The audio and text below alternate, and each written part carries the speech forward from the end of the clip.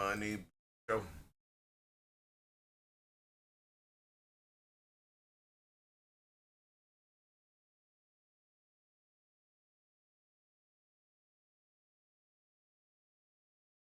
Other fucking show.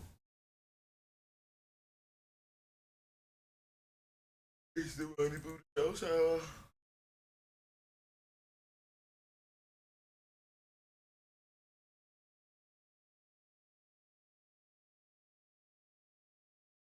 Okay. I'm fucking fan. Boy. Okay. I'm fucking fan. So we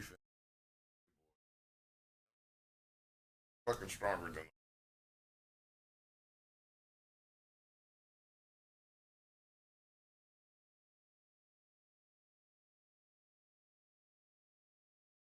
time to get ready for prep. Time to prep for the market. Ready to prep for the market. And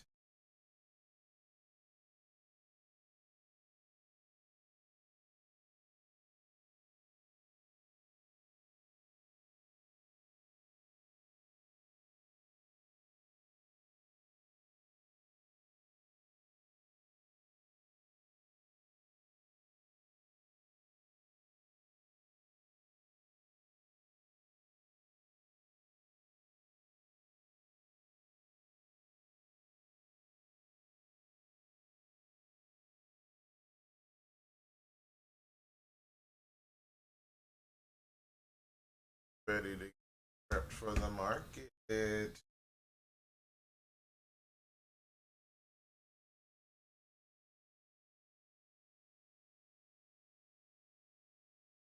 I tell you that shit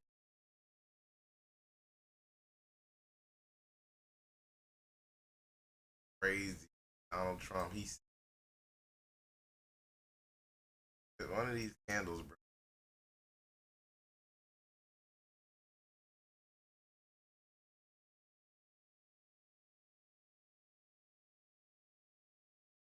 One of these ones, bro, was crazy, crazy. Matter of fact, this one was crazy. I think this was that one too.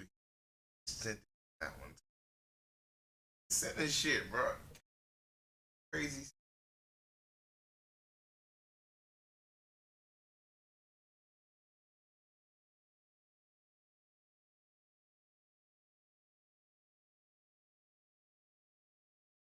Give another leg up, bro. God, dog. Cause I still see bullish.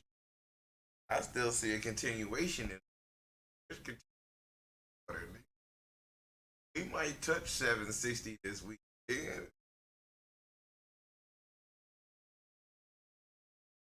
definitely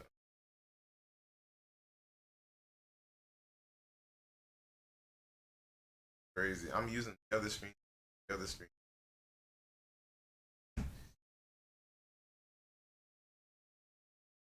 I need. Oh, can you all not hear me? I hope y'all can hear me, man. I hope I ain't just fuck up. Two two two two. Money. Yo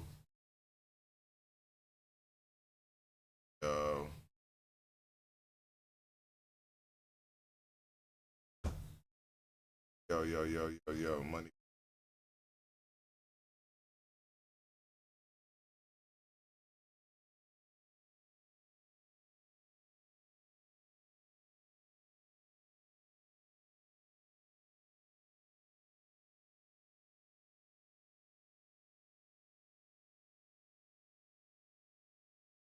Yo. Yo. Can you hear me?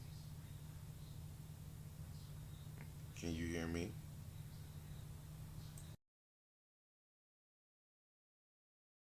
Oh now. What about now? What about now?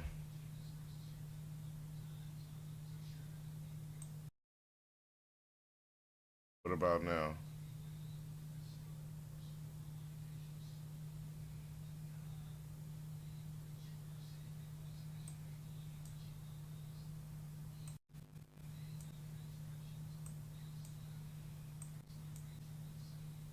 2.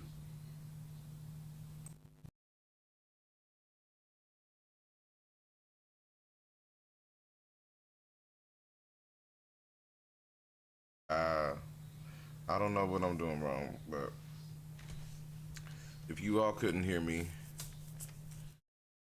talking about how Donald Trump sent the market up, hopefully you all can see me. Testing, testing, testing.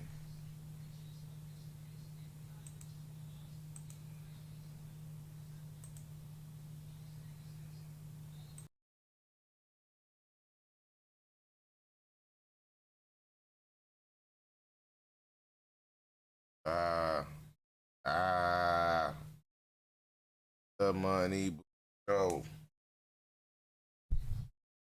Man, I don't know what's wrong with this shit. Yo, yeah, see, it's the mic, bro. Yo, yo, yo, yo. And then I got that hard limit on that motherfucker. No matter how high you scream, it's gonna send it right to that shit. Cause I got a limiter on that motherfucker.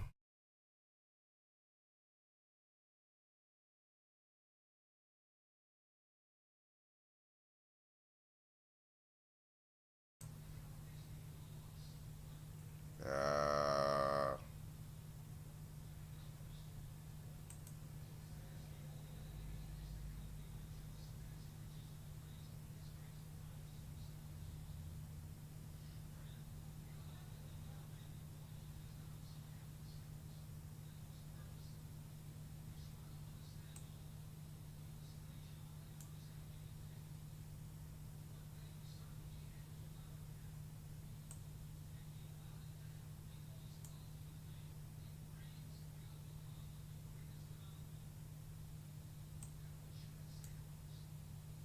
ah,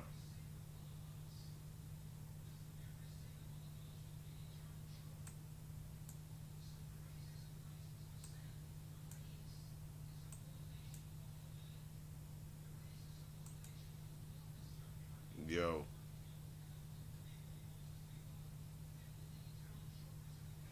I have no idea what's going on. I ain't gonna lie. Hopefully you all can hear me. Hopefully it's not too much interference. I don't feel like screaming today. So yeah, I'm on my chill shit. I'm on some chill shit. Get your bitch shit. Fuck your bitch in the bag of the whip shit, man, bitch.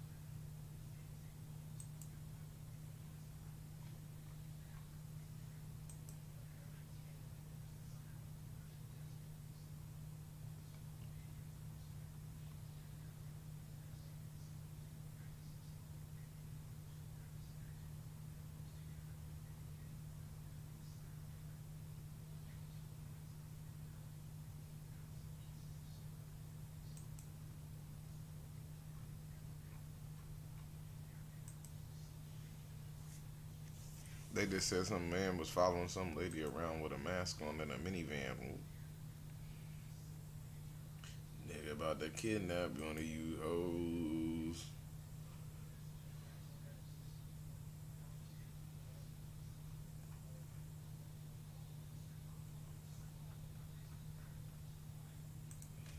That nigga finna kidnap one of you hoes.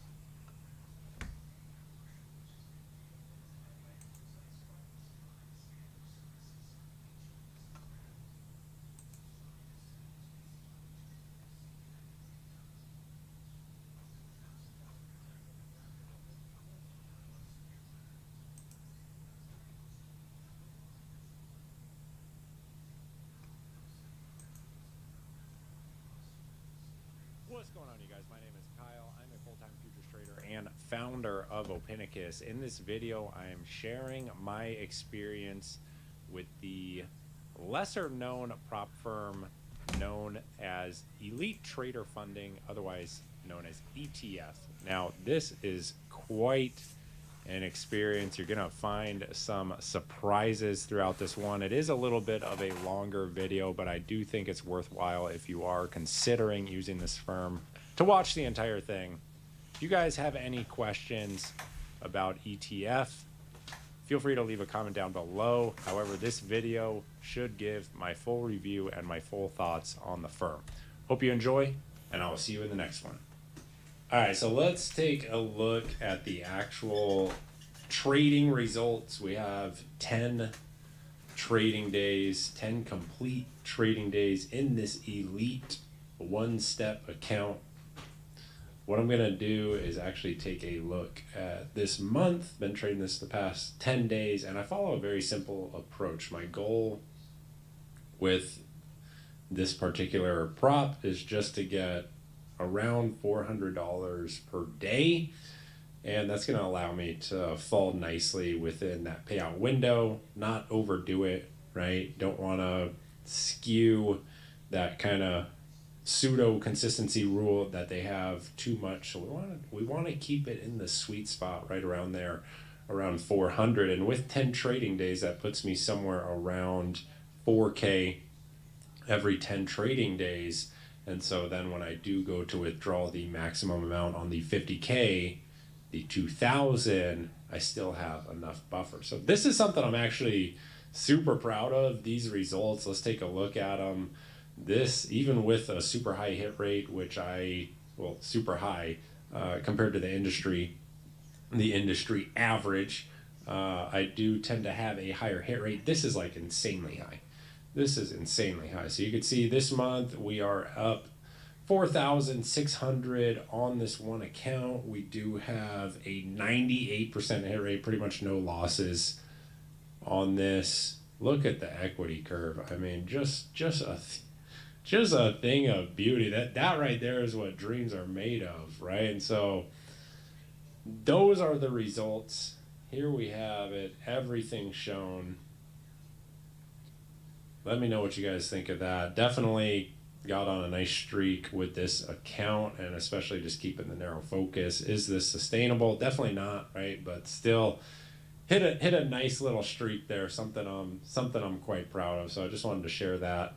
Let's actually get into the withdrawal. So I go back to their dashboard. You can see here's the 50K elite account, one-step evaluation. We got the request payout button highlighted there. Now, of course, I do have clearly a number of other accounts here that I'm currently working on. One of them I just passed, and what I'm assuming this payout goes through and this prop firm is legit, what I'm hoping to do here is link 20 of these accounts together to really maximize the leverage. Now, if you guys have been following along with the channel and following along with my journey with the prop firms, you know I tried this exact thing with Apex and did not have a good experience with Apex. Go look up that video if you missed it. But yeah, cannot recommend that firm. Everything with ETF so far has been solid. I like their dashboard. Their dashboard is not the nicest one out there, but it's straightforward. It's easy. The evaluations, I got them, I think, on like a 90% discount. So that was with our birthday sale.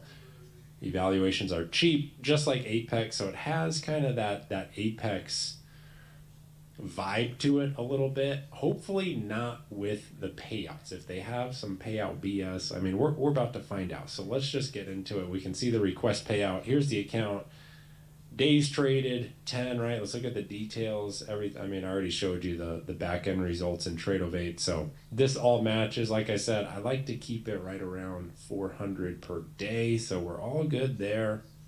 Now we're gonna slap that request payout button, and we're going for the full 2,000, baby. All right, is this it? Do I have everything correct? 2,000. Review request. Make sure all positions in this account are flat. Amount requested, amount you will receive. Okay, that's encouraging. Submit request. Here we go. Here we go. Your payout request has been submitted. Okay, so I scroll down again, and we can see this account shows date requested 3/27, amount requested 2K, amount receivable 2K, status requested. So now it's just a waiting game. See what happens. All right, so we are back. It is Thursday, April 15th, and unfortunately, no payout on this account. We have 18 trading days now. You know, I requested the first one at 10 trading days, and we put in that request. Now, when you put in a request with ETF, You are not supposed to trade the account. So I did not trade the account during that period, but a few days passes by and I start to get a little bit concerned, like anyone, like any normal person would. Like, hey, where is the money that I requested? A proper prop firm, in my opinion, when you put in the payout request, they should pay you pretty much immediately. I mean, a lot of the top prop firms, at least the ones that I am using and that I recommend to my clients, are paying out immediately, or if they're not paying out, within the hour, there's no question about whether or not they will actually pay out. So start to get a little concerned. I actually pop into their Discord and I say, this was on April 1st. I say, those that have taken payouts, what was your audit waiting period? Because, you have to deal with this audit period, as they call it, while they review all your trades. I'm just trying to get a sense of how many days on average were people waiting for their payout. So we put in the payout 27th. This was April 1st. I gave it a few days, and I'm trying to pull actual users. Of course, I get a bot response, and one thing that kind of popped out to me on the bot response is that they do process payouts daily, but if your payout is approved, they only submit the money on Wednesday. So if you get approved on a Thursday, now you have to wait another week to get your money. It's just like, oh my God, some of these prop firms just, it's like, why are you doing this? Why do you want to have such a terrible product? I mean, you look at some of the competitors. Anyway, I won't go down that road. So we're asking around in the Discord, and on that same day, I actually see this guy ended up having his payout declined for a VPN. Which, again, in my opinion, this is a little bit absurd. I commented, I was like, I didn't realize so many people used a VPN. This is like news to me until I jumped into this Discord and saw how many payouts were getting declined for VPNs. And apparently, a lot of these people that are getting declined for VPN usage are saying they don't use a VPN, or they aren't sure what this is from. So that's a little bit fishy. Now, on their rules, I gather that some of these people are trading mobile, so maybe they're trading on their phone.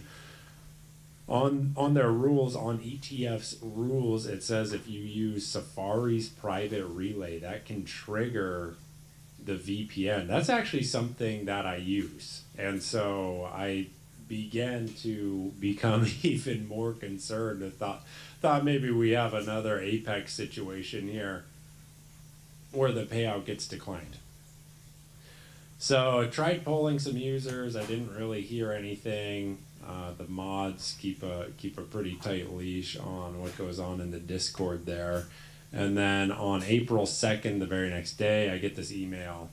So payout is declined, not for VPN, thankfully. So no VPN declined, but declined for high frequency trading. How silly. So yeah, I do scalp some of my trades. I focus on momentum opportunities, and so some of the targets get hit pretty quickly with how I scale out of trades. It's just how I trade. And so they request I trade 8 more days. So today's the 8th day. We traded 8 days. Now, hilariously, I thought I was going to be in the clear, but I open up my P&L stats and I forget that you need a $200 minimum P&L per day. So today I just made the 191. Oh my goodness, we've got 7,200, almost 7,300 in the account. All green days. Of course, they're probably going to deny now because this one's under 200.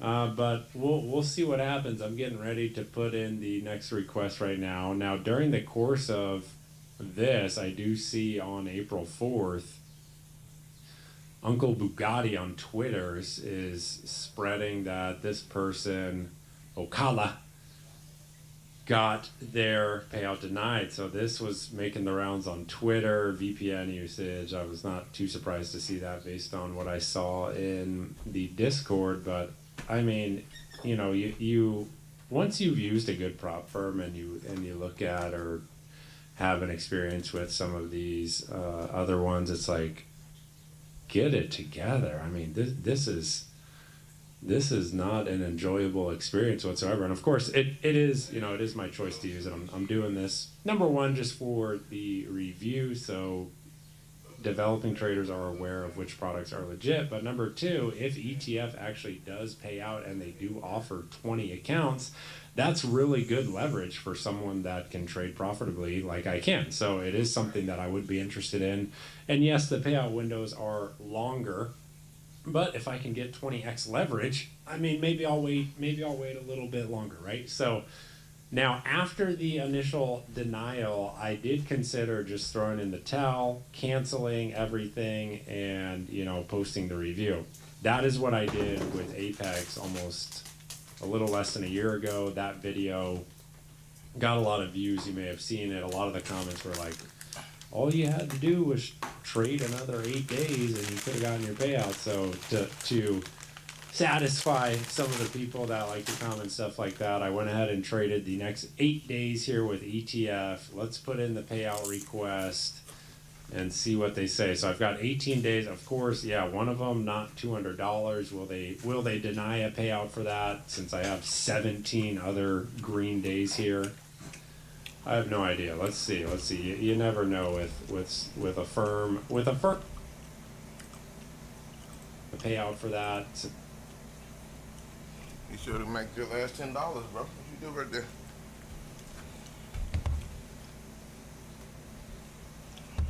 Since I have 17 other green days here, I have no idea. Let's see. You never know with a firm like this. You have no idea. So request payout, current profit 7,184, max payout 2,000. So yes, 18 days in. We're going for the 2,000. All positions are flattened. We're requesting 2,000. Yep, submit request. Your payout request has been submitted. It is Tuesday, April 15th at 7:36 p.m. local time. So hopefully the next clip in this video is me receiving the money, and it is not, you know, a week from now. But at this point, my hopes aren't high. If I could get a reply by the end of the week, that would be amazing. Hopefully I don't have to trade another 8 days. We'll see. Continue watching. We'll have the answer here shortly. Alright, so we are back with a monumental update here. It's Thursday. Today is Thursday, April 17th. This morning I wake up. I get the email from Rise. I get the invitation for KYC. I'm feeling good. Like I'm thinking, all right, they're gonna actually send my $2,000 that I rightfully am due, and I'm happy about it. Everyone's always happy about a little payout action. Okay, we're feeling good. You know, maybe they had some issues in the past, or they just didn't like the scalping I was doing. Whatever. All that's resolved now, and I'm feeling good this morning. So I do all the Rise, I do the KYC. I replied to their email. I'm like, good morning. I did. I don't know if you can read this. It's pretty small, but I say some sub, which is their KYC platform, verified and Rise completed / accepted. Thank you. They reply within a few hours. They reply. They're like, hello, your payout request has been approved and is scheduled for processing on our next batch of payouts on 4/23. Sweet. We're in, baby. We're in. We got the payout. Everything is good. I'm feeling better about the firm. I'm feeling like, I don't know if I would recommend them, but at least they pay. Like, they're legit. At least they pay. And look at this next email. Less than 2 hours later, we get a hello. I stand corrected. Your payout request is currently under review. Payout audits typically take 24 to 48 hours. And oh man, I mean, I could not believe this. I could not believe this. You know, if you are going to tell a customer something like, hey, your thing has been approved, and then go back on it, like, that's insane. I don't think. Let me know. Am I being unreasonable here? Is that an unreasonable expectation that a company tells you something and then they go back on it? Like, especially with something like this, like a payout. Like, okay, your payout's been approved, it's being processed, and now you're going back on it. Like, to me, that's insane. I understand mistakes happen. whatever. But I mean, if I'm in the shoes of this business, I'm just gonna say, yeah, you know what, we may have overlooked something or missed something, but here you go, here's your money. And we'll double check it on the next payout. This to me it is insane. To me it is insane. I mean, didn't even hit me with like an apology, like we made a mistake. It's just like, I stand corrected, your payout's under review. So I just wanted to jump into the Discord that they have and post this, share it with the community there. And this is also pretty funny. I mean, the way some of these prop firms treat their traders in their community, like, so I go in there, 1 minute you're approved, an hour later you're not. Nice. And of course the mod jumps all over this same minute. The mods in there are hilarious. Anything negative, they're like jumping all over, just trying to get a handle on people, and which to me is like, hey, if you have that many people having a negative experience, maybe your product is not good. But anyway, he's like, this conversation is best followed up with the payroll team. We appreciate your patience. I'm like, buddy, there is no follow-up needed. I'm just sharing my experience with the active trading community here. This random guy is like, yeah, stay away, they're the worst. So later on in the Discord, another mod jumps on this thing after I had replied, and of course this is what they love to reply to everyone. They're like, follow the rules and you have nothing to worry about. Like, yeah, okay buddy, we get it, yeah, okay. Now admittedly, they probably have a lot of people in here that are overlooking rules or just missing rules. Like, of course, I totally understand the rules and all of that. This is more so about the fact that they said approved and then, wait a minute, it's under review. So I'm not confused at all. The rules or the prior denial that I received, it makes sense. Now, do I think some of those rules are BS? Yeah, of course. But I understand that's how their firm works. And so, again, I reply, I'm like, I'm not worried about anything, thanks. Like I said, sharing how the payroll team engages with the traders. 1 minute you're approved, then the next they go back on their word. To me, there's like a principles thing. Again, if you guys think I'm being unreasonable, drop a comment, let me know, because I'm curious to hear what the thought process is on this. And then again, another mod just replies, this isn't standard practice. It's very possible that something caught their eye and it needs deeper scrutiny. Like, all right, well, why didn't that come up before you send me all this approval BS and the KYC and all of that? So that's the update. Now, hilariously, as kind of an aside, I have this DM from someone who is allegedly part of the ETF team, and I've seen him in the ETF Discord. He is definitely a moderator in there. Look at this message sequence that I have with this guy. So, unsolicited message, hello Kyle, hope you're having a great day, question mark. Already right off the bat I'm like, all right, this is kind of weird, but yeah, always. So here's his reply. Nice to hear, just randomly checking out to inquire about your trading progress. I trust that you have been executing successful trades. While some have expressed concerns about their entry and exit points, I'm confident that with dedication and experience, these issues will diminish in significance. Like, this is the most ChatGPT thing I've ever read. How has your overall trading performance been recently? And so I just sent him my dashboard from ETF, just showing the results.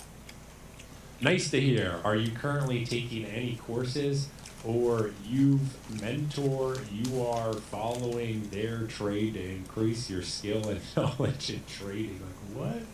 This does not even make sense. So I'm just like, no. Follow-up is, all right, there's always a room to learn from my experience and grow from my trades. I'll recommend you adopt my AI mirror trading system, where you can learn from my experience and also mirror my trades and grow profits simultaneously. I believe this is a better option to approach into the markets by following my experience. I'll introduce you more to this option if you're open to. Now, obviously, this is a scam, but I just wanted to follow up. and see what he's gonna say to my reply here. Now, whether or not this guy is actually like part of ETF, part of the Elite Trader funding, or he's just a mod that's trying to scam people, I have no idea. I have no idea, but here's kind of just a fun little side story that's happening with this firm. So hopefully next video, or excuse me, next clip is a received payout. I know the prior clip kind of negative, right? I'm this firm, I can't imagine, because here's where my thought process is. If you're actually like, you know, trying to make a living trading, you know, my main course is from a self-funded account. So a lot of these reviews I do just for the trading community, and then to see like, all right, is this a firm that I can actually gain more leverage with something like 20 accounts? You know, that's definitely a possibility for me where I can get a bunch of leverage. And so I'm interested in these sorts of things. But if you are like a developing trader just coming up and you have to jump through all these hoops, I mean, this is like actually insane.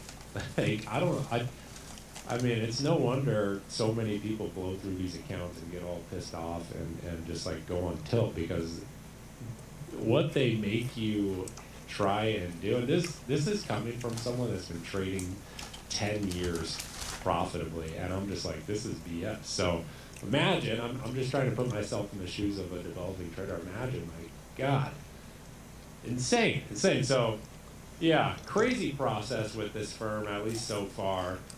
We'll see what the next clip has in store for us. Hopefully they pay. If they do pay, honestly, I'm going to grab more accounts, and I'm going to try and leverage the maximum 20, sort of like what I attempted to do with Apex, right? And so we'll see we'll see how this continues. So I'll see you guys in the next clip. Hopefully we've got some good news. All right, so that clip is from April 17th. Today's actually April 29th that I'm recording the end of this video. I haven't had time until today to actually sit down and kind of finish the update here. So April 17th is where we left off. I actually popped into the Discord later that evening, and interestingly enough, I had a fairly positive exchange. I was just reading some of the messages that were in the Discord at the time, and I noticed this individual, Canwall, who you'll see right here on the screen, and he was just chatting with some of the members, and I had gathered that he was the owner. I believe this individual is the owner of ETF, and so I had actually scrolled back, found my post. 1 minute you're approved, an hour later you're not. Nice. And I said, hey Canwall, you sound like the owner of ETF, so I wanted to take the opportunity to offer some direct feedback. It would be awesome to have the payroll team wait to say the payout is approved when it is, rather than saying it is approved and then emailing later and saying it's not. He replied to me, he's like, this is the first time I am hearing of this. It is not common, and we are humans too. Mistakes happen. Did you follow up with the team and ask what happened? I said, totally understood. I replied, but haven't heard back. Was just very surprised to see this. You can imagine the emotion going from approved to still process. And he said, yes, I can imagine. Sorry about that. With it being a long weekend, most of the team already checked out. We'll have a small skeleton crew coming in tomorrow. This was around Easter, mind you. And he says, hopefully they get back to you, and if not, then it should be early next week. I just said, all good.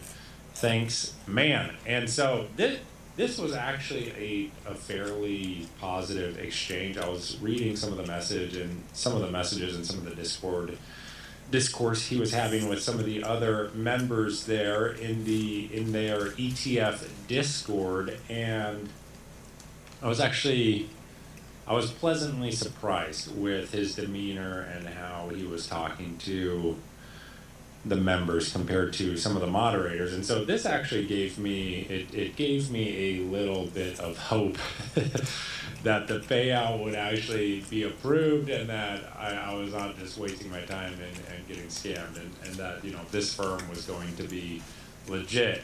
And so lo and behold, the very next day, let me bring this onto the screen, April 18th, our payout is approved, baby. we get our payout approved. Hi Kyle, congratulations, your payout request has been approved. Amount requested 2K, amount you will receive 2K. So payout approved. Now the time from when I received that email to actually getting, let's see here, let me take a look at my record. So we can see in the dashboard, another screenshot I have, payout showed approved. Now it was a 3-day approval, right? I requested 4:15 at 7:36, and then I got the approval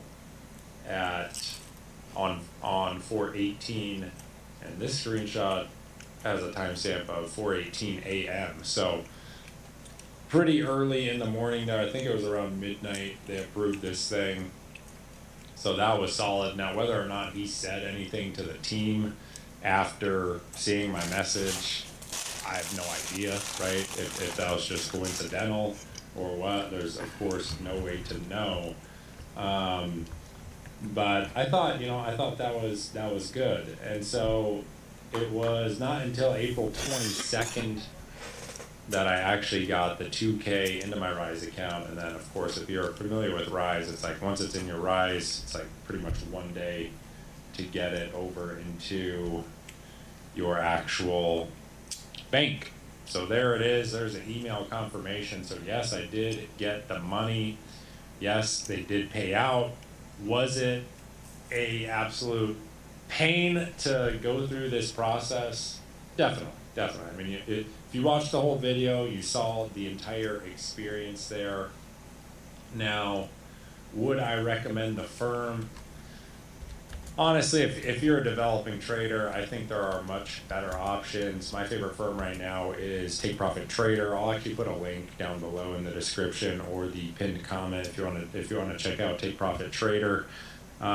Their process is much easier. Now, is ETF going to be a good alternative to say like something like Apex? Because again, the big draw here, at least from my perspective, is the 20 account link. Now, from what I've seen with Apex, my review and my experience with them, like I said at the start of this video, is almost a year ago.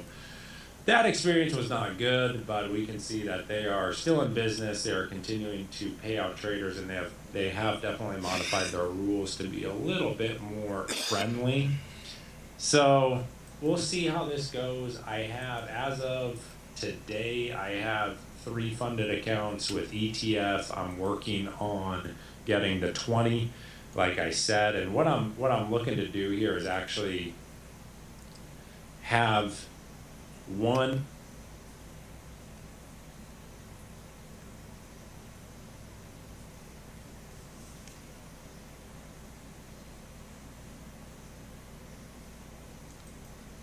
I have $100,000 in funding from a prop firm called Top Step. So let's take a closer look at this futures prop firm. Come on. So here we are at the Top Step homepage, and you can see they market it as 1 step, 1 rule, which is kind of true for the eval stage anyway. So let's scroll down and take a look at this. They have 3 eval sizes. I prefer the 100K. I believe it's the best balance between the 3.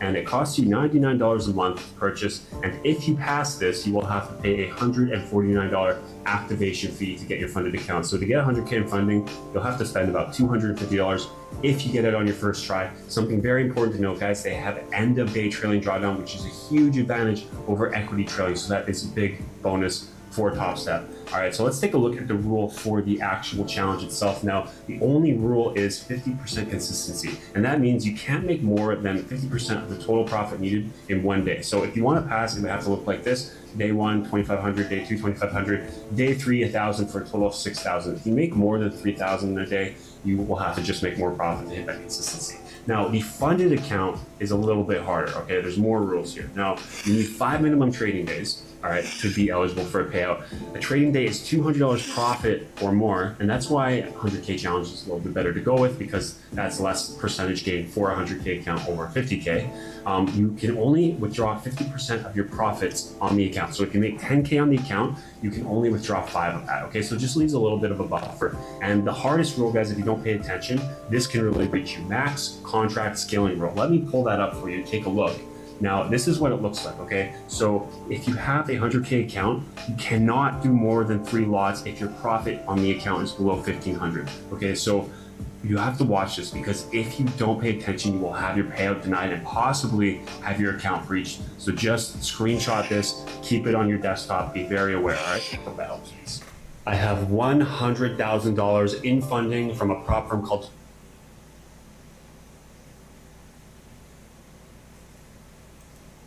clothes. I mean, they so neatly folded, they starch right. What happens to the clothes? You mean the Lord gonna take better care of your clothes than he gonna take care of you? What scripture is that, Christian? Why he gonna fold up some clothes that he getting ready to burn the fuck up? Like, I don't he getting ready to burn understand. this material shit up, so why would I fold this shit up? Starch.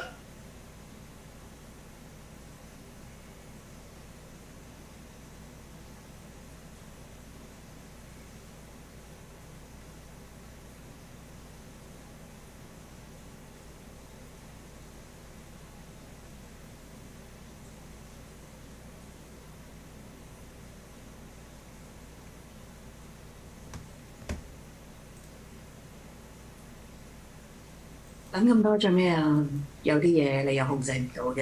April 27th, the owner of a furniture factory in Foshan, Guangdong, posted a video saying that after 15 years in the business, his factory has been suffering losses for several years and has finally gone bankrupt. After paying the workers' wages, the factory closed down. The owner expressed his frustration, saying that it was harder than the pandemic by 100 times. A commenter shared their experience, saying that in this environment, the best option is to get out as soon as possible. They said, "I've been in the furniture industry for 25 years, and now all that's left is an office trade. I have to keep patching things up." A netizen from Fujian commented, "I'm the same. I'm in the furniture materials business. One of my major foreign trade clients shut down in March. April feels like a harsh winter, and I feel lost. It gets worse every year, and I don't know what I'll do next." Another netizen said, "I've been saying this all along. After March, a lot of businesses are going to struggle to survive. Only a few can make it through, and it's really tough." In Zhejiang, a vlogger filmed a small factory that had gone bankrupt, commenting that many small factories have shut down this year. The situation is the same everywhere. They can't make money, and it's hard to know where to go from here. In Sichuan, a mattress factory's owner shared a few videos on TikTok. She expressed her sorrow, saying that the factory is facing bankruptcy, and seeing her workers still working hard today made her feel emotional. Due to the current economic situation, orders have dropped drastically, and despite relying on old clients, the business is still struggling. To survive, the entire team brainstormed, and a young employee suggested to sell online. Thinking that desperate times called for desperate measures, they decided to give it a shot. She couldn't understand why the factory couldn't escape bankruptcy despite their hard work. As the May 1st May Day holiday hasn't even ended, the wave of factory closures has already spread across coastal manufacturing hubs like Guangdong, Zhejiang, and Jiangsu. There have been continuous reports of factory closures, owners running away, and workers protesting over unpaid wages. On April 30th, workers at a garment factory in Guangdong were worried about whether they would receive their wages for the month. One of the workers said, The factory is closed. The manager said wages will be paid on the 10th. Can we trust that? The boss hasn't even shown his face. No explanation at all. One netizen commented, "Don't even trust the manager. By the 10th, the factory might be gone." Others suggested they should keep an eye on the factory, even suggesting that during the holiday, workers should take turns guarding the entrance to prevent the boss from taking equipment and inventory. That way, if they can't get paid, at least they can try to salvage something. In reality, owners who run away are also having a tough time. After their factories close, many of them end up in debt and can't repay it. Some are left homeless, wandering the streets. I don't think I can survive much longer. The company closed down, business went bankrupt, and now I have no home. I used to own 2 factories, had a house and a car. I never imagined I'd end up like this. Now I'm homeless on the street, with no money and a huge pile of debts. In April 2025, China's manufacturing industry faced unprecedented shocks. Due to the Trump administration's imposition of tariffs up to 145%, export orders from China plummeted. Many factories were forced to shut down or temporarily held orders. Some even closed permanently. According to predictions from Chinese export companies, shipment volumes could fall by as much as 60%. On April 30th, China's National Bureau of Statistics released data showing that the Manufacturing Purchasing Managers Index dropped from 50.5 in March to 40, falling below the critical line for the first time in 16 months. This shows the most severe contraction in manufacturing activity in recent months, even lower than the forecasted 49.8. The new export orders index also fell from 49 in March to 44.7, marking the lowest level since the end of the pandemic in December 2022. These data indicate that the Trump administration's tariff policies have had a significant impact on China's export manufacturing sector. China's internal economic vulnerabilities have magnified the effects of the tariff war. Since the pandemic ended, the collapse of the real estate industry, the shrinking consumer market, and rising local government debt have made the export manufacturing sector a crucial pillar for economic recovery. However, the U.S. tariffs signals the end of this strategy. In the first quarter of this year, Chinese importers rushed to purchase goods before the tariffs went into effect, and Chinese manufacturers also accelerated shipments, leading to a 5-month high in exports in March. After the tariffs were enforced, U.S. importers canceled or delayed orders, leading to insufficient factory operations and a reduction in manufacturing jobs. The increase in unemployment has reached its fastest pace since February 2023. This added significant pressure to China's already fragile job market. Many workers are wandering the streets, desperately looking for jobs. However, many factories are almost completely halting recruitment. A human resources agent from Guangdong sincerely advised against coming to the province, as finding work there is nearly impossible. 在广东啊，已经出现了严重的滞留，98%的厂已经爆满。 Right now, Guangdong is facing serious congestion, with 98% of factories already full, and they're prioritizing women. Especially in cities like Shenzhen and Huizhou, many factories are occasionally stopping recruitment because they're already fully staffed. Guys, don't blindly come here. If you do, you might end up stuck. And the result of that is you'll spend days without finding work. How will you handle your food and accommodations during that time? I want to advise everyone thinking about coming to Guangdong for work. If someone tells you that a job at a factory is easy with high wages and good food and accommodation, they're 100% lying to you. The market this year is nothing like previous years. Honestly, it's a situation where there's no work to be found. The late former premier of China, Li Keqiang, said in 2020 that China's foreign trade industry directly or indirectly supported 180 million jobs. Now, with foreign trade collapsing, the unemployment crisis is inevitable. Earlier, U.S. Treasury Secretary Scott Bessent said on Fox Business that China's reliance on exports to the U.S. is under threat, increasing the risk of factory closures. Economic pressure might force China to compromise. Bessent predicted that China's GDP data would be very bad, with unemployment potentially rising by 5 to 10 million jobs. In fact, his prediction may still be conservative. The actual situation could be worse. Economist Wang Zhe stated that the chain effects of the China-U.S. tariff stalemate will gradually show in the second and third quarters. He pointed out that after U.S. importers rushed to make purchases before tariffs took effect, subsequent order cancellations left Chinese factories with serious overcapacity. Many factories had to cut production or even shut down, worsening the unemployment crisis. April's non-manufacturing data in China was also disappointing, with both the construction and service industries showing growth lower than expected, indicating weak market confidence. China's National Bureau of Statistics reported that the PMI for non-manufacturing activities dropped from 50.8 in March to 50.4 in April. The sub-index for service sector activity fell from 50.3 to 50.1, and the construction sub-index dropped from 53.4 to 51.9.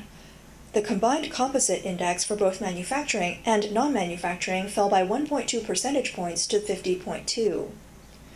As a result, the offshore yuan's exchange rate against the US dollar continued to decline, reaching 7.27. The CSI 300 index remained flat, but overall market sentiment was cautious. Several international financial institutions, including UBS and Goldman Sachs, recently lowered their forecasts for China's 2025 economic growth to 4% or lower, reflecting declining global confidence in China's economic outlook. In the midst of this crisis in China's export manufacturing sector, the Chinese government has yet to take the initiative to negotiate with the U.S. to resolve the issue. Instead, they have taken a tough stance, recently releasing a brainwashing video called "Don't Kneel," which echoes Cultural Revolution-era rhetoric. The video promotes the idea of fighting for cooperation, positioning China as a hero standing up to the tariff war, calling for every country to stand tall. The Chinese media has also launched a collective propaganda campaign, with China Daily posting on Weibo saying, "Chinese people are not afraid. Chinese people can endure hardship." This has sparked a wave of nationalism, with many little pinks, a term for ardent supporters of the Chinese Communist Party, becoming overly enthusiastic and unable to contain their excitement. 这也太燃了！看到外交部直接说 This is so empowering. Seeing the Ministry of Foreign Affairs say China does not kneel gave me goosebumps. China will not bow to pressure, even if the US raises tariffs. China will prevail. Bending to hegemony is like drinking poison to quench thirst. It will only lead to deeper crisis. Compromise will only lead to further pressure. China does not kneel. However, some netizens criticize the phrase China does not kneel, arguing that it only acknowledges the strength of the US. 为什么要说中国不会？ Why say China doesn't kneel? Saying that means you admit the US is stronger. If you don't see the US as a strong power, then you won't need to say this. It means like you are exaggerating the other side's strength and showcasing your own resilience. But it shouldn't be phrased this way. Despite this, there are also those who are more grounded. When China Daily posted that Chinese people are not afraid, Chinese people can endure hardship, some netizens rebuked the statement, offering a more critical perspective. 我觉得能吃苦不代表喜欢吃苦。 I think being able to endure hardship doesn't mean you like it. Not being afraid of hardship doesn't mean you are willing to suffer. The only reason someone is willing to endure hardship is because they believe the result will be worth it, that their life will improve. It's not about suffering so others can enjoy life. He goes on to criticize the Chinese government's toughness, saying it's just for show to appease the domestic public, while behind the scenes they've already backed down. On April 29th, Reuters reported that Beijing has removed the 125% tariff on US ethane imports. Last week, Beijing also exempted certain semiconductor manufacturing equipment, medical products, and aviation parts from tariffs. According to South Korea's Chosun Ilbo, senior officials from the Chinese Ministry of Finance visited the US Treasury Department on the morning of April 24th. Bloomberg also reported that China has quietly started exempting 131 US products from tariffs. These products are worth $40 billion US, accounting for 24% of its total imports from the US.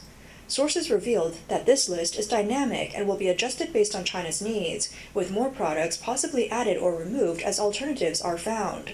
In the past few days, China has signaled its willingness to negotiate with the US. On May 1st, one of CCTV's outlets reported that the US has been reaching out to China through various channels, hoping to negotiate on tariffs. This is the first time the Chinese government has acknowledged contact with the US on this issue. On May 2nd, China's Ministry of Commerce also stated that it is evaluating the possibility of trade talks with the US. Apart from privately removing some US product tariffs, China's Ministry of Commerce proposed in April that it would support exporters to sell domestically. This aims to mitigate the impact of tariffs, but the shrinkage of the domestic consumer market is undeniable. Blogger criticized the government for trying to convert exports into domestic sales, saying that this is not a lifeline, but merely a band-aid. 内需不是凭空多出来的，你人口没变，收入没涨。 Domestic demand doesn't just appear out of nowhere. If your population hasn't changed, income hasn't risen, and consumer confidence is still dropping, how can you expect to replace the 100 million in exports with domestic sales? Let's not forget, many foreign trade products simply don't fit the domestic market. Surfboards, lawnmowers, and €100 cups that sell overseas. Who's going to buy them here? Even if someone does, they won't pay a premium for your high-cost products. The domestic market is already in a bloodbath, fighting price wars. Who can win against Pinduoduo? Businesses specializing in domestic sales are already battling hard on price. If your foreign trade factory enters with high specs and high costs, you are just going to get crushed. The most critical point is, the domestic market is already facing serious overcapacity. It's not just your products that can't sell. No one's products can sell. As the vlogger pointed out, in a situation of sluggish consumption and serious overcapacity, every industry in China is entering a state of internal competition. So the export to domestic strategy will only intensify the already fierce competition in the domestic market. The final result will be a collective collapse. In Shanghai, a woman who works with physical businesses to help them expand into online sales shared a video, predicting that after the May Day holiday, China would face another wave of business closures. 我大胆预测一下，过了这个5一，可能又要迎来又一波倒闭潮了。I boldly predict that after this May Day, we may see another wave of business closures. This is almost foreseeable.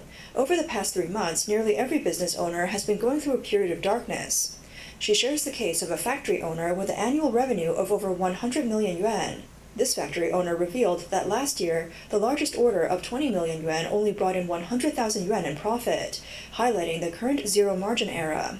Taking the clothing industry as an example, jeans that used to cost 240 yuan to produce and could be sold for over 700 yuan are now being sold for 260 yuan on live streams, damaging the retail pricing model. From clothing to food and home appliances, companies relying on margins are seeing profits plummet. Many factory owners are stuck in a dilemma of continuing to operate but not making money, or shutting down and facing bad debts. This woman also pointed out that China's economy is facing severe challenges, with a particularly noticeable decline in the consumer market. Some key terms like extreme low consumption have even been banned from the internet by the government. This ban, she believes, reveals the harsh reality. The more something is banned, the more it reflects the truth. She shared that while she was in a taxi, she says she often chats with taxi drivers about their incomes. Many drivers for Didi ride-hailing told her that if they work 10 hours a day during a good market, they can earn about 10,000 yuan a month. However, the situation has drastically changed now, with many drivers barely earning 6,000 to 7,000 yuan a month.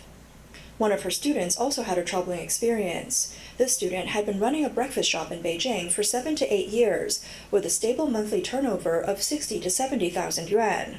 After deducting costs, he still had a profit margin of about 50%. However, when he returned to his hometown in Henan last year to continue running the shop, the business plummeted. Throughout the summer, the shop's daily turnover was only 100 to 200 yuan, and he couldn't afford the rent. 理发、打车、早餐这样的生活消费都没有人了。 When people stop spending on things like haircuts, taxis, and breakfast, even if you figured it out and lowered the price of jeans to 260 yuan, no one is buying. That's why I'm saying that after this May Day, there may be another wave of business closures. After every major holiday, a group of entrepreneurs face reality. Tourist spots get crowded. Popular areas are packed with people. But the good things only happen to a very small number of people. The joys and sorrows of the world never really connect.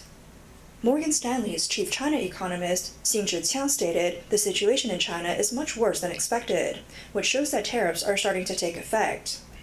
He predicts that China's economy will significantly slow down in the second quarter, and the government may be forced to speed up stimulus plans. However, some pointed out, to issue a lack of stimulus, the government needs to let go of the dirty hands that are choking society, businesses, and the market, and allow the market to return to itself. Cut taxes for businesses, relax regulations, and reduce policies. The government should step aside. If the government does less, society will regain its vitality. Recently, a video by economist Xu Chenggang about the difficulties of stimulating domestic demand under the communist regime has circulated online. He believes that the real affluent class in China is very small, with the middle class numbering no more than 200 million. Most low-income groups lack the ability to consume, and any stimulus policies are unlikely to work. The fundamental problem, according to him, is that the Chinese government controls almost all resources. Land is state-owned, banks are government-controlled, and wealth ultimately flows into the government and the upper elites, leaving ordinary citizens to bear the losses. The wealth gap continues to widen, and as a result, China's economy cannot rely on domestic demand for growth. In the context of the US-China trade war and tariff battles, Xu Chenggang noted that China's export trade has been severely damaged. The situation of being trapped both domestically and internationally has led to a devastating impact on the economy. He emphasized that the problems in China's economy are not just at the policy level, but are deeply rooted in the system itself. As long as the authoritarian system remains unchanged, the wealth of the people cannot grow, and the economic difficulties are unlikely to be reversed. As one netizen put it, 我们现在中国人做生意不赚钱，开店不赚钱。 Right now, Chinese people aren't making money in business. Opening stores doesn't make money. Entrepreneurship doesn't make money. Investing doesn't make money. Working doesn't make money. Even doing e-commerce doesn't make money. We've entered a time of uselessness. It feels like nothing has returned to a normal track. When all these ways of making money aren't working, then the society has a problem.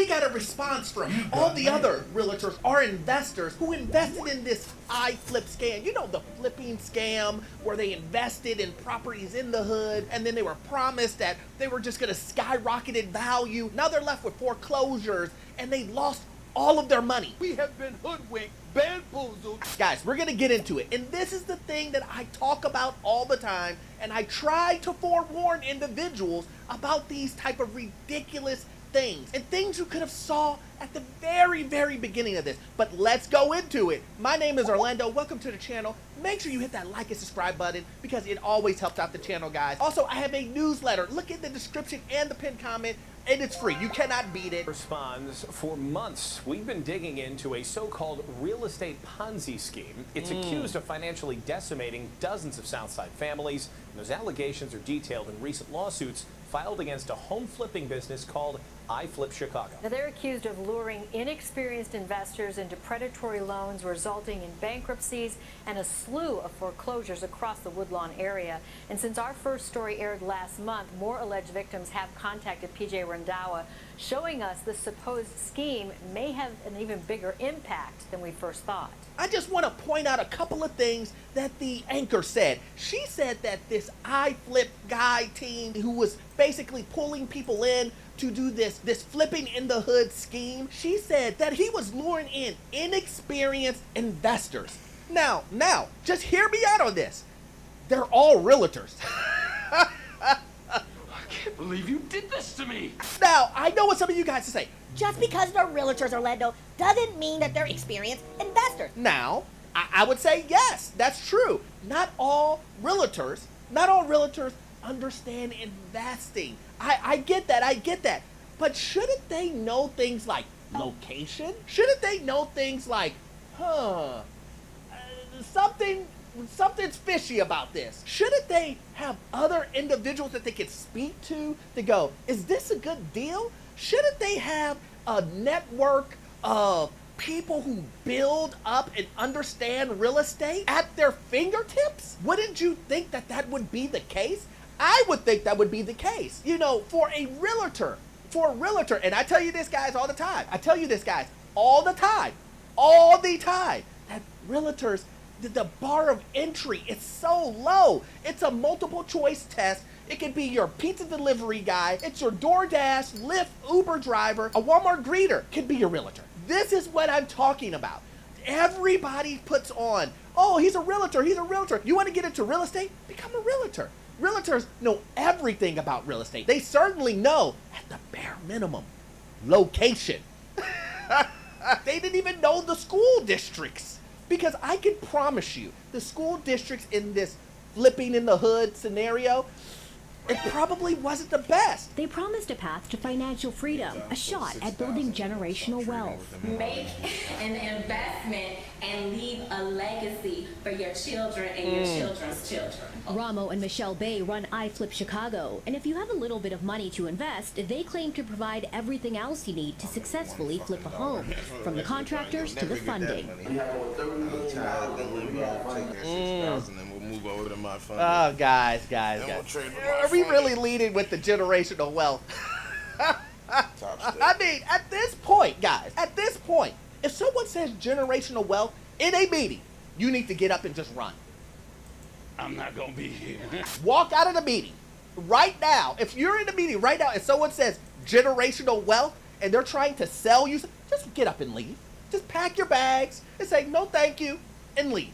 Because this is ridiculous. We need to coin a new term. Generational bankruptcy. Because this is what this is. You're going to be in a situation where you're being sold generational wealth. Let's be real. Everybody. You're just trying to get yourself together. Why would you be worried about other generations? Do you know how hard it is to get that type of money? Generational wealth. It's hard. Like, think about that. Someone is trying to sell you to get into house flipping where it's split up 9 ways and he's taking 30% and he's trying to tell you, you're going to get generational wealth. You'll be lucky if you get $100 out of this deal. You'll be lucky if you're making $25 a month on this deal. And he's telling you generational wealth. This is the reason why I'm going to coin the term generational bankruptcy. Because if you set yourself up getting into these scams and flipping in the hood and all this stuff, I've done videos explaining to you guys why this is a horrible idea. Not only that, but I am a big believer in no partnerships, especially on these small deals. You got to remember, guys, these are hood homes. Some of these homes are $100,000 and they're being split 6, 7, 8 ways. This guy's taking 30, 40%. Make it make sense to me. Show me the math where you think that makes sense. Show me the math. I want to see when you go down the calculator and you get down to the 9th person and the guy's taking 30%, a contractor's taking 40, 50%, and then all of you guys got to split up 9 ways, the other 20%. Tell me that's worth it. Tell me, does that make sense? You better save up your money and just do it yourself. Do it yourself. I know, it's hard. It's hard. But that's the purpose of real estate. It's going to be hard. It's going to be challenging. And when someone gives you this too good to be true scenario, hey, don't worry about it. I'll wrap up everything for you and you will make $1 million off of all of my hard work. Come on, man. Come on. Really? But according to 2 lawsuits, Ramo Bay allegedly lured inexperienced investors into signing up for predatory loans with him. The loans were cross-collateralized, meaning if Ramo fell behind on any other loans in his name, the iFlip investors he recruited would be responsible for paying his debt. As a result, nearly a dozen investors tell NBC5 Response they couldn't access the loan money they needed to finish their flips. It's like getting in bed with the devil. Well, every day I came in the game when I lost. Did you hear what she said? It's like getting in bed with the devil. The other guy said, as soon as I came in the game, I lost. He's right. I don't know if he's a realtor because most of these people are realtors, but that guy's smart. He wasn't smart enough to point it out, but he definitely understands in hindsight what's going on. I understand. This is a serious topic. These guys lost money. They shouldn't have, but I need to knock home to you how easy it is to figure this out. These guys bought homes in Woodlawn area in Chicago. I'm going to, on live right now, I didn't do any preparation. I'm literally just going to go into Google and I'm going to type in Woodlawn on spot crime. You know what comes up? A bunch of red targets. All of these. What does this mean? Shooting, theft, burglary, theft, vandalism, shooting. I mean, you would have thought that just seeing all of the red targets and just typing in Look, I just did that. That's 4 seconds of research. And it would have been like, to me, oh, no. Why would I want to invest in flipping in an area where there's shootings all the time? Why would I want to invest in areas where there's theft all the time? It seems like, look, I'm just guessing. I'm just guessing, guys, that if there's a lot of theft in the area, when you rebuild in that area, there's still going to be thieves who steal in that area. There's still going to be thieves who break and steal the copper wire out of your AC and vandalize your property. I can almost guarantee that happened.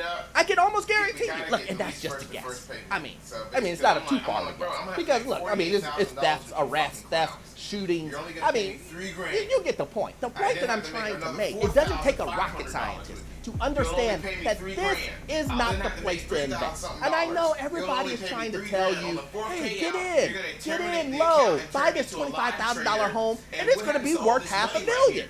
That's the whole point. So he said, do you really believe that? It's like playing the lottery, guys. If you don't believe what's on the internet, you want to believe the guy who's telling you whose surname is Bay. You want to believe him that he's trying to sell you on investing, on fixing flips in the hood? Just call the police department.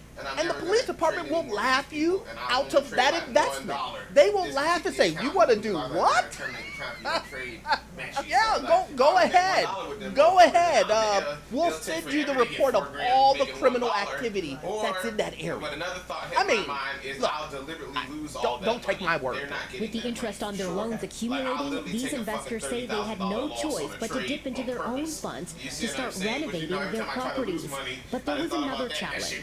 It's falling apart. You feel like this will snap at some point? The investors say the poor quality of work done by iFlip's contractors led each home to fail multiple city inspections.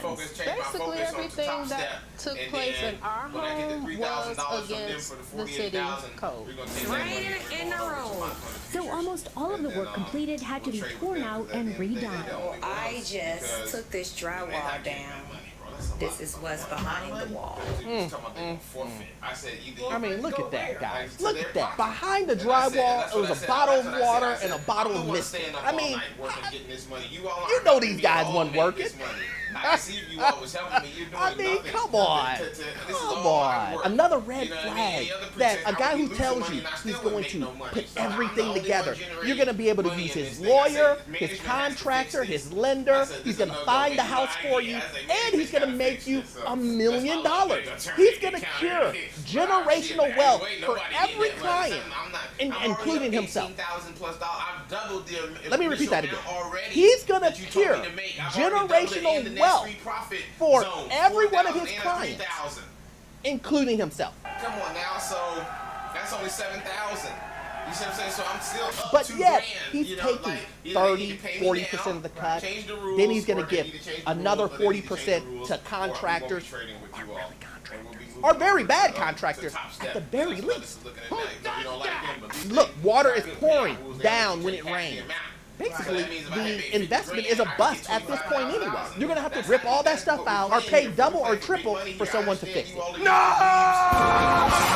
You know what the old saying is? It's like, you think I'm expensive, wait till you get someone who doesn't know what they're doing to go in there and do it. This is a prime example. And then the number one thing, location, location, location. And I know, there will be plenty of people who go against what I say. They're going to say, Orlando, I don't know what you're talking about. Investing in the hood is a great option. I don't know what you're talking about, but we need to buy every house in the hood. Really? Do we? Because my understanding was everybody's trying to get out of the hood, not invest and do one of your biggest purchases in the place that you're trying to run from. Does that make sense? I don't know anybody in my circle who says, you know what, I'm trying to leave this place, but I'm going to invest all of my money into the place I was trying to get away from. Make that make sense. I mean, I could be wrong. I'm like, I'm over $100,000 into this property. Tiffany Brown was ultimately able to complete the renovation on her own, but Deshaun Carr and Miranda Booker's properties ended up in foreclosure. It's sitting here because nothing else could be done. Why? Because all of our funds have run out. In a statement to NBC5 Response last month, Ramos said he and his clients were a victim of predatory lending, and that language in the loans was never disclosed or explained at closing. But emails and documents obtained by NBC5 Response show Ramos signed up more than 20 iFlip investors for these loans, and he was repeatedly told his debts were being tacked on to other investors' loans. See, it's always the paperwork that gets people, right? This guy's trying to say, oh, I didn't know, and he 100% knew. He knew exactly what he was doing. The paper documents and emails all show that he knew exactly what was going on. He knew that he had it all linked up and stuff, which is, by the way, like I've always said, I'm a lender, almost 20 years doing it. Cross-collateralization on other people's loans? Diabolical. That is That's crazy. That is ridiculous. I don't know who would sign that paperwork. Well, the guy did. But the individuals, the investors, I don't know one investor that would sign and say, you know what, I'm going to be locked in on all of your other loans. Loans that I have nothing to do with. I want to be locked in and have all the proceeds sucked out of that. I don't know one. I don't know one who would say, yep, that's what I want to do. It just doesn't make sense. Again, some of these guys should know better, at least, quote unquote, since they're realtors. At the very least, you know location. At the very least, you know how to use Google. At the very least, you can go to Zillow. That's like a realtor's like home. They love Zillow. Go to Zillow, look at the school district, look at the walk rating. I mean, most of these things are color coordinated. Red means bad, green means good. And then it has numbers. 1 meaning bad, all the way up to 10 meaning great. Do you understand the words that are coming out of my mouth? What I'm saying is that you should be extremely cautious on any investment you do. It's your money. You have to be cautious. A lot of these guys, the reason why they're in this predicament now is because Everybody during the pandemic was telling, oh, you're gonna make trillions and billions, and you can make a return of 400 or 500% on investments. Let it be real estate, stocks, crypto, and everybody believed it. And then now that we're going into a downturn in the economy, the tide is pulling back. Now that the water's pulled back, now you can see everything. Now you can see everything. Now you can see, oh. Either we move it or I'll wipe the bitch for damn stuff. Oh, you didn't know what you were doing either. Oh, you just told me that you knew what you were doing. Awkward. So awkward. Let's make it normal that if you're going to give away 20, 30, even 1,000, any of your money, and you're going to invest it, you should probably know something about that investment. You should probably do the research yourself to understand, hey, is this a good investment? You should probably speak to someone who knows, who is licensed, let's say it together, licensed, and talk to them and say, is this something I should involve myself in? What are the pros and cons of that? Versus, you know what, I saw a podcast and they said generational wealth, and this is the way to get generational wealth, and without doing any research, I'm going to go ahead and put all my money into it. Lawsuits offer a possible motive for all of this. They accuse him of conspiring with the lenders, Envision Funding, to profit off the pricey loan extension fees many investors paid to avoid defaulting on their loans. I paid $95,000. The extensions and everything was another $30,000. Ramo denies that allegation, but his denials don't explain this. On Deshaun's closing paperwork from 2021, Ramo lists himself as a loan officer for Envision Funding. He created a system that he can make money through the whole process without putting no money up and without no risk. Yeah, I mean, I heard everything he said. He did have that smoke detector going off at the end there. You heard what the gentleman said there. $90,000. $90,000 of his hard-earned money gone. The other lady, previously, they lost a total of $400,000. The other people probably lost equal or more to that. This is probably millions of dollars that just washed away. What blows my mind is all of the money that these guys have. $93,000. Another lady said she had $200,000. Another lady, another two. Where is all of this money? All of this money that's in their pocket that they're willing to just burn. Just burn it. Just give it away. I need you guys to hold tight onto your money. I need you to be so critical of other individuals when it comes to your money that you're going to give them 21,000 questions. Hey, what about this? What about this? What about this? And you know what? The person that you're asking the questions to, they shouldn't get mad. It's your money. And if they do get mad, walk away. You guys will walk away from these realtors. Walk away from these guys trying to tell you to do HGTV flips and you're going to make money on every single transaction. You see what I'm saying? This is a lot of money that, quote unquote, generational wealth, millions of dollars. How many generations can that in your own family? Now, again, I just want to make sure this is clear. Just listen to this. Generational wealth. Do you know how much money you have to change other generations? It's not $100,000. It's not six figures. I don't know where people get this from. You have to work so hard to do that. And if someone is telling you that they're going to start you from zero to millions, generational wealth, run. It's another strand of a web that has led more than a dozen high-flip investors into foreclosure. This ain't just a bad situation. This was a scheme. So she ends off by saying, you know, this just wasn't a bad situation. This was a scheme. And, you know, I guess they're going to go through court and figure it out. I mean, it seems pretty easy to tell exactly what's happening here. But, you know, I'm just a guy on YouTube. What do I know? I wasn't there. You know, I'm pretty sure people in the comments are say I'm hating or something like that. You know, hey, it is what it is. But I can tell you this much, guys. The point of these type of videos are to be a cautionary tale. Yes, there's nothing we can do about these individuals. They've already spent their money. They made their decision. They lost their money. This is for you to see things like this and understand, I won't do this. I won't be in their shoes. I will hold on to my money. I will ask questions. At least do a Google search, guys. At least do a Google search. You have this thing in your pocket. that will answer all of your questions. It's called Google. It's called a smartphone. Take advantage of this and just type in the city. Type in the name of the person. Just do a little research on the individual. And then, if you still want to do it, have conversations with certified individuals. Individuals who are certified, who have licenses, and have a track record. I mean, a career in that field. Please have those conversations with individuals to avoid losing your head like this. Hopefully you got value out of this content.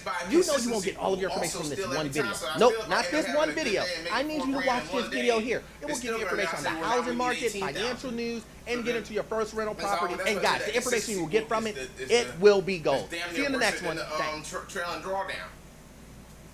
Who came up with that? The white people. That's exactly what consistency rule is. They do that to stop this very thing from happening because they don't want you to have no tape. They need you to be poor. They don't want rich people. They don't want have a tape. That's what it is. You used to have to get a little quick little 2,000 and be like, here you go. And then they bullshit on that. I just watched a video on that. They could deny you.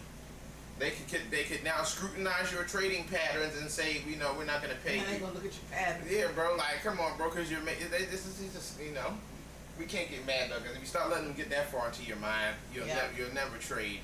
You know, but. That's the same. I'm told you, I'm tempted now. Just thinking about it, I might not even trade. Depending on this next reply, depending on when I get it, is what I'll do next. I'll either kill this bitch myself or I'll stop trading that account, bro. Because I got other accounts, bro. I got like 3-4 companies, bro. I trade with. I was only with them because allegedly it was director funded and all this other shit. But nigga, if that's what y'all playing, I'll kill that junk. You know me, I'll wipe that junk.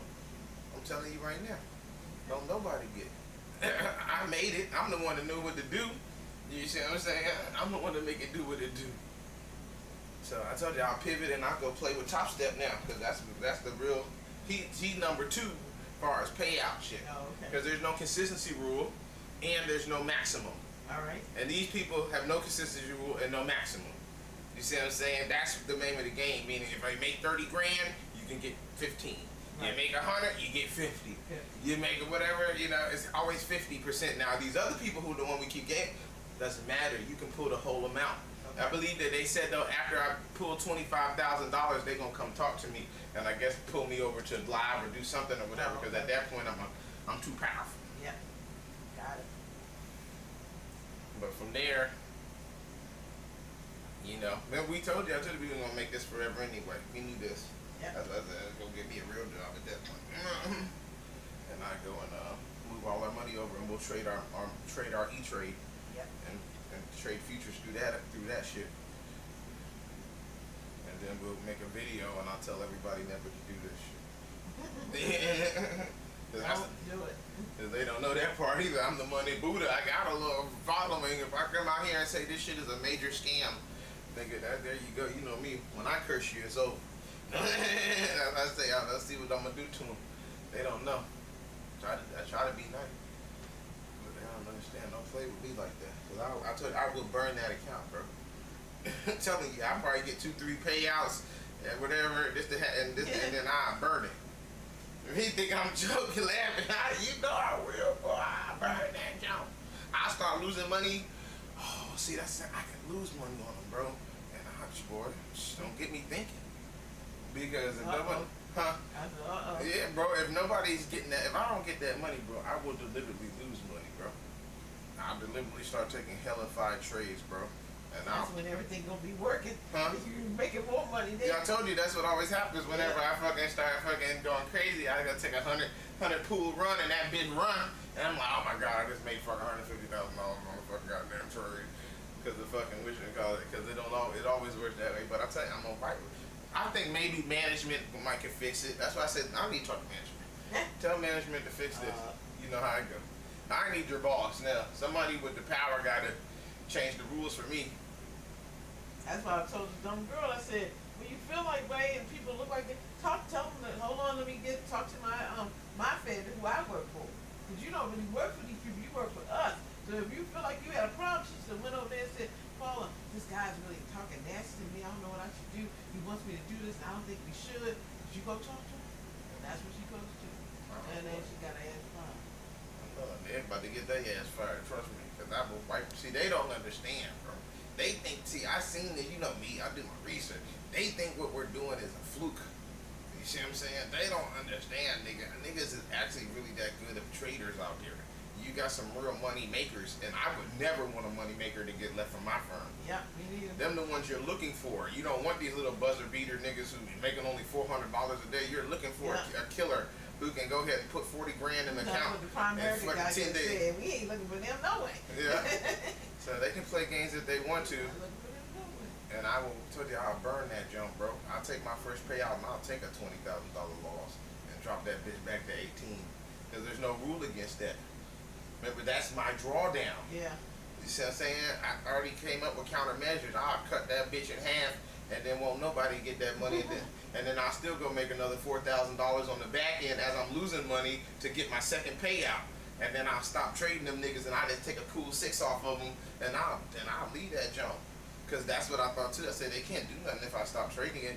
And then they're either going to say it's delinquent and we turned it off because no one was trading it. And then I'll just trade. I'll trade this $1 a day. And I'll act like I didn't know what I was doing. I'll make myself look like it was luck. You see what I'm saying? And I'll just. There's nothing they can do. They can't make you trade. Exactly. And I won't nobody make no money. And that little 10 you get on the back end will be 0. Play with me. So I kill that bitch. You know me. I kill the project. You know how I go. I'm the wrong one to play that slick shit with. You know me, I shut it down. What you doing? You already and I turn the reactor off, nigga. Put that bell on the little and it'll go back to 0. Cause I can crank it up. I'm the one that it's a meter. Most people just bring it up to right there. I'm the one that sets it to max. I'll turn that bitch and turn the entire yield off. And it'll be back to 0 like the man say, I'll de-energize. You weren't there, you hadn't came in yet. That was what the man was talking about, who became Warren Buffett or whatever when they passed the thing for it. He was talking about how we'll just de-energize the grid. We'll and then Becky was like, what about hospitals and everything else that rely on power? Well, he said in the old format, we were all about trying to make sure that we keep power on or whatever he said, keep the grid online. But now we're trying to mitigate risk or something he was talking about, and because whatever, and we're going to just de-energize the grid. I said, damn, be on the lookout for fucking blackouts, nigga. And they say, damn, niggas will be running around the street with no lights and shit in the middle of a catastrophe. They said they going to de-energize. I'll de-energize. I said, I'm using that word. I will de-energize that motherfucker and won't nobody get no power. De-energize it. They said, what about the hospitals and stuff? Yeah, we used to think about that now. Yeah, and that's what he said. He said we don't want to be the single point or whatever on that. Something else. He said basically he said something else basically saying that we don't want to be solely responsible for that. Okay. Basically meaning they gonna have to come up with their own alternative. They have their own alternative. The generator online, just something that they can't just rely on us as being their power source. We no longer be there. We're turning our shit off when it go down. So like how when thunderstorms happen, we used to get those brownouts. Right. No more of that. They're just gonna turn the power off. Yeah. And then won't nobody get power either. You won't be there. The mitigation is not to be insured. You won't have. Oh wow. Because they don't want to be responsible, because they say it's a liability. How you gonna take that away? Wow. Easy. We're gonna de-energize the grid. No power. I know, but that was always like a given that the people. Exactly. That's why Becky and them eyes was open. Like, and he was like, "Yeah, bitch, we not gonna be reliable." Yeah, that's what he was saying. Berkshire Halfway, we just lost Buffett. We trying to keep the price up. They said we will de-energize the grid, nigga. And notice they ain't put no clips of that when he said that shit. They showed all these other clips. Yeah, put that clip on. I said how he said he gonna de-energize the grid in the case of emergency, flip. Normally they used to keep that bitch up, Hey, turn that motherfucker like that. Matter of fact, we got the thing over there. Niggas gonna hit the plop, plop, plop, and turn them off their damn self. And then after 2, 3, 4 weeks later, we'll just turn the power back on and be like, look, power's back, So that's what I say. I will de-energize them niggas. They won't get $1. Worry about the grid no more. There ain't no such thing. Yep. We'll turn that shit off in case of emergency. We not those kind of Americans no more. Yeah, we over here worrying about our bottom line because our businesses are about to tank. Just like theirs. If they play with me, bro, I'm telling you, it's over for them. You won't see their company no more. You know how I go. When I tell it to you, consider your shit boarded up. It's just a matter of time. They only got 2 choices. They either gonna do right by me and say, oh, we looked over it with management. Oh, you can get, we'll send we'll send it over and then we'll cut you a check for the remainder. Bet, okay, we can keep going. If not, I already came up with the mitigation. See, they ain't thought about that. They thinking forfeit, you gonna be stood up. I'll lose that money. Yep, and that's something you can do too. I'll lose it on purpose. That's what I always think when people ask me something, I say, what could they do to mess me up? If I tell them no. I'm gonna wipe that bitch. Just like you told us, hey, don't help them. I just won't help you. I'll cut that project, bro. They don't understand that, A, there's multiple people who do this. And even if there wasn't multiple people who do this, all I need is that one payout. And I'll move that money over to these other people. That's why I already got a top step. They don't know I already passed these jumps, bro. Right, that's it. They don't know who they're dealing with. Exactly, bro. Nobody else is making $18,000 in 3 days. What kind of thing is that to say? I don't know if I would have said that. That's really because that's what they be thinking, bro. At least he told the truth. That let me know all I need to know. Wow. The remainder will be forfeited.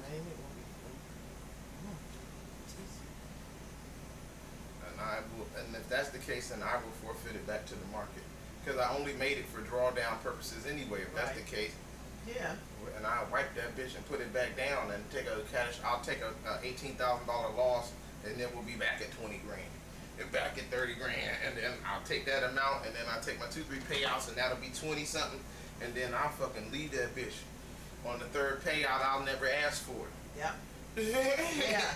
You know, this and escrow. They start sending messages to you. Yeah, because they've been eyeballing that money, man. What's happening? Yeah, and I'll be like, are you still around? Exactly. And I'll be gone. They be looking for you then. Play with it. They can play with it if they want to. That's why you see how I'm getting. Yeah, that's what they I'm the wrong one. I'll burn this place down. I'm just made. Don't play me. Touch my stapler. Where's my stapler? Touch my stapler, boy, and I'll burn this bitch down. And then you won't get no trade. You'll be dealing with these losers again. And I'll move over, bro. That's what I say. You know how I already be. You know me. This is what I do best, nigga. Shit, this is what I've been trained for the fire. Nigga, I'll pivot like shit. I'll pivot so goddamn quick like a 3-pointer on the goddamn basketball. I pivot on this fucking stick. Turn right on down and fucking whoop. Pivot. Oh, you thought they do the pivot. I'll be going this way. They be over here. I'll be that way. Shit. They gone the other way. I'll turn and go over the top step. And fuck with crazy white man and then go crazy with him. Yeah. Cause then he got a thing though. Cause if basically he weird, he one of them kind of weird people where they say one thing, do another. I see his true nature. He's saying all that to spook people, like how I'm talking about with the dough shit. Don't listen to what the teachers say. Do what you do. Yeah. Until the teacher actually speak to you personally. They just throwing that out there because he got a lot of people who he need to control. So he just throws a blanket ass statement out there because then he comes around and drops a video talking about if you hit a certain milestone, we're gonna pay you $150,000 bonus. So he talking about he don't want people to go major league, but he's pushing major league policies. So that's why I say don't listen to what he say. Do what he do. Don't do what he say. So that's why I say I pivot over the top step and go buku crazy with them and go straight live to them and have them recognize me as an all-star trader and have them start paying me like I'm a damn Pro Bowl. You know, like it's and that'll be their loss. They're the ones who won't have no people because it's not like what I do is common.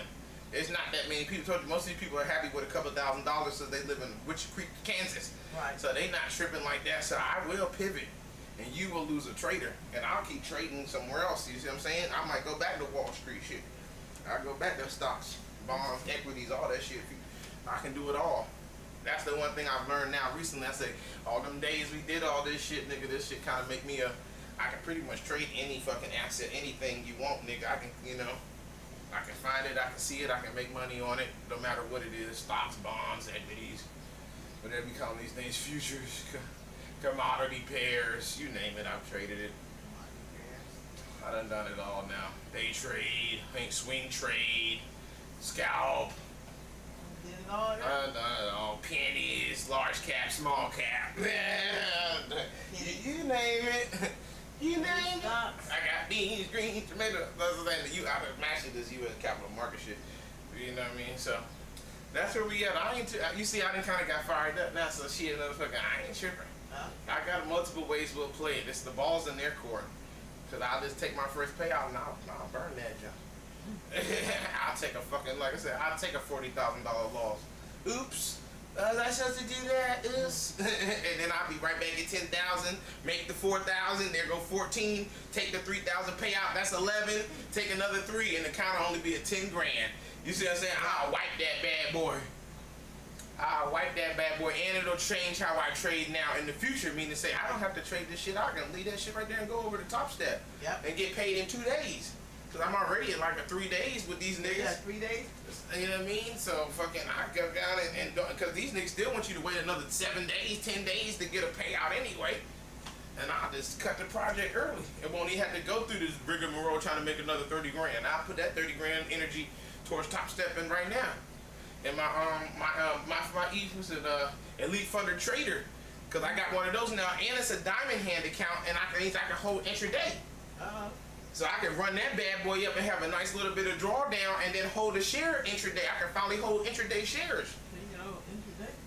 Yep. So that's what I'm saying. Come on. Now you know I got weapons now. The sniper jammed, then we picked the rifle up. Yeah, I mean that bitch jammed, we picked the pistol up. Pick the RPG up, nigga, go run one of them niggas over. You can't stop a real true super soldier. That's just letting you know, because you know, I want to keep the team in the dark. I told you that. You know, remember that day? Remember that day you walked in? I told you. So, that's where we at, man. I'm not mad, honestly. That's their policy. That's their business. Policy, yeah. And I'm all about private industry. That's what they want to do. But it's also up to them to make it right. Now, do they want to make it right? They want to escalate it and bring it to the right man and make it better, or do they want to keep playing cute and then won't nobody get paid and I'll walk away? That's all that happened. I'll walk away. Seriously, they don't know. I'll walk away from that shit. They don't know. Y'all must not know who y'all been on. It's too many of these people now. It's like 3-4 different firms that we haven't even touched yet now. Gonna go back to DNA. That's all kind of. Yeah, too many of them now. We ain't realize that many of them out there. Exactly. So shit, you can play cute if you want to, and I'll terminate the shit. But I say I'll take one payout just so we can say we had fun, and then I'll wipe that bitch. I get my first payout. They reset it. When they reset it, I'll take a loss. On the second payout, I'll take a $30,000 loss and won't nobody get that money. I'll give it back to the gods. Yep. Or I'll use it as my drawdown to make a quick $4,000 instantly again, and then I'll motherfucking one of them points I'll just wipe it, or I'll just stop trading it, and we can just share it in the little cute. Look, y'all, we got a count with 60 grand and it cute, and then we'll walk away, and then I'll just keep pinging them and say, hey, you gonna pay me yet? Nope. Okay, bye.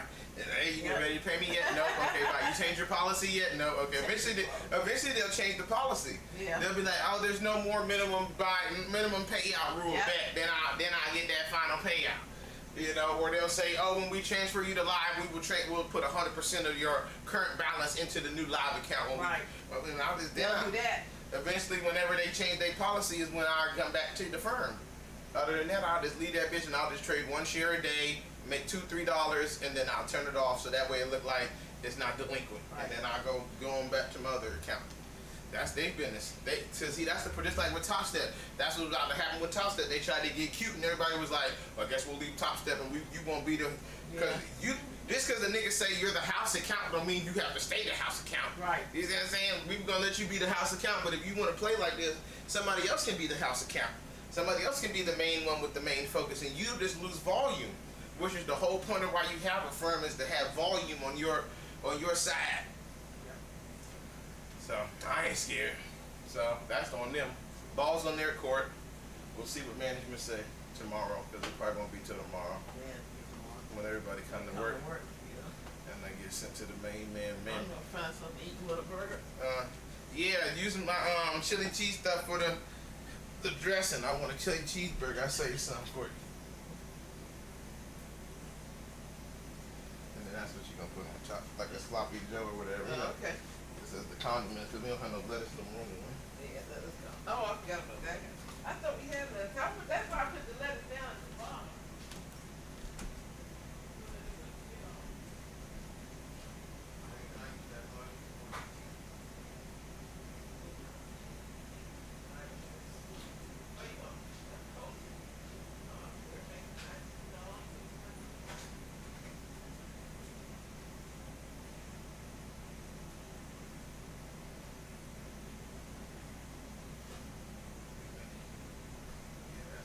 update, man. That's all I got for you, kid. Sit in my little seat and chat with you. But that's all. That's all we can do. I'll wipe that bitch. That's the first thing came to mind. I said, don't nobody get it out. Plunge it in the ocean. Just like in the movies and shit. God damn it, Agent Gray, I need you to bring that device back here. Man, this junk can destroy the world. And then I be looking at all these people, we done lost all these people to get this damn thing. We'll destroy it before it come back to get into the wrong hands. You know how they be.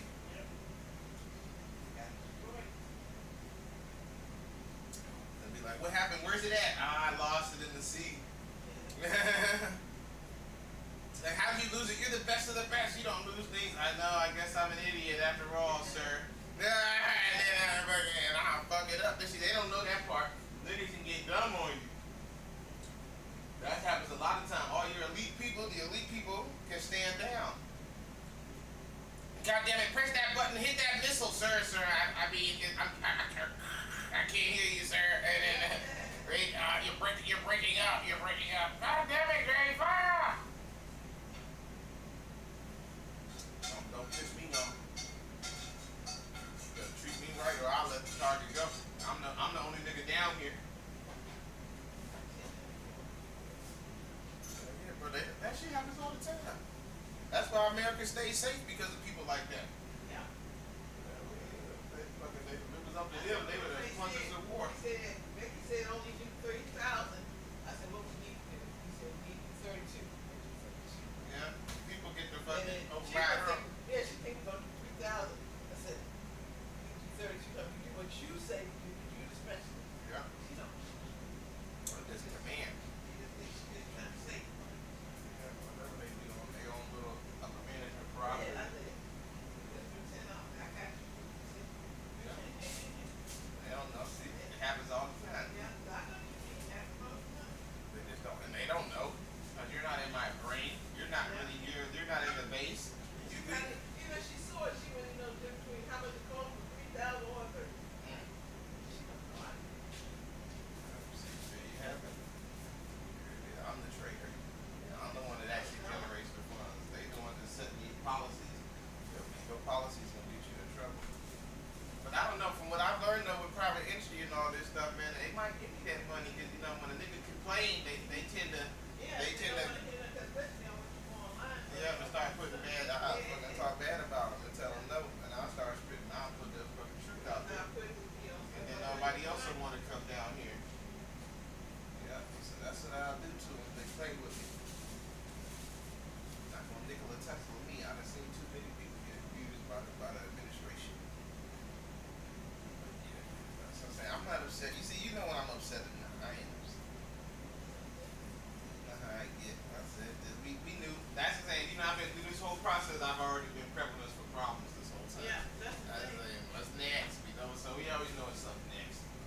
Yeah. So we not tripping. That's their business, honestly. Honestly, that's their business. On what they decide to do with that money. If they want to transfer it over, then they say, oh, Eric, he was wrong. Sorry. He meant to say, okay, how much?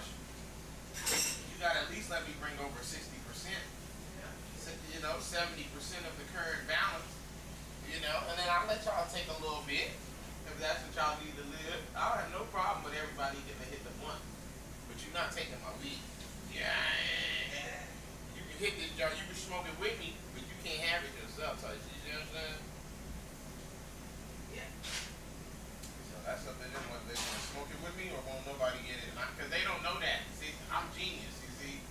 They don't know who they dealing with. They don't know that I'll crash that bitch and won't nobody get it. And not give it to the market. And I'll control, because I can control the whole situation, So, shit, that's on them. I am upset. That's their business whether they want to lose all that money. Because they can easily get it all from me through, because they get a 90-10 split. So every time I get paid, they would get some anyway, so. Said that because A, he probably was a peon and he jealous, and B, that's the policy, that they forfeit people's accounts, that you fucking they try to get you so caught up in the rigmarole, and before you know it, you done got Rochambeau.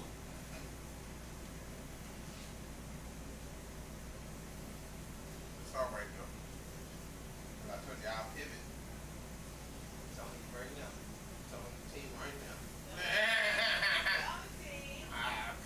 I'll pivot on these niggas so damn quick and they won't know what happened. And all I'll be like, okay, thank you. That's what you don't want to hear from me. A person like me who talk, you don't want me to be short. Second I get short in the conversation, like the last money man. That's my tale. Let me say there's always something that changes about the that shit. Nigga, I start not wanting to talk, that means I don't fuck with you. I only talk to people who I want them to hear what I have to say. If I don't want you to hear what I got to say, that means I don't fuck with you. Because I'm all about communication, because that's how you win the war. So if they want to be cute, if they want to, and act like they, think they're going to take it, and I'll take it and I'll throw it away and make it on the ground and give it to the homeless. I'll give it to whoever's trading that day. They get to make a quick 30 grand. Who wants to make 30 grand today? Because I'm going to throw it out of my account. Look, whatever the number is, just enough so that I can keep eating, And I'll kill that bitch and I'll lose 20 grand and drop it to fucking 15,000 and I'll make 4 because you still have to make money too. That's the part. It's not like all of a sudden it stops. There's a threshold every time. Yeah. So shit, I'll kill that shit.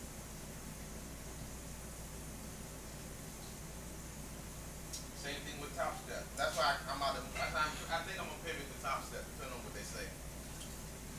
Well, I know I am at this point. And then I'll fucking play around with them again. Because I passed that account, remember?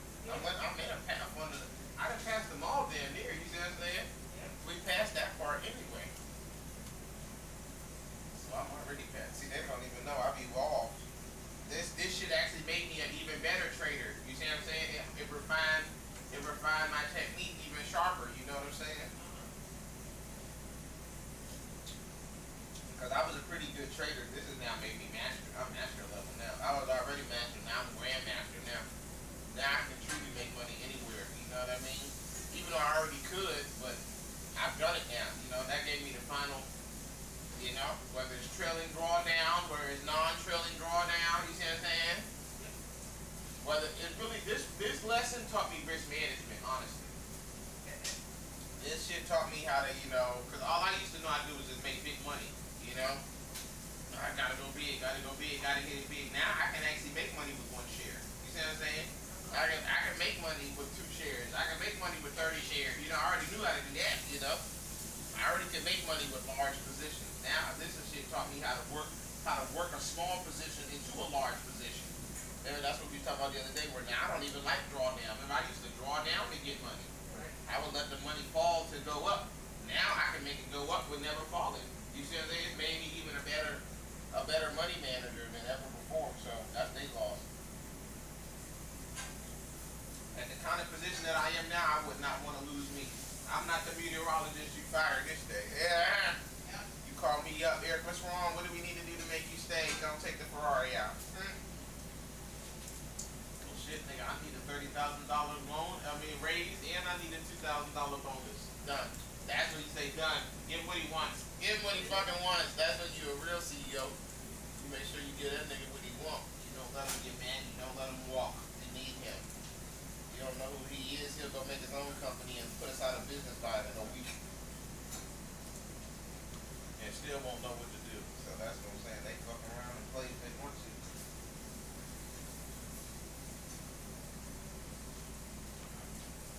You know me.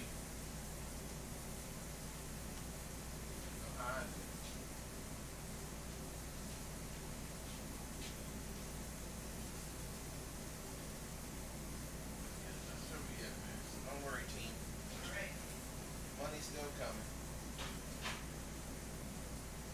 I'll pivot depending on what they say. If they say, oh, Eric is sorry, there's nothing we can do, that's our policy. Okay, no problem. It's like how you talk me. Don't get mad. Don't say, oh, fuck you, you bitch ass motherfuckers. Because I'm getting older, you're not old me, I'd have cussed them out. You fucking piece of shit, thieving ass motherfuckers. See, all they're gonna do is use that as an excuse and try to get you in trouble. Okay, I understand.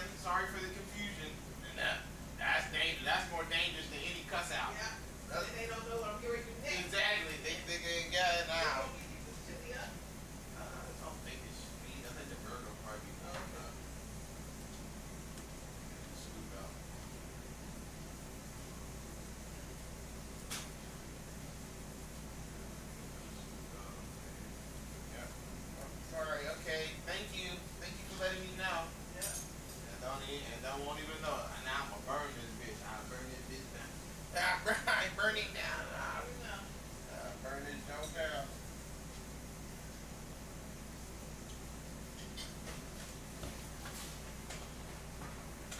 Don't even know what hit him, Bree. Plus, you got some other companies now trying to understand. We got a few other ones we ain't even understand that are good too that I've kept in the back burner just for this reason.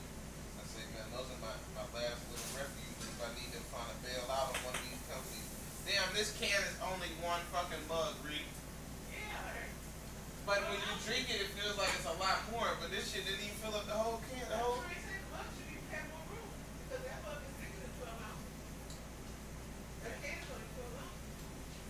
Like it's 16, 14. That's a few months.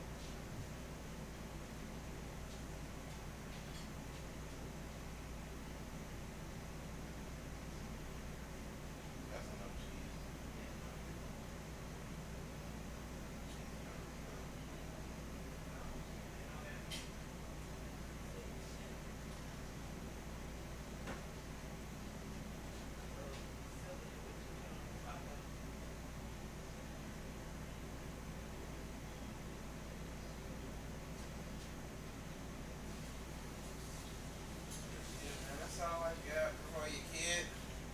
That's all the excitement for it.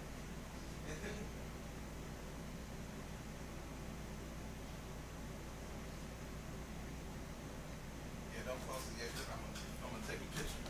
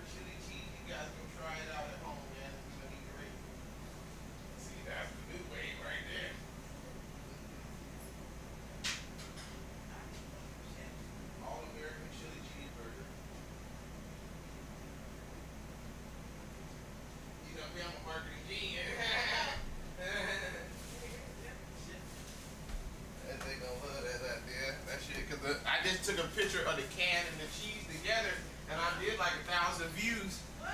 So I said, let me put the burger on there. I know I'm gonna go viral with that.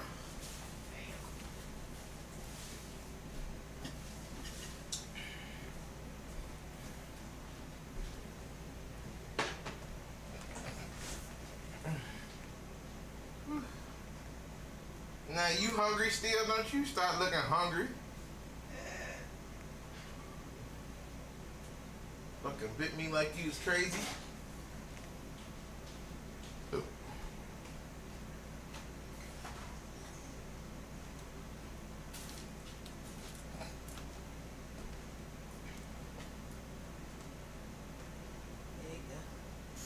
Switch plates. Let's get that over, okay? Okay. You eat your rice?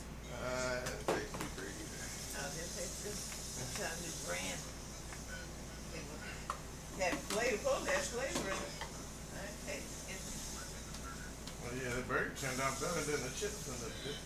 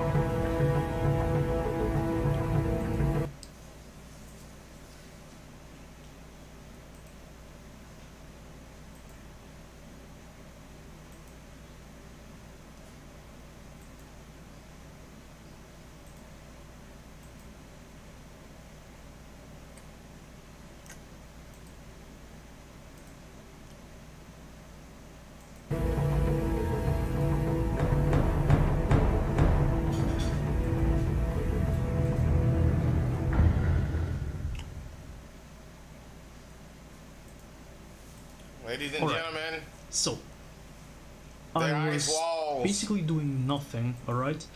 And for some reason, I came across this post on a specific subreddit called Imaginary Maps, and it's something. It's really something. Okay, so you might all know that I really like world building and things like that, and for some reason I was just scrolling the server that was talking about these things. So yeah, this shit's wild. Alright, let's just start by that. This stuff is fucking wild. So okay, there's lore, there's stuff. I'm gonna be explaining what this all means, because it's insane. Like, what is this? What does this mean? Thoughts. Some images here to start with. I'm gonna go first for wait, nope, never mind. The lore. Alright, the lore, baby. So this thing has a bunch of lore, which is maybe even too much, honestly. I'm just gonna start by reading the lore so you guys know what I'm talking about. Okay, so the year is... Okay, so the year of the Black Moon. It has been 308 years since the renowned explorer Ferdinand Magellan had been sent by the Spanish crown to attempt the first circumnavigation of the globe. When the Trinidad was blown off course, the Trinidad is the ship he was sailing with, sending it on a journey that would fundamentally reshape how humanity perceived its world and what lies beyond. The fateful detour would make its crew arrive to the southernmost reaches of the world, drifting towards a desolate frozen landscape, covered by glaciers resembling a vast wall of ice encircling the world known. On its surface, the ice wall seemed to stand in an unconquerable barrier that forbid mankind from going any further. Yet, as they approached, Magellan and his crew felt an inexplicable compulsion to keep going. Even when an ominous color began to churn in the sky, when the frozen scene began to froth and boil, and the moon lost its light, their urge to pursue the adventure only intensified. This compulsion grew into madness, as the sailors were gripped by the great and terrible versions of their mind, and were not equipped to comprehend, and the mighty glaciers began to crumble before them. Somehow a fraction of the crew survived for an unknown period of time, for which they were unconscious or unwilling to recall. The seas and their minds had calmed, and they found that a large portion of the glacial barrier had opened to reveal coastal landscapes, bookending a vast stretch of open ocean, continuing and past on the southern horizon. What one was a wall now was a gate, and the sailors would return to Iberia with the sense that their unprecedented globe-spanning voyage was just the first step of a much greater journey. So for now, I'll just stop here. So, what is this? Once again, what am I talking about? What is going on? So this is the start of the lore. Where we at? I think we are like at Magellan exploration. We're like in the 16th and 15th centuries. So we're in Spain, we're going on an expedition, going here, the Straits of Magellan, and for some reason Magellan goes not here, but he goes, I believe, here, and the walls of ice, which would be Antarctica of course, literally disappear, alright? And they are encountered, they encounter what appears to be, and I'll read this, alright?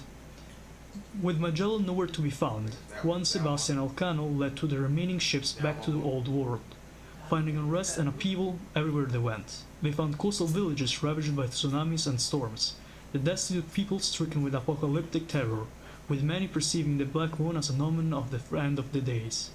As they moved north, they found less destruction, but just as much unrest. The moon had remained pitch black ever since the wall of ice had opened, a nightly reminder to the peoples of every land that something about their world had changed. The explorers kept what they witnessed as closely regarded secret, only telling the tale once they had direct audience with the King of Spain. Each man recalled what he saw while approaching the ice wall differently. Each of the visions were unique, mostly incoherent and contradictory, but there was a single common element every man could describe in pristine detail. A tall, ethereal woman whose skin was dark as cavernous abyss, but at the same time glowing with some otherworldly energy, standing atop of the glacial wall, staring them down with closed eyes. Without speaking, she called out to them, beckoning them to come closer, to join her atop of the wall, and peer over the other side to see what lays beyond. And I'm just gonna put up the actual picture of the woman, since the artist that made this story actually drew her, so this is her, apparently. I assume, actually, I am not really like sure 100%, but I think that's her. So you already know this stuff is weird. Like there's no going back, alright? It's already been pretty weird so far. Dream of the Atlas. For decades, the moon remained an empty black void. The long dark nights passed around to the known world with millions of restless minds consumed by speculation and a desire for answers. In every society, scholars, philosophers, and holy men would struggle to interpret the sign from the heavens and ease the worries of the masses. In Punjab, the followers of Guru Nanak Dev were particularly emboldened by this cosmic spectacle. Whether it be a sign of change or a sign of doom, it was the duty of the Sikhs to spread the truth of the faith to the confused and divided peoples of their land, and together proceed on a new spiritual path in peace and unity. With local Sunni and Hindu authorities struggling to reach a consensus in regards to Black Moon event, many of their followers turned to the Guru for answers, and their Sikh faith blossomed all across the Indus Basin. So apparently, for some reason, this thing, the thing that happens, the end of the ice wall, actually helps the Hindus, actually spread. So interesting. Following the initial confusion regarding the Black Moon, the story of Magellan's fateful expedition crept its way across the old world. Some told the story of a group of intrepid explorers called into action by a mighty emperor, who for the first time rounded the entire world. A great feat of navigation that will be regarded with the promise of endless new discoveries and riches to be found beyond the Great Barriers of the South. Some told the story of a British sailors from a godless kingdom who searched the world over unknown lands and peoples to conquer, plunder, and spread their heathen faith. Their hubris carrying them to the furthest reaches of the world, where they met God's wrath and caused divine punishment to rain down over mankind. Some stories of an adventurer who embarked on an epic quest to see all the world's wonders, and upon reaching the end of the realm of man, opened the door to an entirely new domain, from which all sorts of powerful spirits and dangerous beasts were sure to emerge. Some told of the story of a petty king in the backwaters of what was once Rome, and who wasted his meager wealth on a pointless expedition across all manners of obscurity in uncivilized lands, collecting no goods, treasures, or profit of any kind, leading their kingdom to fall into poverty and disarray, and as a final bit of poetic justice from heaven, all the lands they discovered were washed away in a great tsunami. So what this is basically the different people of the world. I'm gonna assume the last one were like the Semitic civilization, I believe, since what was once was Rome, talking about Iberia. Anyways, these were like the different civilizations of the world reacting to the stories of Magellan's men traveling on like the world and going from Spain all the way to the Sentinel's Gate, which, if the lore continues, we will actually learn what this actually is, because I haven't read yet what the Sentinel's Gate is. So, there's a lot more of lore to be had here. Alright, I'm gonna just put the image of the world for a while, so you guys get to see what I'm talking about, in case you don't know, and I'm gonna keep reading the lore. As okay, so beyond the gates, as the native civilizations of the Americas were being crushed under the relentless pressure of colonial invasions, the lands available for conquest and exploitation in the New World were quickly diminished, and thus several powers of the Western world would shift their focus to gain head in expeditions throughout the dominions, procuring the exploration of the vast and mysterious lands that lay on the other sides of the ice walls. These four pioneer empires would establish their first colonial presence in the second ring, and along the way make discoveries just as monumental as what Magellan had stumbled upon a century prior.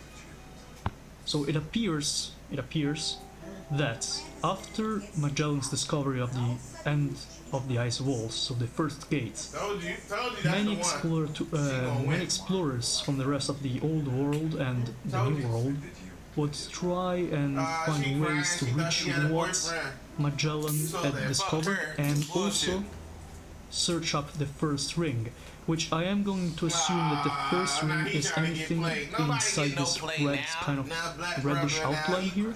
So everything here is the first ring. So first of all, how does the geography work? And why is the Isle of Man missing? Why is the Isle of Man missing? Have you seen this language? Missing. 12,500 pounds sterling award for accurate information verifying the whereabouts of His Majesty's beloved Isle and his MIXTYPE. So things are going pretty weird since Magellan actually got to the ice walls, alright? And it appears that people, instead of, cutting themselves off from this exploration, are just starting to actually explore what else is inside the first ring of the ice walls. So, as far as now goes, I think it's starting to get pretty interesting, alright? Let's continue. With their already massive territories in the New World firmly secured, granting them incomparable wealth, manpower to draw upon, Spain was more prepared than any other European nation to lead the charge in exploration to the second ring. Dozens of aspiring conquistadors would set sail and crusade in the spirits of the Teutonic forebears and launch a series of expeditions to the outer ring. So, we have two main colonizers for now that actually start doing stuff, which are Spain here and Prussia. Yeah, you got me right, Prussia. Also, you'll probably notice something. What is this map?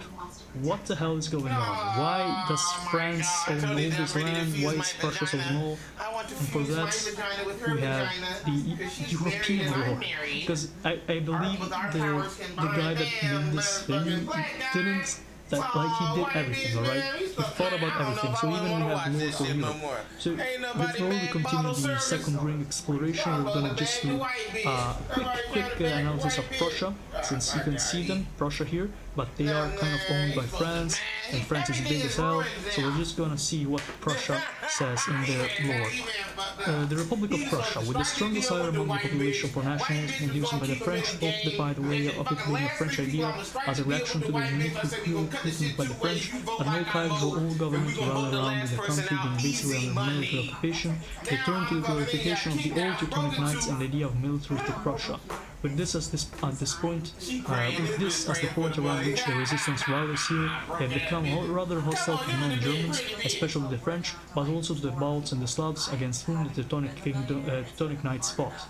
This attitude has been brandished against the French, Poles, Scandinavians and other Germans, moving into lands left behind from those who went to their king of Zerzura. What is the kingdom of Zerzura? I think it's somewhere here. I think it's something here, right? Zerzura? Yeah, it's very. So, you already can see how this is going insanely. Okay, so let's see what the kingdom of Zerzura is, right? Because, okay, now let's start from the first colonies. So we know that the Prussians went places and started creating colonies into the second ring, alright?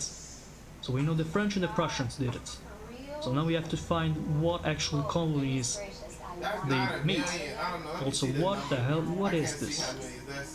This is what I mean, when I stumbled on this post, things like this were why I wanted to make a live about it, because what is this?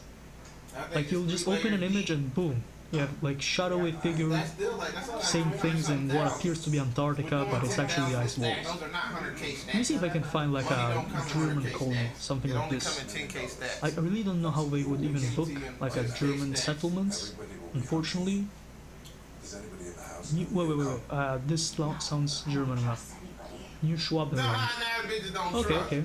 Austrian here. Alright, let me check if there's something German around here. This appears to be... What are these things? I'm so confused. And of course we have the Atem realm, but that's for later. Soledad, New Portsmouth, Batavia. These are all... Oh, wait. We have one. One Prussian colony. So, for geography-wise, this is near New Zealand, and next to Antarctica, you have the Serpent's Gates, which we will actually read the lore for. This region has unique terrain covered in odd stalagmite-like mounds or rock dirt. The eponyms serpents are a species of large aquatic reptiles, usually not wider than a man in girth, but tens of meters in length, though some individuals are significantly larger. These serpents swim with their bodies in bizarre contortions, constantly twisting and turning, wrapping around and through schools of fish which they feed off. Surprisingly, the fish themselves seem to prefer to swim with the serpents, sticking close by even when the serpents is killed or injured. As a result, the fishing industry revolves around simply killing the serpents and using their bodies to lead around a school of fish. A school is like a group of fish. So already we have like cryptids and bizarre creatures living near the ice walls. But what I noticed is that here we have New Poland, which appears to be a Prussian penal colony, where troublesome Poles with wooden simulate were deported. This independent state has turned the tables on their former overlords, assimilating the Prussian minorities and establishing itself as a haven for Polish refugees seeking to escape the French-dominated Europe. In a land where much harsher winters, the drowning of Marzana has become the favorite holiday of the locals, which, with extravagant celebrations where the giant effigies of winter goddesses are burned and tossed into the ocean to commemorate the arrival of spring. So already we have a couple of questions. What is the drowning of the Marzana? What goddess are they talking about? Why is Poland in Antarctica? And why did the Prussians not even manage to keep control of a like small ass colony here? But we have other colonies here, apparently. We have the Batavia port, which I can't read what this means, but whatever. A highly diverse mix of Brits, Dutch, Chinese, Javans and Papuans and Maori, managed by the frosty ports so that the Adaic, I don't know what the Adaic is, can make its ventures beyond Antarctica, known for passing time with a variety of sports played in the fields of rocky mountains padded with snow. I'm gonna assume that the Adaic thing is like the... It's like a trade company, like the East Indies company, something like that. So we already have a Dutch colony and ex-Prussian colony being founded in what once was Antarctica, but now is the barrier and the Serpent's Gate of the ice walls. That's already pretty interesting. Let's see what else we got. We get the Ghiaccio Splendente, this thing. Post-Venetian colony. Also, I know the quality is awful, right? You don't need to mention it. So Ghiaccio Splendente is a Venetian colony. This surprisingly wealthy nation serves as a preferred port for all ships passing through its Serpent's Gates.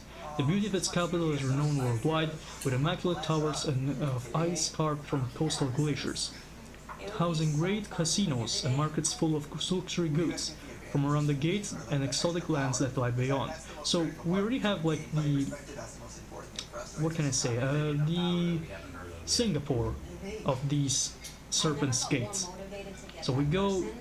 Okay, let's take the Venetians, which I also noticed that don't really exist anymore as an independent state. So we have a bit of a Singapore situation here. Everybody who wants to get out of the Serpent's Gate has to pass through Ghiaccio Splendente because they are rich and they have casinos apparently. Let's see who else comes here. I saw okay, Nova Yakutia, Russia. So this is a Russian colony in the Serpent's Gate. Seeking to thoroughly populate its first large overseas colony, the Russians sent their Yakutian minorities to settle the interior, who found themselves at home on the island's vast flat tundras, where they managed massive herds of reindeer, producing plentiful bounties on meat and leather that bolstered the local economy. So we really have like a bunch of colonial powers. So we have the Prussians that then had their colony rebel and turned into Poland, New Poland.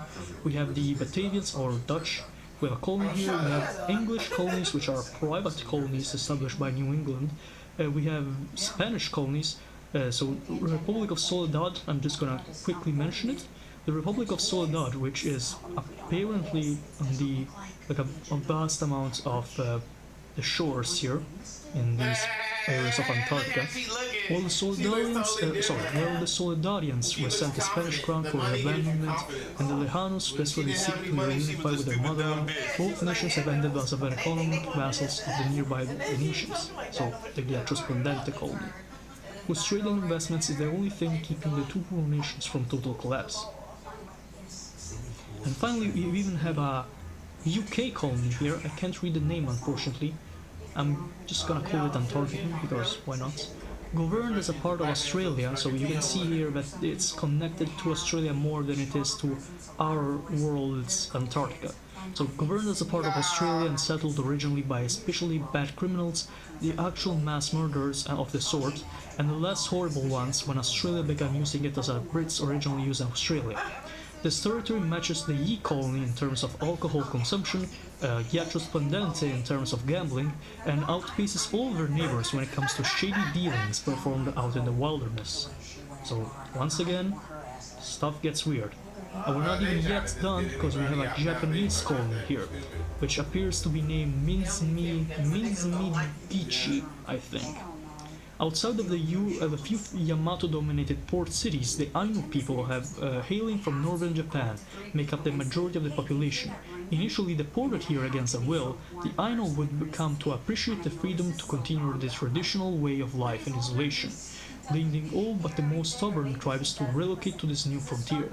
With a healthy supply of grey bears introduced from Thule, they have learned to tame the beasts more effectively than they ever did in their homeland, training them to be hunted partners and beasts of burden.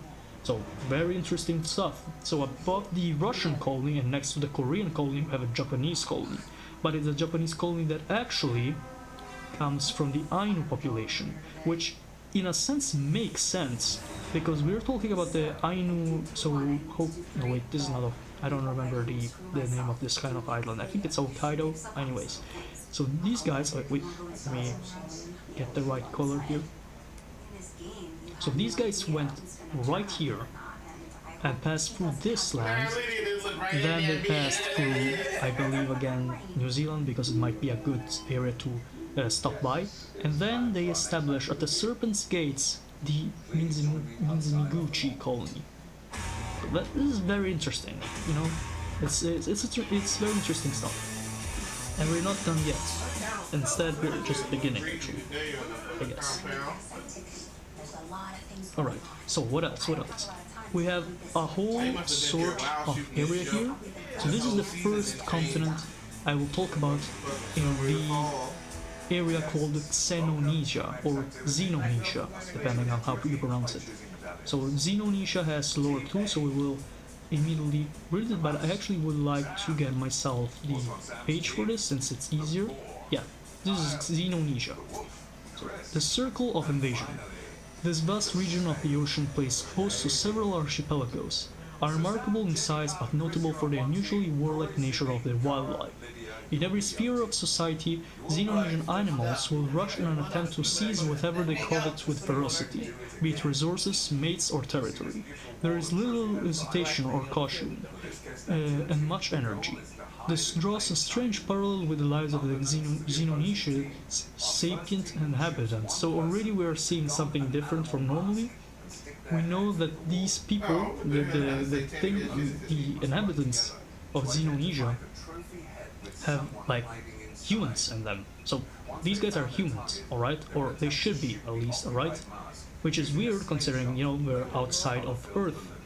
Yet we have humans. So let's see how they actually got there, if it's explained. First came from the Lapita, arriving by sail around 1200 BC. Though they spread rapidly without obstacles, what came next was not prosperity but brutality, coveting each other's wealth Island kings wage war on one another relentlessly. Internal rivalries marred every society not at war, to such an extent that no head was safe, neither from the noose or from the axe. Tribesmen turned on tribesmen, family upon family, sibling upon sibling. When a strange... oh my god. This just gets better. Every time I read it, there's something weird being added to it. When a strange extraterrestrial being known only as this Thoth arrived, it was all but one particular kingdom who do to beg him to put an end to this all beheading madness, and without hesitating, he did so. I see where this is going. Oh my god. Namely, by removing heads. What Thoth created was the Blamia, a bizarre race with the facial features of their torsos, no head, a bone plate to protect their most vital organs and freakish unnatural strength. This be resonated would protect them not from only decapitation, but from any further violence, as even unharmed confrontation was liable to the end in the mutual destruction. Of course, he soon came to his senses and fled the archipelago in disgust, leaving the kingdom to come to terms with their horrendous disfigurement. They were surprisingly happy with Thoth's handwork, no longer needing to worry about violence among themselves, but the rest of normal headmen remained locked in vicious war, and soon the Blemius launched a campaign of systematic genocide, oh my god, that erased every last human with a good head on their shoulders. Within decades, all of Xenonesia's headed population had left to Aten, or Dish Posu, which I know what Aten is, I don't know what Dish Posu is. And with that, Xenonesia was finally at peace again. The united government they forged a great circle survived well until quite recently. It was simple and tranquil existence where a single benevolent Big Blem ruled. A Big Blem ruled over the many cities and social circus of the island. Only occasionally raids from goblin pirates. What the goblin pirates? This is so unreal. Okay, the goblin pirates and vengeful Dishposen and academic pirates disturbed their peace until the first worlders arrived. Damn, this goes hard. Alright, so let's see if we can start from somewhere. Let's go back to our loggable map. So, let's go back to the Japanese, since they seemingly are doing well. They established this Minzmiguchi colony here. Alright, so they are doing something, and they deported all the Ainos here. So what are they gonna do next? Of course, since the trade routes go right here, I'll start a colony here and here. So we already know where to start. Let's see what they did. Let's see what these colonies look like. So, first colony is Hinshifima, I think. Hinshifima, the site of Japan's calamitous arrival in Xenonesia, that wiped out or expelled all the Blemia from this archipelago, as well as most of the native bird species, courtesy of the vicious Shiba Inu. Oh my god. This is so good. So apparently the Blemias, which I will actually show a picture of, since in case you didn't understand what they said before, these are what these guys look like. It's like from the Roman beliefs that in sub-Saharan Africa, where we're actually not even something like in Sudan, there were people without heads. The Romans, ancient Romans, actually believed this, or at least they thought they did. Anyways, so the Japanese got to the islands and established a colony of Inshifima, Inshifima, and immediately genocided the Blemia, or expelled them. And then the Shiba Inus, which are the dogs, Doge dog, you know, that guy, like killed the local bird population, which I'm gonna assume it was like something like dodos or something like that, since we're on an extinct thing, you know. It is the Empire's first and most developed settler colony, recreating their homeland in what is essentially a second Japan on the seas of the New World. Already getting interesting, let's see the second colony, which appears to be called Dofiroa, I think. Dofiroa? Yeah, Dofiroa. Yeah. No, maybe Dofirosa. I think it's Dofirosa. Okay, so this thing is called Hinshifima, and this thing, oh my god, what is this? Anyways, Dofirosa. The Dofirosa and Blemia were prepared for invasion after the fall of Oshifima. Inchifima, whatever, and put a formidable fight on their many shores, leaving Japan with only a Pyrrhic victory, as the headless humanoids continued to maintain fierce guerrillas into the interior, and utilizing any of all tactics to sabotage the Japanese at any turn. Over years of colonial devastation and bloody resistance, most of the Exalta, the Blemius favorite sex... What? So the Exalta are Blemia women, I think? Have either fled or perished, with most of the remaining population being the hardier Bruta Blemia. Alright? Because of the state of the affairs, their desperate lust for revenge, the remaining Blemia warriors have resorted to forbidden practices, mating with each other to produce a third variety, the barbaric Blemia. Which description is, it should have never come to this. These offsprings are aggressive and simple-minded beings with short lifespans, but possess overwhelming physical strength and durability, exactly what was needed to become the monsters of Japanese nightmares, frequently ravaging settlements and making it impossible for much of the archipelago to be anything but a military colony. So, to recap, what do we have here? We have the Hoshifima colony. Wait, we actually have it like written better here. Hoshifima colony here, which is a calm colony. It's a successful colony with only Japanese people living here. So I'm just gonna put a little, you know, like kind of border here, just to remember ourselves what this is. Here we have the good colony, I would say, or at least a successful one. While here we have Dofi Rosa, which is it's a fucking mess, alright? The Circle of the Tsar. What? Okay, so the Russian... Okay, we knew the Russians were doing stuff like this, so there's not really anything new, honestly. So the Russians came from the colony of Novo Yakutia, where they deported... Actually, they didn't just deport them, I think they just went there. Yeah, they sent the minority of the Yakutians from the Yakutia Peninsula there. So these guys went north too, because of course they did. And guess where they went? To the Circle of the Tsar. Yeah, that's how you call a colony, am I right? Anyways, let's read the Circle of the Tsar. The Circle of the Tsar, still trying to figure out how to be a major trade port, a good mix of green Ukrainians, Yakuts and Hawaiians? What? Wait, is Hawaii owned by Russia? Let me check, alright? Because you had me interested at this point. Is it here? Wait. No, Hawaii is owned by nobody. Maybe Britain? I don't know. Reds? I'm not sure. So, these guys went from there to there. Did they establish other colonies? Yeah, they actually did. Oh my god, a lot of them. Look at this. So the Russians went here and then established this other colony in the second ring. It's Russian Neferbasta, okay. So let's see what Russian Neferbasta is all about. The same system of assimilation applied to Siberian steppe peoples who works here. Stay in one place, serve in the army, face untold horrors if you're bright to blend with anything other than the Cyrillic alphabet, and you're fine. Okay, so the Russians managed to not assimilate, of course, because, you know, you have no head. How can you be assimilated? But they managed to incorporate the Blemius, so the headless people, into the local population, which is, I mean, it's definitely something, you know, but you have to write in Cyrillic, which is very Russian. Alright, so let's get to the next Russian colony here.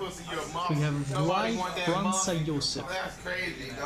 This colony was established rather early on and by accident, as a lost Russian trade fleet were forced to settle here and adopt local Blemius customs to survive. The Blemia too would come to adopt many human customs, having been hooked on the luxuries gifted to them from the strangers and merchants.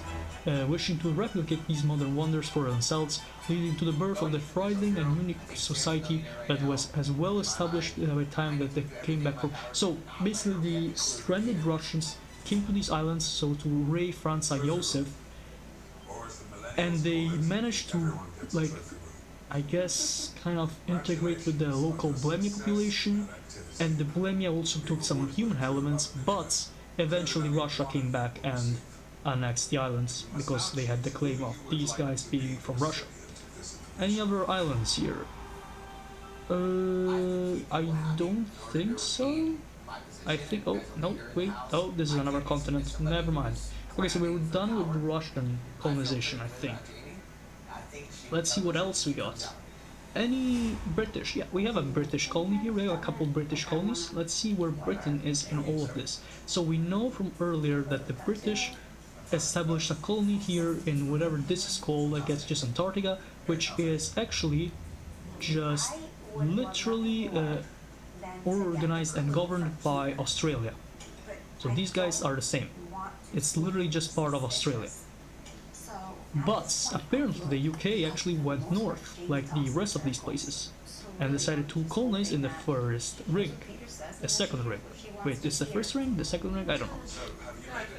These guys colonized these two places, and they border with the... Oh wait, I have to stop doing this arrow. Okay, so these guys border with the actual Japanese colony, which I think is quite interesting. And with the Russian colony in the eastern one. So the first colony is called New Bristol? Is that what it says? Maybe New Bristol. Okay, so New Bristol. A warm end of temperate, lush, meadowy plateau that the British managed to snatch from the Japanese only to use for its gardens and horse racing. Classic British people. Most of the native Blemians have been displaced, of course, through the misleading treaties, leaving a small reservation, of course, very British, that too, or well graciously offered free-of-cost relocations to Shkidora. What is Shkidora? To escape the Japanese onslaught. What is Shkidora again? I don't know. Wait, was Shkidora this thing? Nope. Okay, so what's the other colony? Oh my god, I have no idea what this says. I think this actually might be Shkidora. So recapping. The British established this colony and did exactly what the Japanese did, basically, but maybe a bit better. So the Japanese genocided the local Blemian population, while the English went here and kind of colonized it, and did the same strategy they did in America, so they gave reservations to the local populations, or they deported them to a colony they call Shkidora, which is I think here is Shkidora. I'm just gonna rename this since nobody's doing this. Let's call it Shkidora. Oh god, okay, never mind. Let me get the bit bigger here. What? I want to hear the clue. What do you love most about what you do and what's your profession? We have to move quick. I work in construction. Okay, so there's Shkidora. Okay, I'm interested in seeing what this is, because we know this is not a color that has been used yet. So this is the Great Circle, the long-term hurt of the Blemian civilization, and the only part still left entirely independent.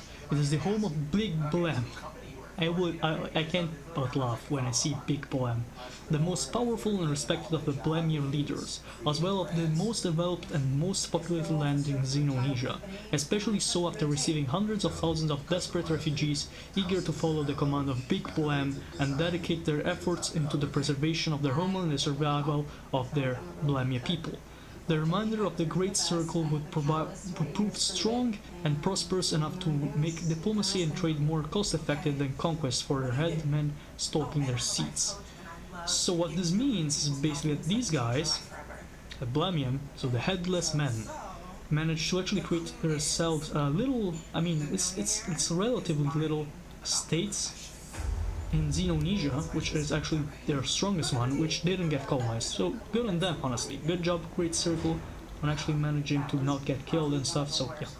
We also have a Portuguese colony. We're gonna skip the very minor colonies, alright? So the Circle of the Cathedral sounds interesting. Christian Blemian maybe interesting, but you know, it's a bit oh my god, the Circle, oh wait, I wanted to skip this, but I read Prophet and I said, no way.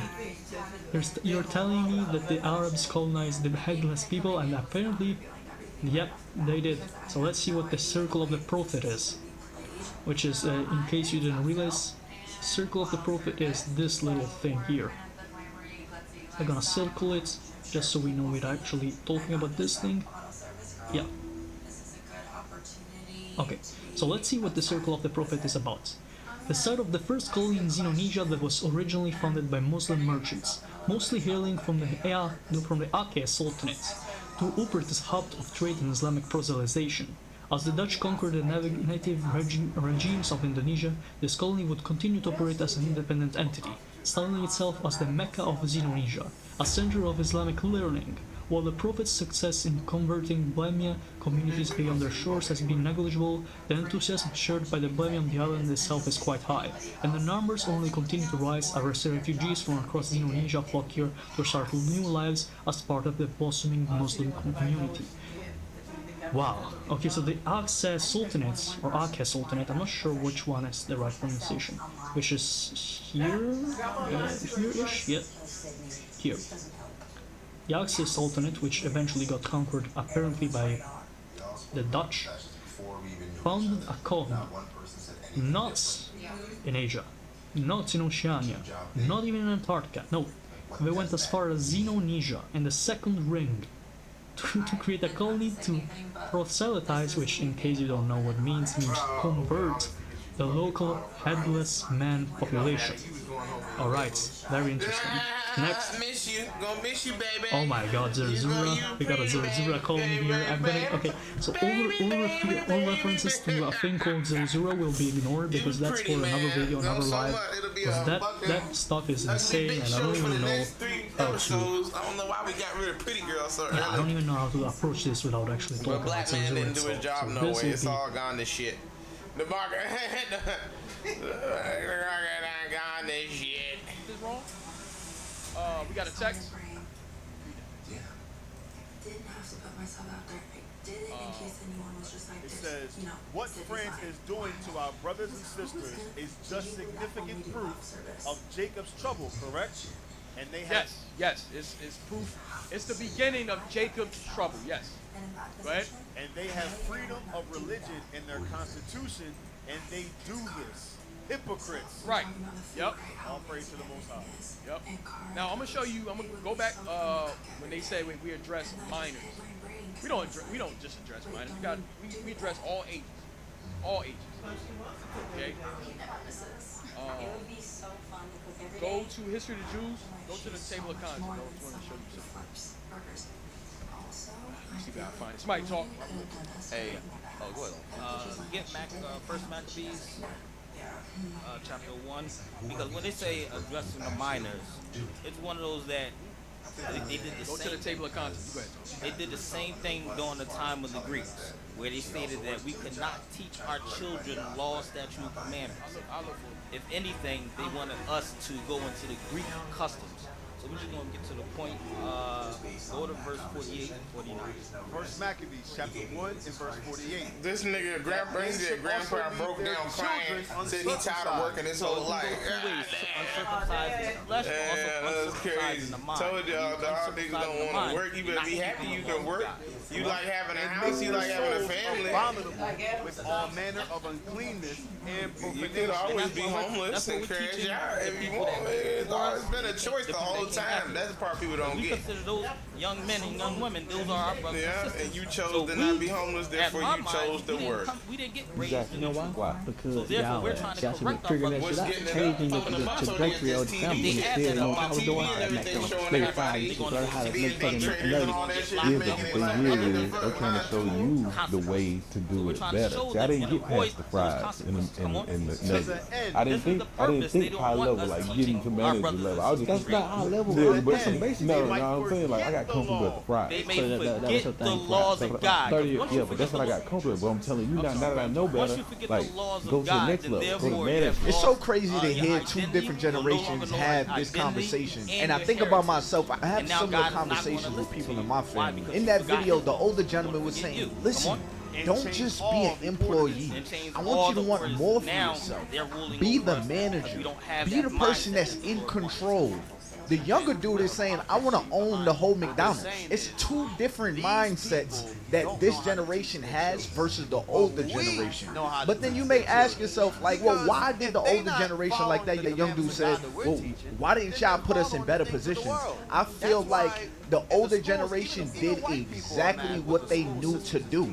we in the age of social media and information, the amount of information that we're getting right now, back in the day, they either had to read a book or see it in an encyclopedia. And if they had to read a book, that means that somebody else had to put it in the book and was okay with other people getting that same information. See, what you don't realize is that a lot of people that were successful back in the day, they were taught by their granddads, they were taught by their fathers, because success was passed down to them. If you had nobody to pass success down to you verbally, it was going to be a lot harder for you back in the day than it is now. Am I the only one who quit my job to buy a minivan or buy an old car and just hop in the car and just simply travel and just see the world, man?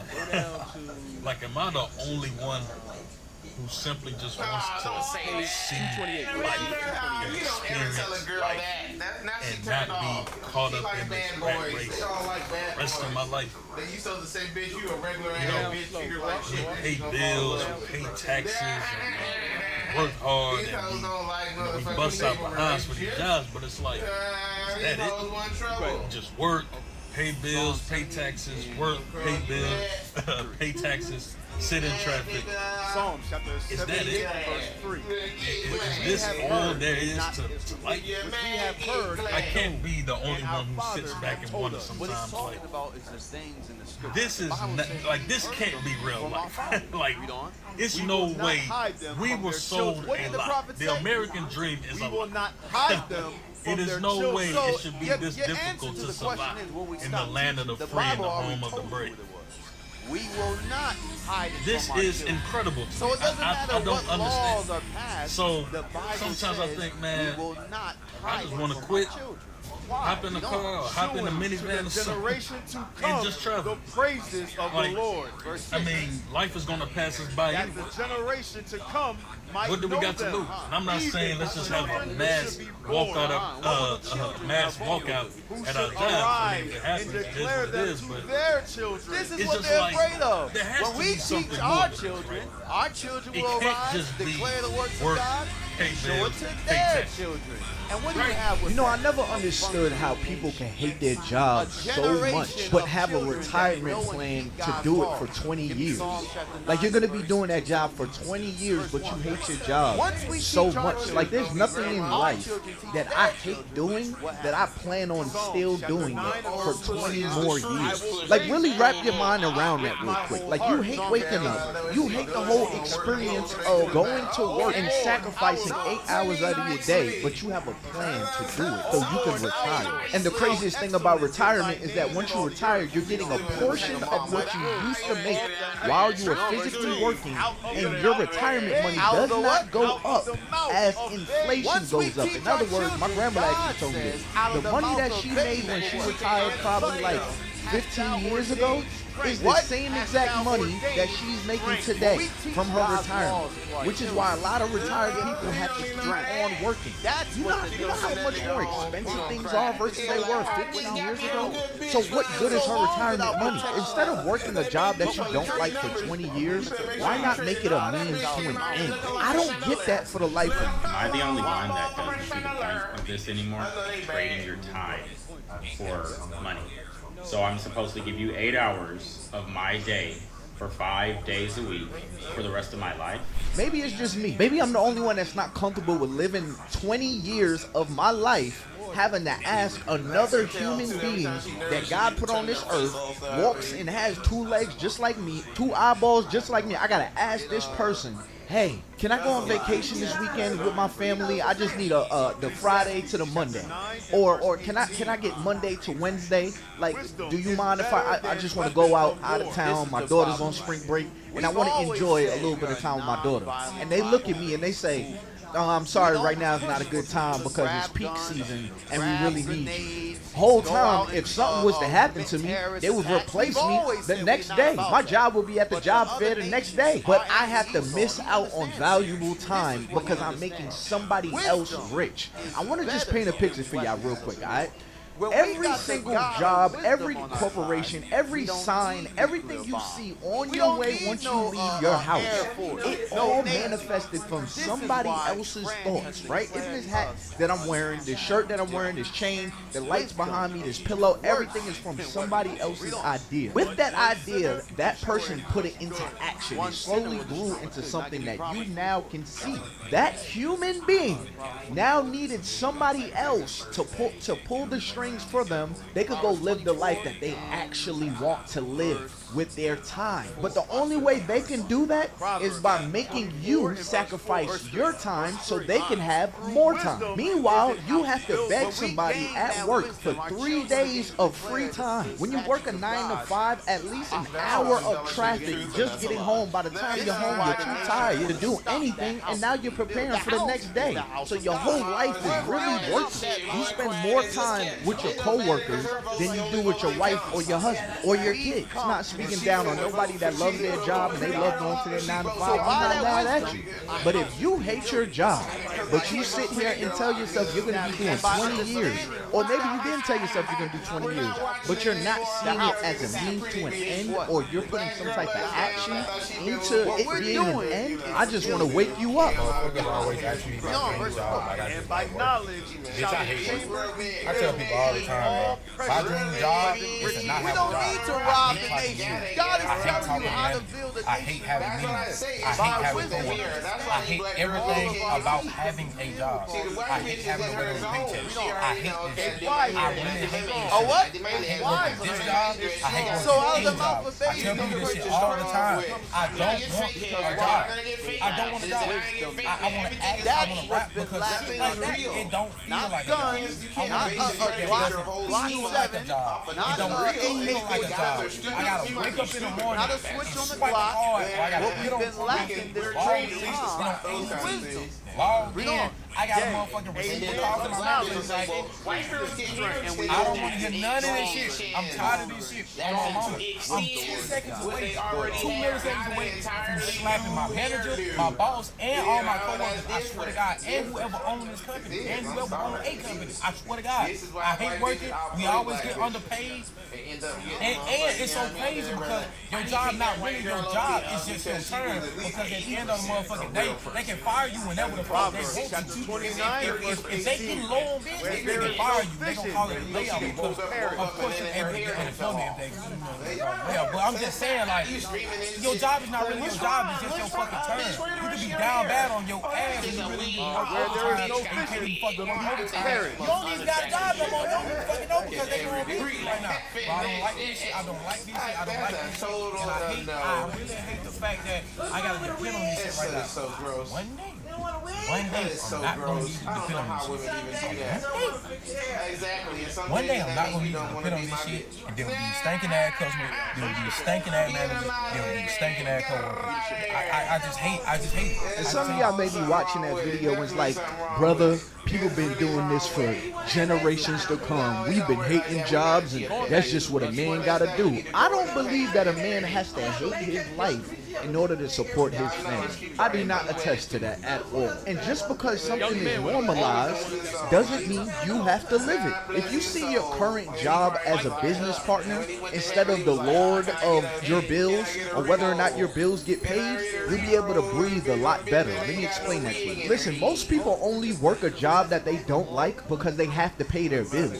So if you had other means to pay your bills, you would not need that job. I'm gonna tell y'all a little story about me. I was once fired from a job, and when I got fired from that job, it was a real eye-opening moment, because I honestly got fired for something that I think was pretty dumb, but they did fire me. And although I was really pissed off at the time, like pain, I got fired, you could probably go on YouTube on my old channel and search Ty Boogie got fired. You'll find a video of me like sad. I was about to start screen pressing shirts and everything. You go find this video on YouTube.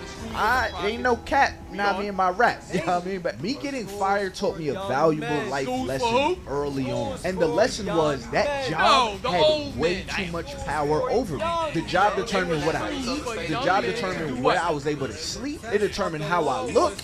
what kind of fun I'm able to have, it determined all of that. So once I got fired from my job, I realized, I was only that person that I was while I had the job because I had that job. Like, think about it real quick. Think about your life before getting your raise. Think about your life before getting that new position. You were a completely different person. You couldn't go out to the club with your friends. You couldn't go to the bar with your friends. You couldn't be out here dating. You couldn't drive that car. You couldn't live in that nice place you live in right now. You couldn't really support your kids. You are a completely different person when you don't have that job. Therefore, that person that's allowing you to have that job has all the power over your life. Because one day, they could just walk in, look at you, and be like, you know what? I don't like how he has 2 dimples instead of just 1. Let me find a reason to fire him. And now you're gone. And just off of that one decision of that person wanting to fire you, your whole life changed. So after I got fired from that job, I went to driving Lyft. I was driving Lyft until I could finally find another job. But I told myself that if I was to ever get another job, I would have a plan to never give a job that level of power over me ever again.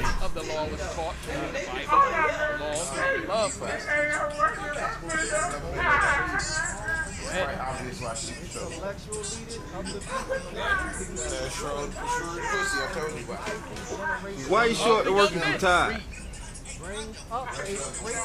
You heard what that man said? He said, because I need $1. My heart really goes out to that man because I feel that, man. Like when you're working day in and day out, it can be so tiring. Going to sleep early just to wake up and get in traffic to go to work. Like, it's just so repetitive. It's tiring. So I understand when that man said he is tired and son started to hug himself. And believe it or not, a lot of people are headed down the road to be just like that man because you never made any changes. Let me tell you the plan that I had that got me out of working a 9 to 5 and finally gaining control over my life. I write down each one of my bills, and right beside them, I write down a hustle.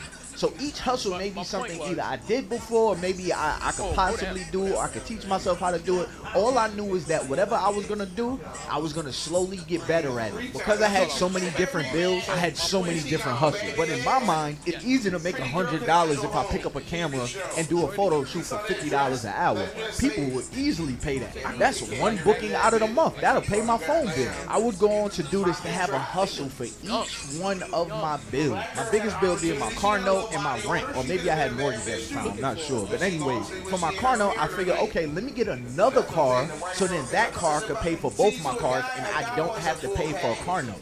So I started doing Toro. For my mortgage, I said, okay, let me figure out how this whole Airbnb thing works. I started doing Airbnb arbitrage. I can't really say too much on YouTube how to do that, so hit me up in my Discord and I may be able to explain to you how I did my Airbnb arbitrage. But easy. It got to the point where these things became my hobbies. Just like how I used to play basketball when I was young, now I just enjoy making money.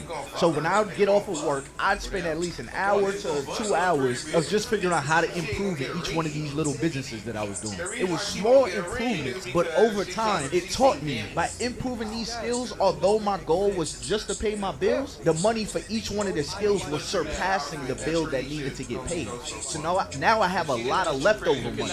So by giving myself the confidence of, dang, so all I had to do was have a thought and to actually execute. Now I don't have to worry about bills, which is why most of America works a job. So here I am at 29 years old, and I'm doing what I love, which is making content like this, just speaking passionately. I don't have to worry about somebody saying, no, don't say it like that. Hey, make sure you're here at 5 o'clock and I'm forcing it on camera. Nah, I'm doing what I love to do, which is speak true, real stuff. You know what I mean? The stuff that the media is not saying, the stuff that we wasn't taught in school. You know what I mean? The stuff that's true to me. And by doing this, I put pressure on myself to make myself even better, to give y'all better information from me so we could learn together. But did I have excuses to do the extra work? Yes, I had mad excuses. Getting off of work, and I promise you, a lot of y'all have this excuse. You get off of work and you feel like you're tired. Poor me, time to go to sleep. I'm tired. Why? Because you just worked the whole day. Okay, so now when you look up, now you done did that for 20 years. You done worked that job for 15 years. You done gave yourself so many, oh, I'm tired, I don't have enough time. To the point where you missed out on all this time. You've been here 8 hours a day of your life for 20 years because you kept on giving yourself an excuse of, oh yeah, you know, I'm tired, or oh yeah, you know, I'll do it later, oh yeah, I need better lighting, oh yeah, I need this type of material, oh yeah, I need capital. There's ways to do things strictly off of your imagination. The thing that pisses me off the most about people is how hyped they get every year around tax season. The reason why it pisses me off so much is because it tells me that last year with tax season, you didn't do the right thing with your money for you to still be excited for extra $2,000 in your bank account. With $2,000, you can go get you a camera, go get you a lens, get nice at taking pictures, find you an editor, and now you done found a way to make an extra $500 a month. That's at least your electric bill, your water bill, and your phone bill. So now you got 3 more bills left that you can either have another hustle with, or you can get better at doing photography. And I know I'm saying photography, but content creation is the easiest thing you can do right now. Back in the day when I lost my job, content creation wasn't this easy. Right now on TikTok pays similar to YouTube, except you only gotta make a minute-long video. But people still won't do that. Like, I have family members that have every excuse in the book on why they would not pick up the camera and post a video of them talking or making money the same way I make my money. But those same people will ask me for $20. Those same people will ask me for $50. Swear to God, they will pay me back, never pay me back. So, give me, let's get into it. I went and logged into my federal loan account, and this is what I found. I graduated in 2011 with $46,000 in student loan debt. My loan debt is now almost $90,000. In that time, I've been a social worker that has made income-based repayments on my loan for years, and that has almost doubled. You want to know why people are pissed off about their student loans? It's not because we can't get anyone else to pay them for us. It is because you have set it up where we can never pay them off ourselves. And then you sit here and tell us into our faces that we are lazy, this is somehow our fault, while cheering on banks and auto industries, Elon Musk giving subsidies of millions of dollars a day.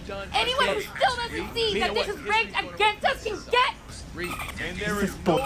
Now, we all know that the student loan debate on TikTok is still going very viral. This video actually has like 1.5 million views on TikTok currently, and a plethora of replies. It seems like the internet is divided between should people pay back their student loans or should they not. Now, I feel like there's a little nuance to the conversation, and I can understand where everybody is coming from, especially somebody in, say, her situation, right? But morally, I feel like it's right to pay back money you owe. I also don't think it's right to take advantage of people in the sense that a lot of people were taken advantage of with their student loans. And the truth is, I'm not sure that there's much that we can do about that now except try to warn people about what the consequences of these sort of loans could be. Now, a lot of people said they ain't got the money, they not paying. And everybody is entitled to do whatever they want to do. While there has been a lot of discourse, I think a lot of people truly don't understand how something like this can happen. And that's understandable, right? This is a good opportunity to educate people on how stuff like this happens so it doesn't happen to them. Now, I want to point out a key piece of information that she mentions here in the video, which is this.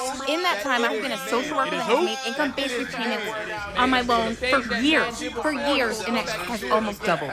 She had been making payments towards her student loans, which a lot of people have. However, the key part of the conversation is it was income-based repayments, essentially meaning she was paying based off of how much income she gets from her job. So if you don't make that much money at your job, they're not probably going to take a lot of money, if you get what I mean. And her experience is quite common. A lot of people have made the decision to go ahead and do income-based repayments. So she definitely is not alone. Now, as I said, these repayment plans are based off of your income, not the actual loan balance. But if you owe a lot of money on your loan, it's going to take you way longer to pay back the original loan amount. They're looking into their balances and seeing that not only did it not go down, it actually went up. And in that time, it's accruing interest. And everybody knows that interest is one of the things that makes it hard for a lot of people to even pay back loans or pay back money in general, because if the money is not going to the principal of the loan, it's probably going to the interest. And this is why a lot of experts recommend to not make minimum payments on things, because it will take you an extended amount of time to pay it back off. Now, let's just think about this, y'all. If your income is low and you have to repay back a loan and it's based off of how much income you have coming in, then your payment to the loan is probably low too. You're likely not going to be paying that off fast. The payment that you're putting in isn't enough to cover that interest and the principal. And not only that, the interest is building up over time. And she had that loan for a very long time to where the interest at this point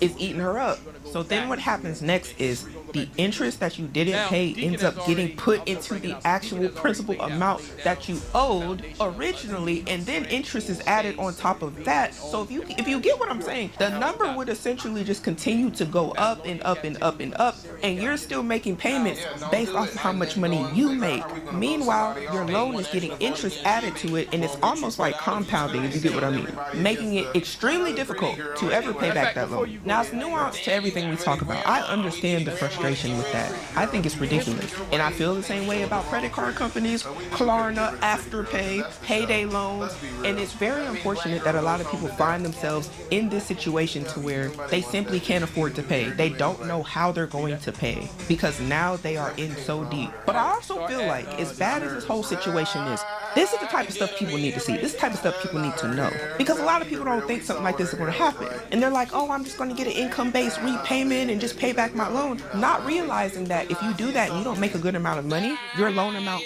might double. You might look back and actually owe 3 times more than what you even originally took. So you got to question, is it even worth it? Or maybe even strategize and say, hey, maybe there's another way I can go to school for this thing I want to do and get this education another way. Really consider what are going to be your payment plan options if you were to take out a student loan, because the internet is in shambles right now. People are scrambling. People have bills, which I understand. People have been losing jobs this year like left and right. And the student loan debacle on top of all of this, it's a lot for a lot of people right now. And another thing I wanted to cover is during the forbearance time where a lot of the student loans were paused, a lot of people stopped making their payments at that time too. Now, another thing I want to talk about is the fact that she has been making payments, which is very different than a lot of videos we have seen where a lot of people have just been like, hey, I'm not making the payments. I never was going to make the payments. You know, it's very sad to see somebody actually trying to make an effort, because whether it worked out in her favor or not, she was making the payments, but they were income based. It just didn't amount to what she needed to really help her out in the long run, if you get what I mean. And I hope that anybody in this situation or that owes any sort of student loans is able to work something out with the service provider, because y'all, it's a lot. And y'all, she ended up doing a follow-up video to the last viral video she had, and here's what she had to say. So I'm gonna go ahead and respond to all 5,000 comments on that video about my student loans right here. So first of all, anyone who disagrees with what I said, please go look at those comments and see the other thousands of people that are in the exact same situation, because the system is rigged against us. It doesn't really matter what your fucking degree is. It doesn't really matter what college you go to. It was set up so that we can never get out of this system. And to that, I have to say I respectfully disagree. And here's why. There are people who have went into certain careers and professions with their degrees, and they were able to pay it back. And I always ask, I even asked in the last video, what are a lot of these people going into debt for? And I don't want people to take this as an attack. This is just the truth, y'all. Depending on the type of school you went to, depends on the cost. Those prestigious universities, way different cost than your local community college. If you lived on campus, makes a big difference. Did you have scholarships? Makes a huge difference. Did you go to college through any sort of programs where they were going to pay your loans back? These sort of things were done by a lot of people very strategically because of the cost that comes with going to college. And unfortunately, with a lot of other people, that may not have happened. People that have degrees in jobs that are in demand in high-paying jobs will be able to pay back their student loans faster. Unless you have another way that you're making money out in this world and you're able to pay back your student loans, it matters. It absolutely matters. And the reason why I don't want to just sweep that under the rug is because a lot of people still to this day are screaming, it don't matter, the system is rigged. But two things can be true at once. It can matter, and the system can have a lot of flaws in it. And it's a very flawed system, very predatory system. Secondly, it was set up so that we can never get out of this system. Now, I'll definitely say, they would love for y'all to stay in student loan debt. They would love, all these companies that y'all borrow money from would love for y'all to keep borrowing more, keep living above your means, and I'm not saying she's doing that, but I'm just saying, just adding more expenses to your life, they would love it. Because they know the longer you do that, the longer it's going to take you to pay back your obligations, your loans, your credit card, your Klarna payments. You see what I'm saying? It's all a thing. It is a system set up to keep you in debt, but we also have to be honest about the alternative routes that people take to avoid this sort of thing, because they understood that if you get caught up in this system and you're not digging yourself out the situation fast, that interest eats a lot of people up, y'all. And that's why they don't want the debt. That's why they're like working 3-4 jobs, getting roommates, moving back in with their parents, just so they can pay back their loans, because the interest is what does it. And that's what we seem to see a lot of times in these conversations. But the longer you sit on that loan and you make minimum payments, the worse it gets. And we also have to think, what if life happens? Because life happens to people. We might even end up behind on payments. First of all. Secondly, for the people that wanted to insult my career as a social worker, why didn't I take something that paid better? I could have got a better job. You know what? What if everybody thought like you? My goal when I started my career was not to be rich, and that is still not my goal. See, I live by this philosophy that I don't need a second plate until everybody has a first. That is how I lived my life, and that's how I will continue to live my life until I give up the ghost. These goddamn student loans. No, I think social work is very important, and I think she might be in a field that's underpaid, but it seems like she went into that field understanding that she would be underpaid. I don't think it's right that her field don't pay a lot, but objectively speaking, it seems like she wasn't in it for that reason, for the money, like she said. But the truth is, a lot of y'all go into things because it's your passion, and in my opinion, these loan companies take advantage of the fact that a lot of people have a quote-unquote passion to help people, and they'll let you dig yourself into a lot of debt to become a social worker.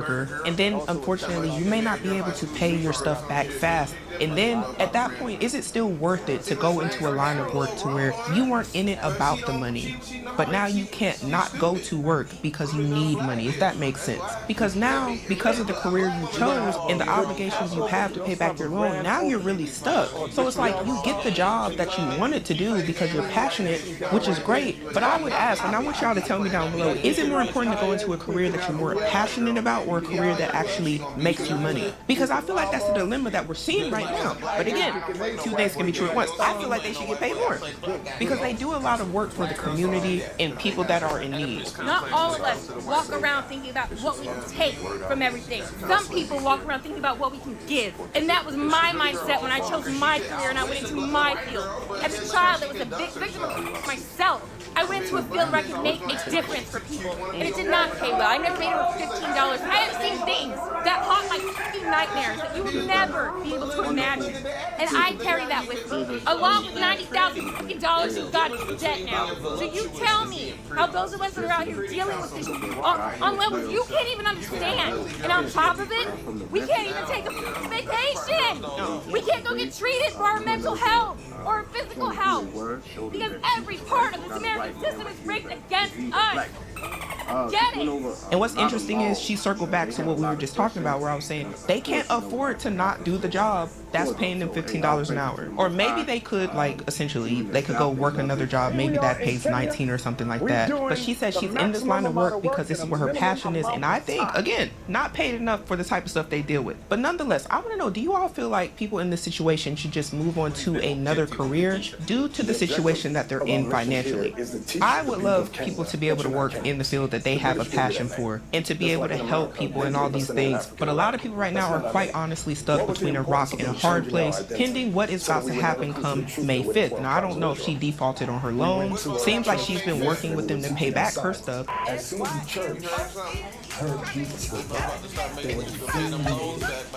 Another thing I noticed online is a lot of people don't quite understand the difference between deferment, delinquencies, and defaults on student loans. So I thought we should talk about that really quick. Now, according to studentaid.gov, the first day after you miss a student loan payment, your student loan becomes past due or delinquent, and your account remains delinquent until you repay the past due amount or make other arrangements such as changing a repayment plan or getting deferment or forbearance. And it goes on to say, if you are delinquent on your student loan repayments for 90 days or more, your loan servicer will report the delinquency to the National Credit Bureau, which means everybody's going to know that you have not been paying your student loans because it's going to show up on your credit. Now, here's the important part, y'all. There is a difference between being delinquent and being defaulted on your student loans. And as we see here, according to the article, if your loan continues to be delinquent, the loan goes into default. Simone, when are you considered to be in default? Well, according to this article, you become in default if you do not make your scheduled student loan payments for at least 270 days. So when we're hearing these stories online about people being defaulted or being delinquent on their student loans, there is a difference, and there also is a difference between being in forbearance, which we will get into here in a second. But the people who are currently defaulted in student loans have went at least 270 days without making payments to their student loan. Right now, we're on the U.S. Department of Education website. This article, published on April 21st, 2025, outlines a statement from U.S. Secretary of Education Linda McMahon, where she says American taxpayers will no longer be forced to serve as collateral for irresponsible student loan policies. Now, remember, I just told you you all that the term default means that you have not paid your student loans in a period of 270 days or more. And according to this article, more than 5 million borrowers have not made a monthly payment in over 360 days and sit in default. This is what has the internet in shambles. And the article even goes on to say that 5 million borrowers we just talked about, many of them have been defaulted on student loans for more than 7 years. Now this right here is the important part that I think a lot of people need to be paying attention to. 4 million borrowers are in late stage delinquency. Now I just told you all, delinquency and default are not the same thing. Delinquency is the stage before you end up in default, which is 270 days or more. So 4 million borrowers are currently in that late stage delinquency, ranging from 91 to 180 days. In simple terms, what that means is the people who are currently in delinquency are about to become defaulted on their student loans, and we are going to probably see that number climb here in the next few months, which this article goes on to outline by saying, as a result, there could be almost 10 million borrowers in default in the next few months. And when this happens, almost 25%, y'all, of the federal student loan portfolio will be on default. That's 1/4 of people that have student loans will be defaulted. That's a large amount of American citizens. And out of all of those numbers we just named, only 38% of borrowers are in repayment and current on their student loans. Long story short, most people aren't making the payments required to keep them out of the situation. Now that we understand what all these terms mean and how it affects people who have student loans, I want to talk about this new article released by Forbes on April 30th. Who we see here on the screen is Speaker of the House, Mike Johnson. Now, there was a conference had at the White House on April 29th where legislation was passed to reshape federal student loan repayments and loan forgiveness, where he ended up saying, today, the Education and Workforce Committee passed the Student Success and Taxpayer Savings Plan. Now, the Education and Workforce Committee Chair, Tim Walberg, ended up saying this statement: our current student loan system is broken. It has left students holding over $1.6 trillion in federal student loan debt, with taxpayers estimated to lose hundreds of billions of dollars on loan disbursements over the next decade. But the reason I think this is very important to talk about is because according to this article and what we've been seeing online about the student loan repayments, the proposed changes to the student loan repayment programs would have profound impacts for millions of borrowers, potentially leading to higher payments and cutting off loan forgiveness eligibility. Now, I know a lot of y'all are like, what are we talking about and what does this really mean? Well, for a lot of people making income-based repayments, they may be affected. And here's why. The Student Success and Taxpayer Savings Plan would upend this federal student loan repayment plan system by narrowing down the number of plans to just 2. And it continues to tell us what the 2 standard option plans would be. One standard plan option would have fixed payments on a term between 10 to 25 years, depending on the borrower's balance. But here's what it says about the second option, which is a new income-driven option called the Repayment Assistance Plan, would have monthly payments comparable to the PAYE plan and the new IBR, but with a 30-year student loan forgiveness term instead of 25 or 30, effectively forcing borrowers to repay their loans for far longer. And it says here in the black and white, y'all, current borrowers on income-driven plans may be forced to pay higher student loan payments. And I know you may be wondering, is this already in effect? Well, it says here, if the bill ultimately in its current form becomes law, borrowers could see changes in their student loan repayment plan, their monthly payments, and their student loan forgiveness eligibility by the end of this year, y'all, and it's currently 2025. Now, a lot of people are saying that they have loan deferments or loan forbearance, and what exactly is that? According to federalaid.gov, both deferments and forbearance allows you to temporarily postpone or reduce your federal student loan payments. Key differences are, during a deferment, interest doesn't accrue on some types of direct loans, and during a forbearance, interest accrues on all types of direct loans. Now, keep in mind that we are just days away from the May 5th deadline, where a lot of people who have defaulted on their student loans will start to possibly see their wages garnished or face their taxes being taken away from them or lose access to federal funded programs. I want to see what people's college experience has been overall and how they feel about their degrees and paying back student loans. This next one right here finna be interesting. This has over 1.8 million views on TikTok currently, and it currently says on the screen, my degree is a joke. I'm worried. I went to a fashion business school. Here's my degree. 29, Okay. sorry. I went to a fashion business school, and I cannot even get a job that makes more than $17 an hour. I honestly feel bad for her. Mercy. I work for big brands. Like, I have experience working for luxury brands. I have multiple internships under my belt. I'm very smart. I'm very capable. And literally none of these places are hiring. Every single job, especially where I'm applying to in Manhattan, because the fashion capital of the world, I'm like, if I'm gonna go anywhere, it's gonna be Manhattan. I cannot get a job that pays more than like $17 an hour. Alarms went off in my head. When she said the fashion capital being Manhattan, honestly, I don't know much about fashion. Do people go to New York for that too? Anyway, my thought was, if there's a lot of competition, it's already going to be hard enough. But the fact that she went to get a degree, 4 years in college, for something that it just seems like, I'm just being honest, y'all, it just seems like they would have paid her $17 an hour for the same thing without a degree. Now, I'm no expert, but the amount of influencers I've been seeing pop up online, that they didn't have no degrees. They be on TikTok putting some pieces together for the free, getting sponsorships, deals, working with brands and all of that. I'm just saying, is it worth it to go into debt for some of these degrees? Can we be honest? Please don't take what I'm saying as an attack, because it's not. We have to be observant. In the end, this doesn't make sense. And I'll be totally honest, if I was to see this video, I'd be like, I'm not doing that. If I was really deep into fashion, I would not do it. I don't care if I thought it was a good idea. Videos like this would convince me otherwise, because they have the results to show, hey, that might not work. I think about the younger people who are like, I want to go to school for fashion. I'm going to move to Manhattan. I'm going to move to a big city, and everything's going to be so easy, and it's going to be like, they're going to be throwing jobs at me because I'm good at what I do. And before that, I'm going to go to college for this thing and bury myself into debt. I would bare minimum reconsider. Seeing things like this would make me say, is there another way? And you should, and there's nothing wrong with that. Like, am I gonna be poor forever? Like, I'm just like, I can't. And people are like, just keep applying. I'm like, I've been applying every single day, doing hundreds of applications. I'm about to call my school up and say that this degree that I spent 4 years trying to get, 4 years, was a waste of money.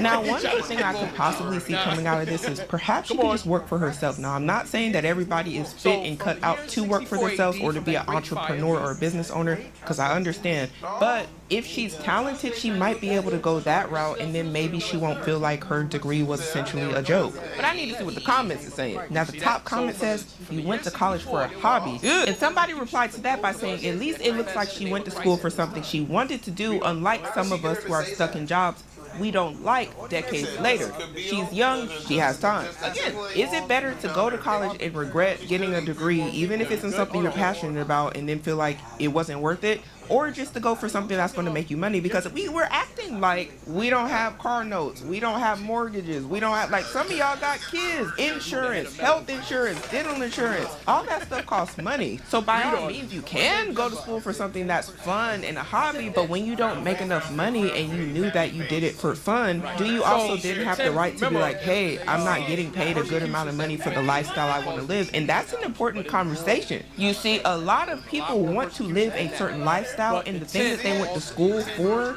is likely not going to give them the return on investment and give them enough money to live that type of lifestyle. What that is called is reverse engineering, y'all. It's essentially where you have a goal that you want to reach, and you say, hey, how do I get there? What is it going to take to achieve that goal?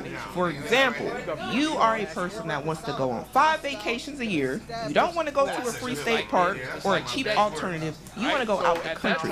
You know off top, going all these places is say going to cost, like, let's just say it's going to cost you $10,000, right? And you write it down, $10,000. So then you start asking yourself, where am I going to be able to work where I'm going to be able to afford my cost of living monthly, live how I want to live every day, make sure I have health insurance, dental insurance, have a car, all the things that I need as an adult, be able to get Starbucks, you know, all of those little things that you know you want to do, and you write all of that down and you come up with that dollar amount. Once you get that dollar amount, you don't then say, I'm going to go to school for something because it's my passion, even though you want to live a certain lifestyle. Something has got to give, y'all. That's the truth. Pick one. You see, a lot of us think we could have it all. You've been told you deserve the world. You should have whatever you want. You deserve it. And the truth is about life. Sometimes if you give a lot, you get a lot. Sometimes if you give a little, you get a little. And sometimes you can try as hard as you want and it still ain't gonna go the way you want. But math is math, y'all. You add those things up that you want to do, you might find you already fall short because of the degree you're choosing, because of the job you're choosing, because of the career you're choosing. And then you'll be on TikTok saying, everybody gets to go to Coachella. Everybody doing this. They going on vacation. I can't afford to. Just think about it, y'all. A lot of people can't afford to do the things they want to do because of the careers they're in. They simply don't pay enough. And that's not a dig at anybody who is not able to do that. That is just the reality of the situation. And to be honest, a lot of the times when we say the degree in question out loud, it makes sense. Because most of us don't know people that are making a lot of money doing a lot of the things that people are going to school for, but they were sold, go to school for what you're passionate about. Cool, but you might not have any money. You have to choose. And another comment that has 76,000 likes on it says, those degrees are for people with connections. Another one here says, we are surprised that you are surprised. But am I surprised? No, I actually agree. I'm not shocked that she's not making a lot of money. Many of us aren't thinking fashion degree and like, yeah, you're going to be making a whole bunch of money. We don't think that. And for the people who do think that, I think they are a very small population of people. Someone else said, I choose a useless degree. Why I'm broke. Fashion degree with the laughing emoji. Because follow your passion is the worst advice a college kid can receive, and y'all, I honestly can't agree more. Now, I am 32. Now, I've talked to a variety of people about college. I talk to old people, young people, people my age. And one thing that I seem to notice is when people have went to school for degrees that they were passionate about and they aren't paying a lot of money, I tend to notice that that passion ends up becoming anger. And this is why I think a lot of people are told, hey, go to school for what makes money and use that money to fund what you're passionate about. Do that on the side. I'll use myself as an example. I originally wanted to be a news anchor, y'all. I was my high school news anchor, but I was broke and my family didn't have no money to give me. I didn't have no money to go to college. I could have went into student loan debt and still became a news anchor that way and went to school to become a news anchor. But instead, I joined the military because I said, hey, they're going to give me a degree. I'm going to let them pay for it. And I can still go to school for media broadcasting if I want to, right? Then at least I have something else to fall back on. But I didn't end up becoming a news anchor. Y'all see me on YouTube now. I'm still reporting stuff in a different way. Not so serious sometimes. But you get what I mean. This was a passion. Now, I'm not saying if it makes sense, you can't do it, but I'm just saying there might be another way to do the same exact thing that you have a passion for without being upset about the degree you got. Now, this gonna pay you back, do your thing. But a fashion degree might not pull in the numbers that you're looking for depending on the lifestyle you want. All right, so this next video says, back to school and bankruptcy for everyone. Now, I don't know what this lady is. Your record? We will all file bankruptcy. You know what I noticed? Every video, y'all like to speak a lot of French. Every video. So we.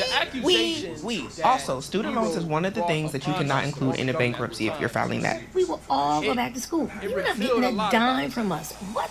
I have 3 degrees. I'll go get another one. I'm a black woman. Black women are the most educated populace on this planet. We go to bed, wake up, and decide, okay, we're bored. Let's go get another degree. Are you kidding me? I will take 2 to 3 credits per semester, per year, until the next administration gets here and figures this all out.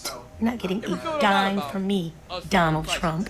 Because see, what you don't understand, while you are trying to crush the middle class and destroy the lower class, you're thinking 10 steps ahead of you. You've been wanting that degree? Go get it now. If you've been wanting that 2nd or 3rd degree, go sign it now. Sign up part-time. Get those credits. Stay in school as long as you need to wait out this administration. May 5th, you're gonna be in for a rude awakening. Trust me. Y'all, I'm honestly speechless after that one. She said come May 5th, they're gonna be in for a rude awakening. Man, they talking about garnishing checks for the people who are defaulted on student loans. Honestly speaking, I think most people think this is a game. I don't think they think this is serious. I don't think they ever had their checks garnished. I don't think they understand that the government is gonna get their money one way or another. And I've heard a lot of people saying they're gonna go back to school and just get some more debt. Y'all, if the debt that you already have, if you're just straight up saying you're not paying it, you're going to try to avoid it, and y'all are making these videos online. Just listen, why would you say that online so then they can figure a way to make y'all pay the money? Can anybody make that make sense? They're making videos saying they're going to go back to school and just be like, hey, I'm back to school. You can't make me pay my student loans. I'm in school. Do y'all not think that they are watching? You don't think they're on TikTok trying to see what y'all are going to do and telling on yourselves? Because I don't understand. Now, her plan may have worked, but y'all are telling the plan online. I feel like if you're going to do something like that, you don't announce it online and then be like, yeah, this what we're all going to rally together. They going to get you for trying to incite a riot, man. Do you not understand? You try to rally people together, and if you're already scared of death, why would you get more? That's the part I really don't get. Because if your plan don't work and you went back to school just so you could avoid the debt, and then they end up doing something to where you got to pay what you said you wasn't going to pay and what you went back to school to try to game the system about, you're going to be in a world of hurt. And I get that people are struggling, but I can't see how this would make it better. More debt? I'm not paying. The government keeps threatening all these things they're going to do to people if they don't pay their student loans. I don't think they realize we don't care. We don't have enough to care. We don't care about credit scores anymore. I hear her saying, y'all don't care. And again, y'all be speaking all this French. We. Some of y'all think because y'all feel this way that everybody's like, we don't care. Ma'am, the amount of people shaking in their boots quite literally right now online, mad about the student loans, they're mad. They're making these videos because they do care. They are scared. They're nervous. Don't let them lie to you. Don't let none of the people in these videos saying they don't care, they not worried, lie to you. If they trying to find other ways to pay the student loans, they're worried. And I understand being worried. That's the thing. Y'all are making it seem like there's something wrong with being nervous about this. Something wrong with being a little concerned. There is nothing wrong with that.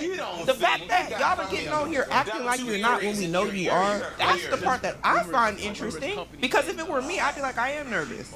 I'm a little concerned. I don't, like, stuff is high. It's not a crime to feel that way, y'all. It's really not. You can feel however you want to feel, but at the end of the day, what is going to happen is still going to happen, if you get what I mean. So the best thing you can do is just try to figure out how you're going to get yourself out of this situation the best way you can. And I find it more reasonable to be concerned about your financial situation, how this is going to affect you, your life, your spouse, your children, whatever you have going on, than to be like, we don't care. Because if you just like, I don't care, that's the people y'all need to be nervous about. The ones that are like, oh well. The ones ready to crash out about it, ruin their lives, just not care what happens to them next. Those are the ones that you got to be like, are y'all okay? Because you feel the impacts personally. Not everybody on TikTok. We don't have enough to care. We don't care about credit scores anymore. We don't care if you siphon our paychecks. We're just going to quit and move on to the next company because that company was probably going to fire us anyway. That is a really pessimistic way to see how everything is going. Like, oh, they were just going to fire me anyway. It's like, why did the worst case scenario just pop up? And that hasn't even happened yet, man. People don't stay at jobs like they used to. People aren't locked in to a job they have to stay at for 35 years because they're getting a pension and great benefits. Those things don't happen anymore.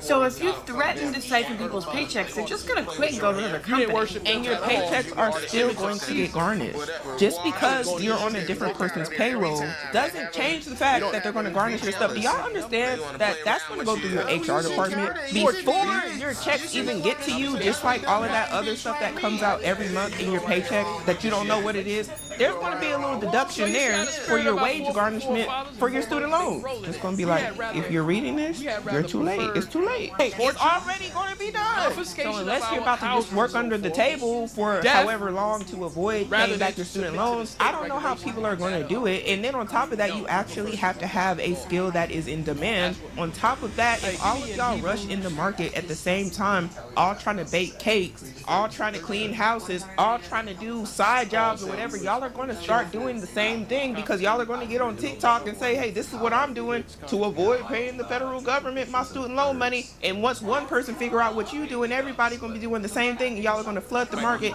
and create too much competition for yourselves. And then who's going to be getting paid any money on the side anyway? I don't think people are thinking this through all the way. I don't know what's going on. And what's crazy is Y'all went to college.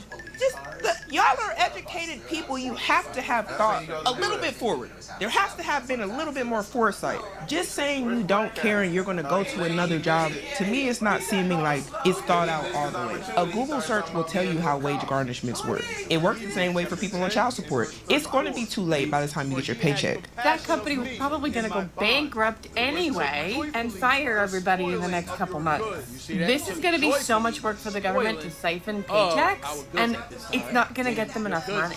Y'all think it's going to be work for the government to take, aka garnish your paycheck? I'm just thinking it can't be that much worse than the people who get put on child support. They get their stuff taken quick. The government got their hand in that too. So I'm just like, y'all think it's going to be hard? And mind you, people were getting their wages garnished for their student loans before all of this happened. I know people who had their wages garnished for their student loans because they wasn't paying them. And it could just be that y'all don't know people in these situations and you don't talk to people about these sort of things, but it's been happening. People have been getting their stuff garnished by the government. I don't know what y'all are. They're going to end up losing money because they're going to have to hire thousands of people to try and get this money from people that don't have it. Y'all do realize when you go get a job, you gave them your social, you gave them all your information that they need. And again, unless you're working under the table, they're already tracking you. Your HR department is going to take that money. What work do the government need to do? They probably got red flags going on as soon as they see your social come in their system saying, hey, they owe student loans. What are you? All right. They're going to end up spending more money than they get in the long run. So these empty threats that they're giving us, they aren't scary. I am not looking forward to anybody's financial decline come May 5th. Not at all. But respectfully, I do not believe that this is the energy that we are going to see once people start getting their wages garnished. I think it's going to be a whole new level of outrage, frustration, and a lot more videos of people being extremely upset, talking about how they can't pay their bills because y'all are acting like that's not something that a lot of people are facing right now. Many people lost their jobs. People are struggling to find jobs in this economy, and that's why I said it's okay. And it's like, have we got to the point in society where it's a weakness to be concerned with your life? This is your life, y'all. Like, I'm not upset with you if you worry. And maybe this might be the way that people are coping with the situation before it actually happens. Maybe they're just like, what are you going to do? It's not going to affect me. Maybe for some people, just putting their head in the sand and acting like it's not going to affect them until like the rubber meets the road is how they want to handle it. But y'all, there's going to be a point of realization. And I'm not happy that that's going to happen. Living in the reality of the situation, I think is better than acting like, hey, this is not what's really going on. Are you helping other people by lying to them or lying about the situation and saying, we don't care,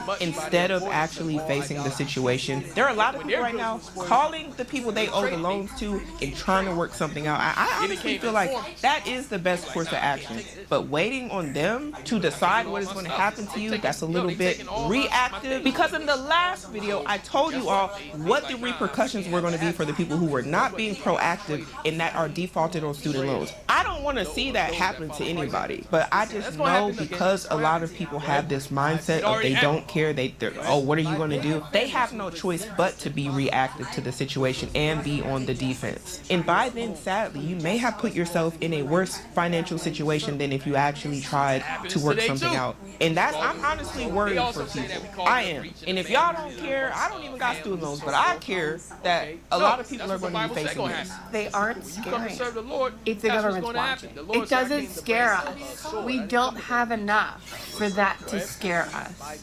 So I won't pay the hospital then if you take my student loans out of my check. It's one or the other. We pay our health care and our medical bills, or we pay our student loan bills, or our credit cards, or our loans. Like, we can't pay it all. We're not making enough to pay it all. And she brought up a great point there. A lot of people aren't making enough to pay it all. The math don't make sense. And it's true. She just said, we can't pay our credit cards. We can't pay this. We can't pay all. These are all different things that a lot of people have got themselves into over the course of time. They end up owing a lot of money to the credit card companies and having other expenses that they need to cover. And this ties back to what I was talking about earlier, where I was saying how a lot of people bury themselves into debt with all these different organizations, and then they're still trying to live their lifestyle, and something's not working because you're not making enough money to pay all these people back and live the lifestyle you live. yes, something does have to give. You either have to make more money, get rid of the debt, live off of less than you make, or you're just going to say you're not paying people back. And it seems like this is where she is with her decision, and that's her choice. And it's very fascinating because I said earlier, they would love to keep y'all in debt with all these different things. It doesn't matter if they're all from the same place. You have student loan debt, you have car loans, you have your insurance that you need to pay, you have a dog, and now your dog is sick. You done ran it up on the credit card, hospital bills, vet bills, you got medical bills, your tooth is loose in the back, you need a root canal, and then before you know it, you done ran up all of this debt, and you're still just living in the same place you've been living, not making any more money, but owing way more people than you did 5 years ago. You see what I'm saying? And it gets worse and worse. And when people can recognize the cycle, or better yet, understand that this is how it works, to stay out of the cycle, it is very helpful to their wallets as they move on in life. Trust me, I know. Something does have to give. We're not sitting back and living in mansions, going on 20 vacations a year like the billionaires and saying, I don't want to pay my student loans. That's not it. We literally can barely afford life. You also have to remember, y'all, the situation you're in, everybody is not in. As bad as I feel for the people that are struggling to figure out how they're going to repay their stuff, everybody is not in this situation, and I'm going to show that here in a second. Choosing which bills to pay, and the student loan one was taken off of the plate. I have less. Back when I was paying my student loans and the economy was a little better, I had more money back then. Even with paying the student loans, I have less money now. And you want to take the student loans on top of it. I can't even be nervous about it because I can't afford it. I don't know what you're going to take from me, but whatever you take, that means I'm not going to pay something else because I don't have that kind of money. My job just doesn't pay that. It just doesn't. And again, I have no clue what this woman went to school for, but she is making the claim that her job does not pay enough for her to pay it back. I don't know if she was making income-based repayments, which is still something. Nonetheless, I still wish her the best. And I truly hope that she opens up her eyes to the severity of the situation before it is too late, before her back gets put against the wall, because I don't want to see that happen, y'all. I just want people to be serious. Okay, so I keep on seeing this a lot with the whole student loan conversation, and people need to stop trying to make it seem like just because you're broke or you can't pay back your student loans or your life did not turn out how you thought it was going to be does not mean that that's everybody's situation. It's people who went to school for great jobs that have great job security that make great money. It's really people out here making over $100,000 a year, and it's not uncommon. It's people who went to school for nursing, finance, HR, law school, like those are great careers. And it's people who work in healthcare only working 3 days a week, making $2,100 a week for travel assignments. Like, y'all have to stop projecting and trying to make it seem like just because you broke or just because your life did not turn out how you thought it was going to be, that's everybody's situation. And some people went to the military or they went to community college, or their job gives them tuition reimbursement. Like, stop trying to make it seem like just because your life did not turn out how you planned, or just because you're struggling or you're broke, that's everybody's situation. You cannot bring everybody down with you. Like, that's very negative energy. A lot of y'all might not like what she said, but it's true. The statement was, everybody that went to college is not broke. That is true. There are a lot of people that owe student loans, though. But I'm not saying they broke. They might not even want to pay. Some people got the money to pay, and they're just online saying they're not paying still, which is very crazy. But that's also their choice. The comments of this video say, full ride, baby, and I don't have any student loans, thank God. 21 making $100K as a project manager. Now, this is why I personally feel like y'all need to be very careful and selective of who you're listening to, because wouldn't it be better, more productive, and you would probably have more of a positive outlook if you were in the comment section of people who have better results than what everyone else has? That if everyone else is complaining and saying, hey, I'm in debt, I did it somehow and now I'm struggling, though I feel bad that they are in that situation, I want to see people who are not struggling, and I want to know, how'd you do it? I want to do it too. I don't want to go the route that everybody else went because they're upset. I'd rather listen to somebody like this and go in their comment section and be nosy, because that's what you do. That's what you do when you want to figure out a solution. We just found out that there is somebody that's 20 years old making $80K per year as a project manager. And the crazier thing is when you hit the drop down for this comment, someone here said after taxes 50 to 70K with the laughing emoji. And I'm just thinking, out of all the people you try to like bring down, you try to bring down somebody who is 21 making 80K as a project manager. Like, that was the one that you said, it ain't good enough. Are y'all okay?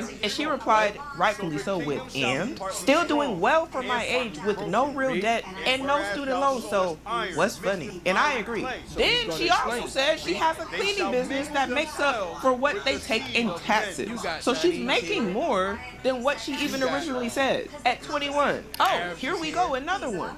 98K as a project manager at 23 with 0 in loans. Not everybody is broke. This is where I think y'all need to be, in the comment section of people who are able to provide you with some value, some insight. But instead, what we see a lot of people do is they're doom scrolling, they are trauma bonding with people that are having traumatic experiences, and because they feel like, hey, I'm having a traumatic experience too, instead of trying to figure out a solution, you're in the comments of those videos like, yeah, I'm mad, this and that, and blah, blah, blah. And if you're not in that situation, if you are watching people who are not going in the direction that you want to go, unless it makes sense for you to watch those people, why are you watching them? Because it might still be influencing you some way. All this free game on the internet, use it to your advantage. It's at your fingertips. You didn't even have to pay to understand or to learn that this was an industry that made good money for people who are quite young. And the comments just continue to say how people are able to still pay off their student loans because they have good jobs. That's pretty much what you're gonna get in this comment section here. And I just have to point out one more thing. Somebody commented and said, this feels like you don't think anyone should go to school to be a teacher, social worker, or a civil servant.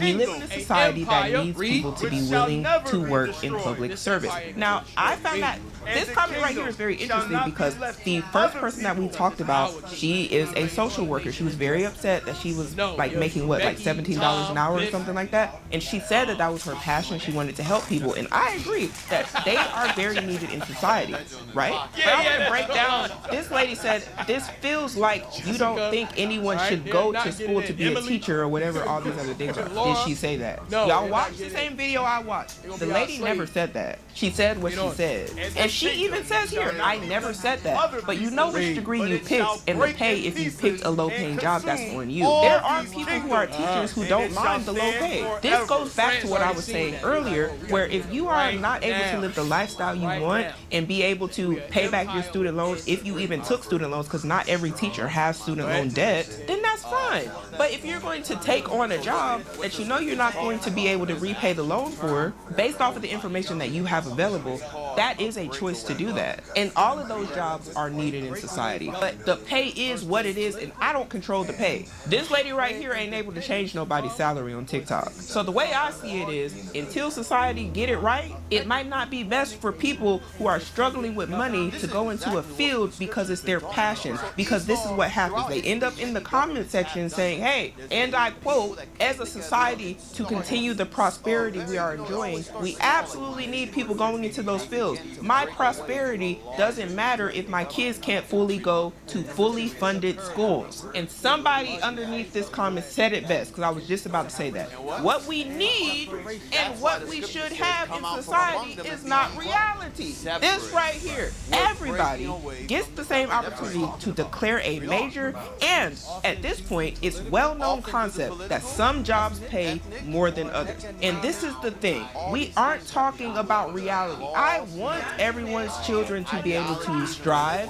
I would like to live in a society where we have teachers actually getting paid a lot and social workers getting paid a lot, but we know they don't. So if you need money, you might not want to go into those fields. I'm not saying that you can't have a passion for it, but you know the reality of the situation is you might not get paid a lot. Because when we think about the other alternative, what is that? What does that really look like? A bunch of people who are passionate about a certain line of work, going into that line of work with without the resources to pay back their loans, they will owe money to the government, and they will start being in a debt cycle where they will struggle to get out of it. Is it worth it? Who does that benefit? Perhaps it benefits the children because they actually have good teachers, but does it benefit the teachers? And should people just do it because you have children? And if you feel like that, wouldn't it be better if you just became a teacher? Because everybody has free will to do what they want to do. And perhaps if there's not enough teachers, maybe the people who should be paying the teachers more will finally pay the teachers more or pay the social workers more, because now there will be a demand for these jobs. Girls talk about income-driven parents being ripped away from us. I want you to be aware of everybody gets on here and it's like, well, I paid off my loans in 2 years by just putting all my extra money towards my loans and being really disciplined. What they're not telling you is they were living at home rent-free with their parents for 2 years and didn't pay for the bill. Or they're married and their partner was covering their expenses so they could put all their money towards paying their student loans. So Tito shade if that's you, but let's call it what it is. You didn't pay your loans off because you started making coffee at home and skipped Starbucks.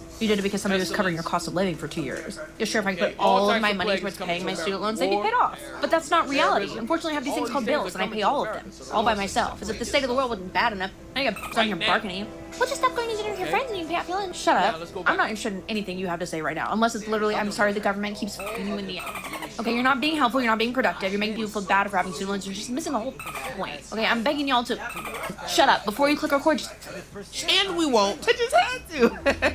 I was thinking, isn't that a good thing that the people took these alternative routes, whether they stayed with their parents or they have a spouse, even if they were going 50-50, like, that still helped, right? I thought that was the way things should be. I don't see nothing. I didn't really even think this was something to point out, because I kind of feel like if you're going to go into college, student loan debt, and you're broke, like, if you are broke, you should be trying to do stuff like this. You should be trying to live with your parents. And it's nothing against the people that did it the way she did it, and they're buried in debt and very upset because now you got bills and you live by yourself and you don't have any help. But why would I be living by myself? Why? Where's the roommate? Heck, a lot of y'all are social butterflies. Y'all say y'all got all these friends and all this. Like, why aren't you moving with one of them people? Move in with your sister, your brother. I don't know. Hell, figure it out. Move in with somebody to cut some costs. Because the whole reason why she's saying a lot of these people are able to pay back their student loans is essentially because they have less money going to their expenses. If I was a person that was upset about it, I would just try to figure out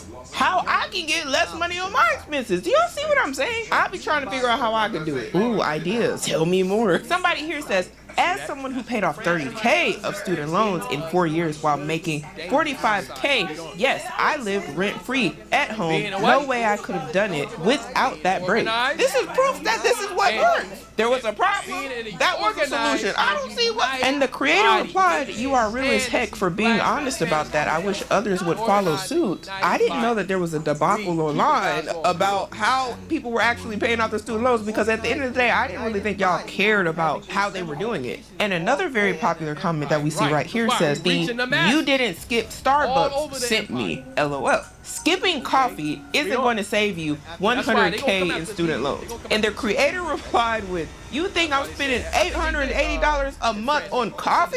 To be totally honest, how other people cut back in their lives in order to lower their lifestyle so they can actually pay off their debts, I don't really care how they do it as long as they do it, because I feel like that's the real freedom. The real freedom is going to come whenever you get all of them loans and all that debt paid off. So if you got to hold it down with your cousin that you beef with, that always be in the fridge drinking your apple juice or whatever the case may be, you just got to do what you got to do if it ends up cutting back costs. Now the question is, what are you willing to do for a Klondike bar? I mean, to pay off your student loans. Okay, so I know that people say go to school for what you're passionate about, and I did that. Right out of high school, I went to college for criminal justice, and upon realizing that degree does nothing for me, anytime I ask somebody how did they get to where they are in this field, they just said they applied. I asked, do they have a degree? They tell me no, because most of the stuff in that field you're going to learn while on the job training. So I'm getting a degree in criminal justice just because they say they want a degree. Now, mind you,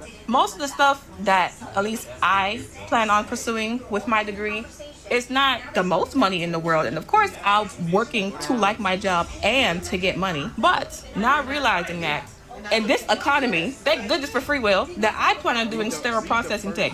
Why? This just came out of nowhere. Why again? Because I want to. Because why the hell not? The real question is, How well does it pay? And will you repeat the same mistake again? Will you be upset again? Now, if the answer is no, hey, do what you do. But as far as the criminal justice thing, that's like I would be kind of upset to know, hey, I didn't even need all of this. Everybody else in this field, they getting on the job training, and I just paid 4 years for a degree for criminal justice. So the comments of this video say, people gotta realize the degree isn't enough. While in college, you have to be strategic and have a plan, and I couldn't agree more. And the creator actually said they agreed too. I am still plotting and planning. I just wish I realized this sooner. And that is why I like to discuss this type of stuff, y'all. One thing about time is you ain't getting it back. Now, you can try to make better decisions in the future, but whatever you did in the past, that's already over and done with. And the truth is, in life, we don't get no do-overs. We don't get to try it again and go back and redo something the way that we should have did it after we realized that we shouldn't have did it that way in the first place. And that is why we like to talk about this type of stuff on this channel. A lot of people think you got more time to waste than you might have.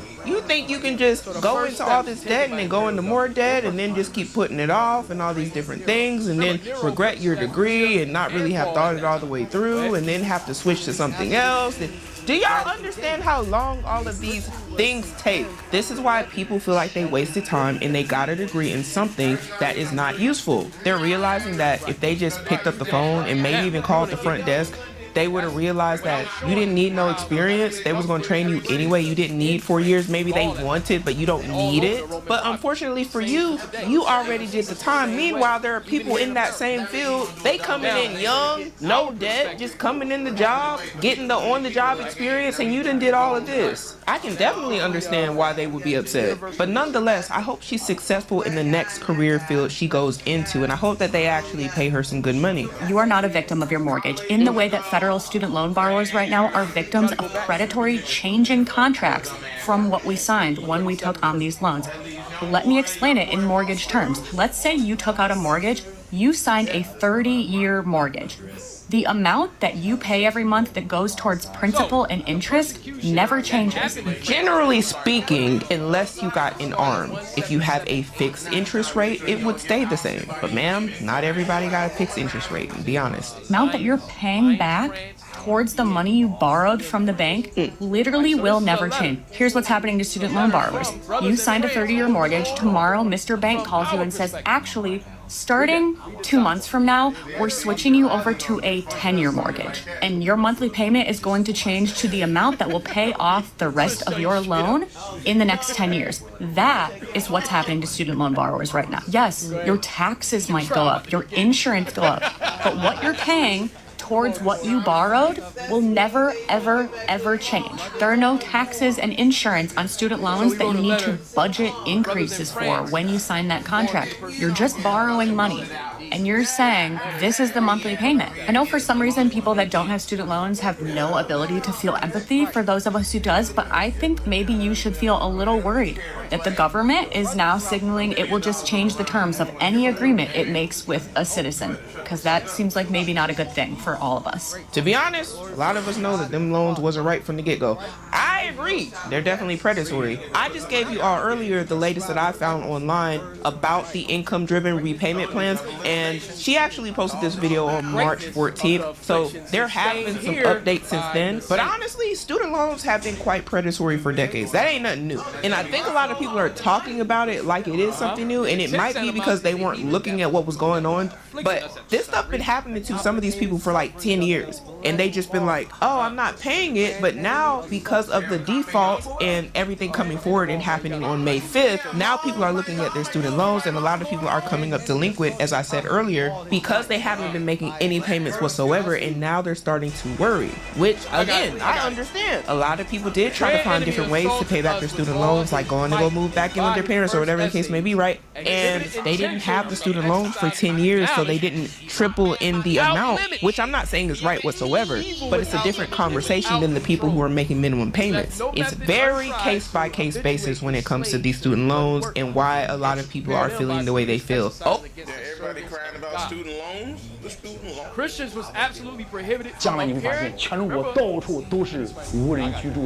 the future, you'll find that all over China, there are buildings with no people living in them. They're ghost towns. The real estate markets are severely overbuilt, and many people will be on their knees begging to sell their houses, but they can't. This is the trend. This was a warning recently given by a well-known Chinese commentator, Zhang Qichao. It seems the situation in China's real estate industry is turning out to be worse than he predicted. I sold my house for only 560 yuan. Yeah, you heard that right. I lost the entire house like this. When the court transferred the money to me today, I was completely stunned. She explains, I bought a 110 square meter house in 2018 for 1.08 million yuan. At the time, I had 300,000 yuan and borrowed 30,000 yuan, making a down payment of 330,000 yuan. I took out a loan of 750,000 yuan and just gritted my teeth to buy it. But last year, I realized that after 7 years of payments, I had paid the bank nearly 360,000 yuan, of which 280,000 yuan was interest. I'd only paid off 80,000 yuan of the principal, with 670,000 yuan still owed on the mortgage. I stopped paying the mortgage, and last year the bank sued me. Not only was my house seized, but my accounts were frozen, and I had to pay more than 100,000 yuan in late fees, litigation fees, lawyer fees, and other costs. She says the court evaluated the house at 850,000 yuan, but after deducting various fees, she was left with only 560 yuan. In 7 years, she spent nearly 700,000 yuan on the house, including the renovations and mortgage, and now it's all vanished. She says she's just glad she didn't become a notorious debtor and that it won't affect her children. She blames herself for being too ambitious back then. Another financial blogger called Rui Ge also gave a serious warning. He said that now, if people have property, they should sell it if they have any chance, even if it means incurring losses. In the future, 90% of houses in China will definitely not be sellable. If 10% of houses can be sold, that would be extremely lucky. Look at how many properties are being auctioned off by the court right now. There are heaps of houses lined up for foreclosure. He mentions a friend in a group chat who shared her experience. A woman bought a house in Wuxi in 2017 for 3.5 million yuan and spent another 500,000 yuan on renovations. Recently, she noticed the market wasn't doing well, so she listed the house for 3.9 million yuan. However, after over a month, only one potential buyer came to see the property. After viewing, the buyer offered a discount and came down to 3.12 million yuan. The woman asked whether she should sell. Since she bought the house 8 years ago, listing it for 3.9 million yuan would just break even. But now the buyer wants to pay 20% less. He told her, even if it means cutting your losses, you have to sell. You've had it listed for more than a month with only one person looking at it, one person making an offer. There's no room for negotiation. Recently, housing prices in mainland China have been collapsing. The prospect of your property becoming a liability has become a nightmare for many property owners. Rui Ge predicts that in the future, 90% of houses won't be sold or rented.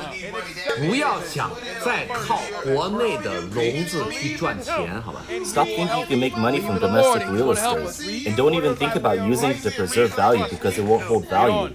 If you ask if it's possible in first-tier cities, the answer is no. In fact, the risk in first-tier cities is even higher. Why can't it hold value? It's simple. The mini spring in March is over, and now it's a disaster. It's April now, and are there still people promoting the real estate market? In the past, this was a peak season for real estate.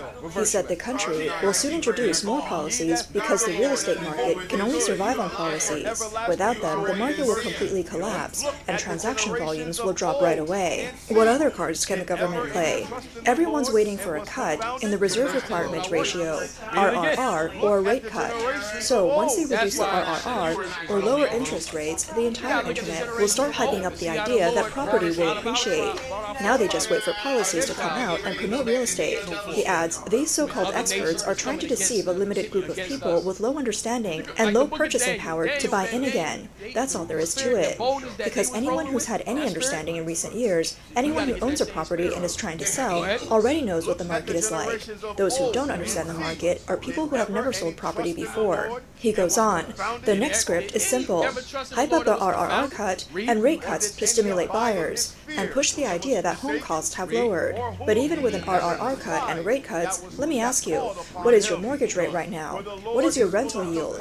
Right now, the lowest mortgage rate is still about 3.2%. But is your rental yield over 3%? If your rental yield is not higher than your mortgage rate, your property is just shrinking in value. You bought an asset that eats up your cash flow. It's a negative cash flow asset. He explains, the logic behind making money from property starts from generating positive cash flow, and only after that can you consider whether there's any potential for capital gains. So the core problem is that our rent-to-sale ratio is still unreasonable, and our price-to-income ratio is still unreasonable. It's as simple as that. He adds, some people think the price-to-income ratio is decided by the rich, but now if we stop looking at the price-to-income ratio, we should focus on the rent-to-sale ratio. Hey, have rents gone up lately? To boost the rent-to-sale ratio, either rents have to climb or home prices need to keep dropping. So, what's more likely? Rents spiking or prices tanking? Right now, folks are noticing rents aren't just stagnant, they're sliding further. That's a red flag, and a big one. It screams two things. First, renters are strapped for cash, with layoffs and pay cuts hitting hard. Second, the market's flipped. There's a flood of rental properties out there. These two forces are teaming up, dragging rents down even more. And let's be real, the rental market's only hanging on in first-tier cities and a few strong second-tier ones. Among 300 cities nationwide, the vast majority don't even have a rental market. So in many places, it's impossible to use rental yield as a measure, because you can't sell or rent out the property. Ray Ge mentions that he has traveled to every province and major city in China, except for Tibet. Last year alone, he visited over 30 countries. Among all the financial commentators online, only travel bloggers have visited more places than he has. He says his research and observations are based on real first-hand experience, unlike many media outlets that promote the real estate market without truly understanding it. He also points out that he has a community of over 10,000 people, most of whom are selling their homes. Only those who are actually selling property truly understand the real situation of the market. A real estate expert warns that there are 9 types of property in China that need to be sold immediately, or owners risk losing everything. The first type is school district properties. Sell them quickly. School district properties are the biggest obstacle to education equality and the 3-child policy. Second, sell commercial properties immediately. Due to the impact of e-commerce, what used to be a business that could support 3 generations is now a business that could ruin 3 generations. Third, sell hotel apartments as soon as possible. They don't appreciate in value, and their property fees and taxes are high. Plus, they can't be registered. Fourth, sell villas quickly. Right now, even at 60% of the price in court auctions, no one wants them. Fifth, sell scenic view properties quickly. Whether it's ocean view, mountain view, or retirement properties, it's cheaper and more practical to stay in a hotel than to own one. Sixth, office buildings must be sold quickly. With the impact of company closures and increasing unemployment, office vacancy rates will keep rising. Seventh, old, small apartments should be sold immediately. Once a property is over 10 years old, it's no longer considered a relatively new property.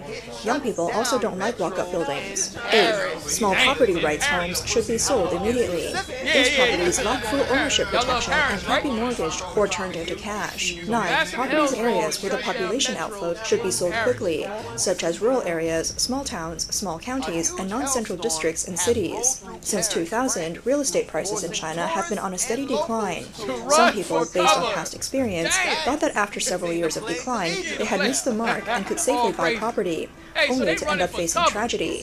In April 2022, Era and her partner had just been married for a month. They found a small 2-bedroom apartment, south-facing, and centrally located on their commutes. The apartment, on the 6th floor of a building built in 1994, felt bright and spacious, with large windows and no obstructions. The young couple, having not seen many properties, were immediately taken in by the abundance of sunlight in the apartment. The 67-square-meter 2-bedroom apartment, listed at 3.2 million yuan, was eventually sold for 3.15 million yuan, at a price of 47,000 yuan per square meter. The down payment was 1.55 million yuan, and the mortgage was 1.6 million yuan. In early 2024, Era became pregnant and realized that the small apartment they hastily purchased couldn't accommodate their more complex life after having a child. The challenge for arranging for grandparents to take care of the baby was already an issue, so she decided to look for a bigger place. But when she opened the real estate app, she saw that home prices had been continuously dropping. In November of the previous year, the price per square meter of her apartment had already dropped to 37,000 yuan. By February of this year, Era found that her apartment had lost 1.15 million yuan in value. Still uncertain about selling, Era tried to minimize her losses by aggressively paying down the mortgage. This plan had already started when she saw how the interest rate on her mortgage was almost the same as the principal, but after realizing that the housing market was dropping, she accelerated her repayments. She said, "By last year, even if I had 20,000 yuan in hand, I would still pay down the mortgage early. I could only pay off 2 to 3 months worth, but I still had to do it to shorten the loan term. Even while I was pregnant, I didn't have much money saved. Sometimes I had less than 5,000 yuan, and mostly used it to pay the mortgage. By the late stages of her pregnancy, Era saved 30,000 yuan for emergencies. She and her husband had to cut their living expenses to the minimum. She explains, "My husband only spends about 2,000 to 3,000 yuan a month. I don't spend much since my workplace has a canteen, so my biggest expense last year was prenatal checkups." Over the past 2 or 3 years, Era had paid off about 900,000 yuan of the mortgage. In addition to their salaries, part of the money came from her parents, who supported her during her pregnancy, and the other part came from her husband's severance pay after being laid off twice. This instability in her husband's job only added to their anxiety. During her maternity leave, Era stayed at her in-laws' house. They will soon move back to their small apartment with her in-laws. As a working couple, they can only return home after 8 p.m. Now, plus their in-laws and a newborn needing full-time care, all living in a small 2-bedroom apartment with no living or dining room, just thinking about it gives Era a headache. But she finds herself stuck. She says, "What if I buy a new place and property prices continue to drop? And if we need to move, we'll definitely have to sell our current apartment first. In between buying and selling, if prices fluctuate, the pressure on us will be huge." Era can't help but keep checking the real estate app, growing more and more frustrated. Meanwhile, her husband, who isn't good at expressing himself, retreats to their room to play games as soon as he gets home. Even the hell, officers bringing out the hell, the rain, the wind, all of these things are spirits of vengeance to the Lord. When they are ready upon earth when the Lord said, "Yo, it's time." And they love doing it. They do it and rejoice. Can we finish on verse 35? Read. "And therefore praise ye the Lord with the whole heart and mouth, and bless the name of the Lord." Hey, with that, we're going to end this show. All praise. All praise the Most High. Hey, so, go ahead now. Hey, all praise. Let's get another hand for that great flag. Fire. It's nice to have that. All right, so you can subscribe to our YouTube channel. We have IUIC Philadelphia. We have IUIC Philadelphia in the classroom. You can also donate to OHH on PayPal at IUIC.Philadelphia at IsraelUnite.org. All right, you see where all the donations are going, all the books and everything. All right, make sure you also subscribe to the OHH channel on YouTube. All right.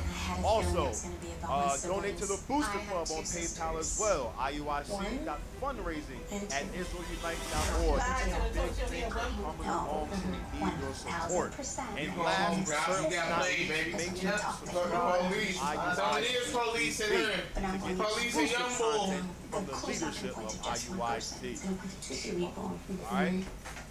So we also are currently looking for our brother Carl Lewis. All right, he was born last seen on the 7900 block of Temple Road in Philadelphia. He's a 65-year-old male, African-American male, Israeli, hair, brown eyes, 150 pounds. All right. The last time he was seen was April 23rd of this year. And he was last seen wearing light blue scrubs. They trying to get pretty girl one last time. Somebody going home.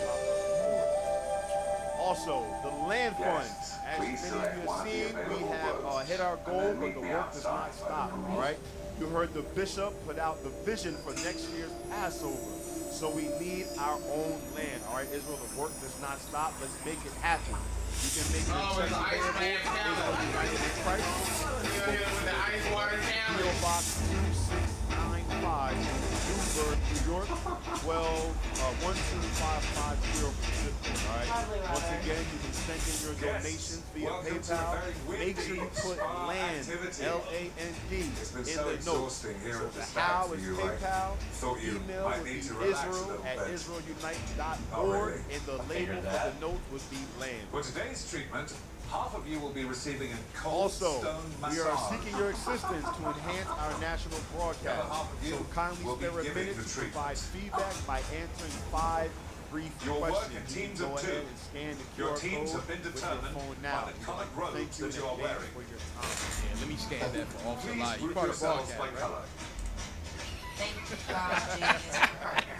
She's the only person I trust as an ally. We have to actually show our face.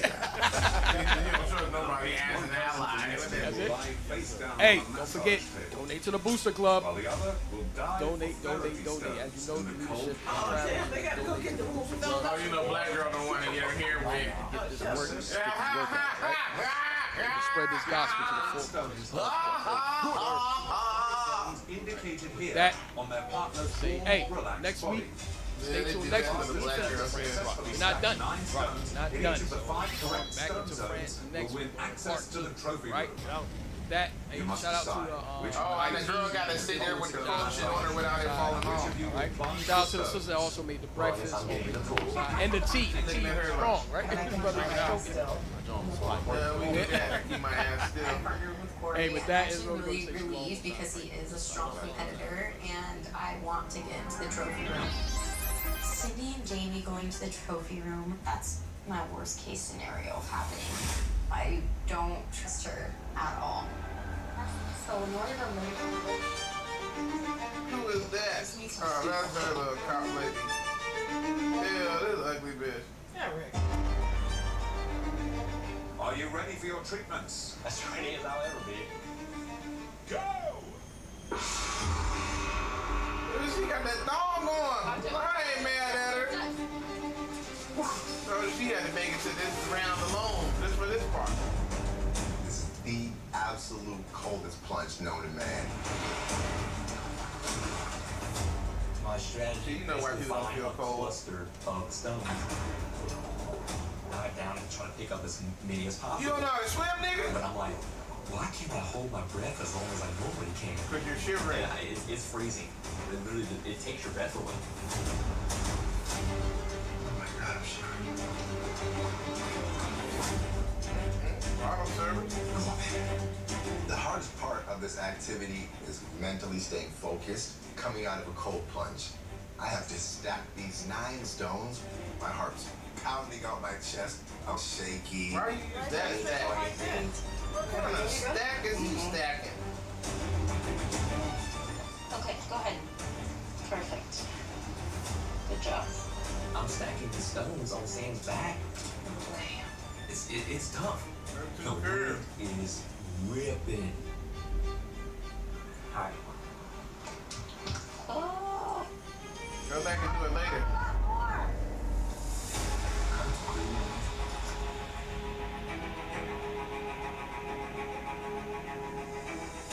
We're going to take shallow breaths. You got to stack them when you come back. You have to find a better place.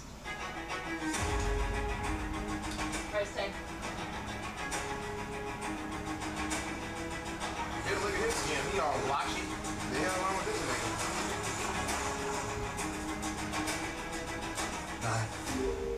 Corey, they're slipping.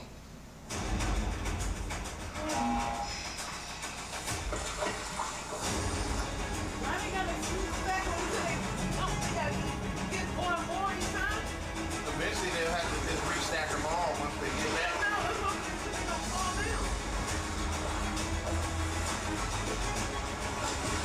Black nigga can't fucking swim. Try to go a little higher when the back isn't that low. It's not that stable there. Shoulder, shoulder, shoulder, okay? There's gotta be a faster way to do this. Yeah, you just bring them all and bring them back. Yeah. And act like you're doing it. This is taking forever, and I just feel so helpless. All I know is that I have to stay as still as possible and keep Corey calm. I'm pretty confident that maybe we could possibly take this home. Sid? Yeah, they're gonna be right. These are slipping. I feel it. Readjust. Moving one on calf are rough. It's so difficult to stay as still as possible. All I'm thinking Shit, is she gonna have the best. She the best template with her flat back ass. Flat back. She the one. Oh, she moved. Oh, she might move. You can't move. Wasn't my finest hour. You're the one that gonna be the closest. Flat back. This is gonna take forever. You just go and let them fall. Go get some more. At this point, I can't afford to move at all. I'm like. Good job, babe. Good job. The level of concentration that I'm squeezing out of myself is astronomical. Man, shut up. All right, you good? You good? So good. Just gotta get this calf number right there. What if I go like this, does it help? No. Now, the panic's setting in. I'm thinking, damn, like, I wonder if I should have been the one to lay on the masseuse table and have the stone stacked on my back, because, you know, I have a wider back, I have more surface area. No, this nigga think he glee. Cara is doing a phenomenal job at staying still. I had a lot of struggles with her calves. I don't know if she was lotioned up or had some sunscreen, but I'm flying through it right now. I look over, Jamie and Sid are moving fast. These are not the two that we want in the trophy room right now. All right, we're almost done. Carl, go get the last weight. Carl, check the shoulders. Fuck the shoulders. Sydney's only one stack away. We are right there. Well, she already got the rock she needs. Sweet. I'm barely breathing. I'm like taking a little bit in the nose. I'm doing just enough to stay alive. So you got it.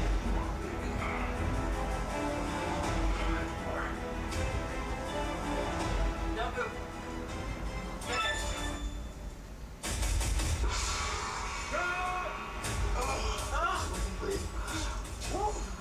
Sydney and Jamie, congratulations. You have won access to the trophy room. Yes.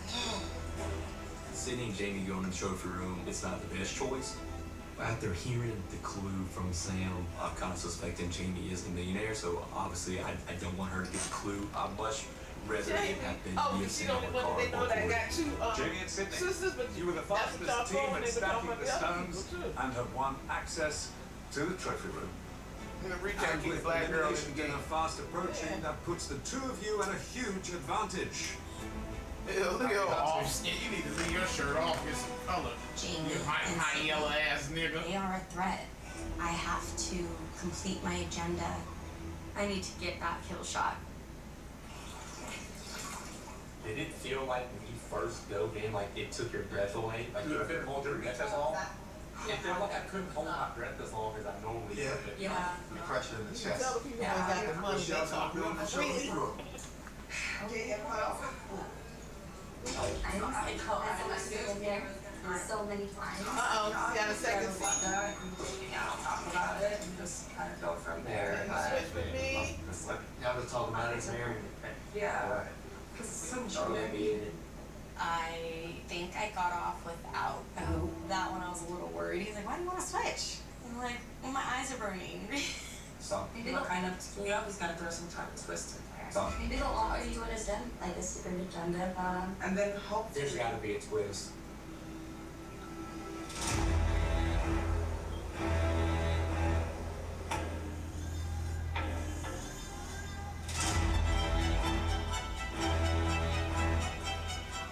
I think at this point it is truly every man for themselves. The only person I feel like I have any type of camaraderie with is Jamie still. And it feels so good knowing that I'm headed into that trophy room with Jamie Now we have a chance to be in control of things.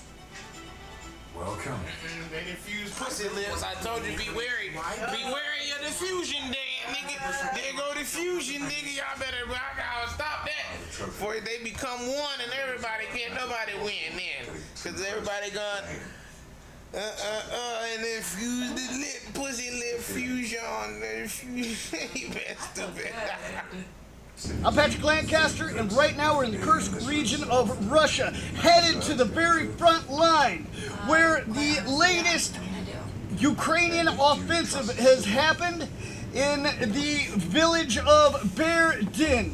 And we are with Russian Akhmat Special Forces, an assault team who's going to be taking us to this village and the military positions on the front line. And it's a very dangerous situation, but it's something we need to show you because you're not getting this information anywhere else. So that's why we're going and charging into the front line and showing you so many different things on the front line here in the Kursk region, where Ukraine made an incursion, taking control of about 1,500 square kilometers months ago, and Russia's pushed them back over 2/3, it's reported. We'll show you what's really happening on the ground. Please like, share, and subscribe. Remember, we're totally independent, crowdfunded journalists. You support our work with the link on the screen or in the description. Also, go and subscribe to my Substack. So now we're going to have a talk to the commander of this assault, or storm group. Можно сказать, где мы едем и что там, и что был? Едем в деревню Бердина, где бои.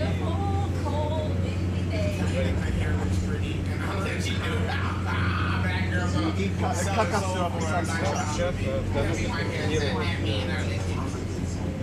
держим оборону, идем наступательные действия дальше противника.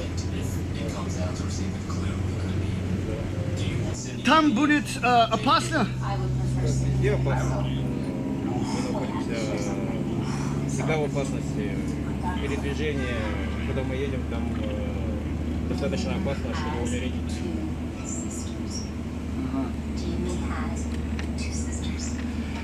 И что это красное там? Это мы делаем атаки, бойцы свой сюжет. Если здесь могут появиться человеки большие вопросы за дальнейшее. И вас как штурмовые группы, да? Да, мы штурмовики. Сразу работаем уже скоро будет 3 года на разных направлениях. И что мы здесь сейчас? Что мы будем делать? Противник пошел в тыл, прорвался. Где умер? Вот непосредственно командир отделения принимал свою позывной его Вара. Сам зов технику, стрелковый бой вел. Уводил единиц Бердина в момент наступления на бои. Потерял себе отличных бойцов, которые все равняются. Здравствуйте. Можно сказать, как этот момент был, когда украинские пытаются? Зашли? Да. Техника ходили, мы встретили. Технику бойцов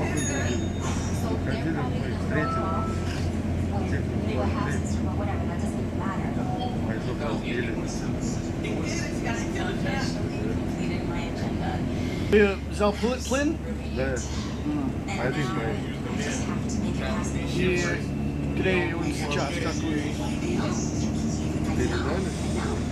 Жит, да?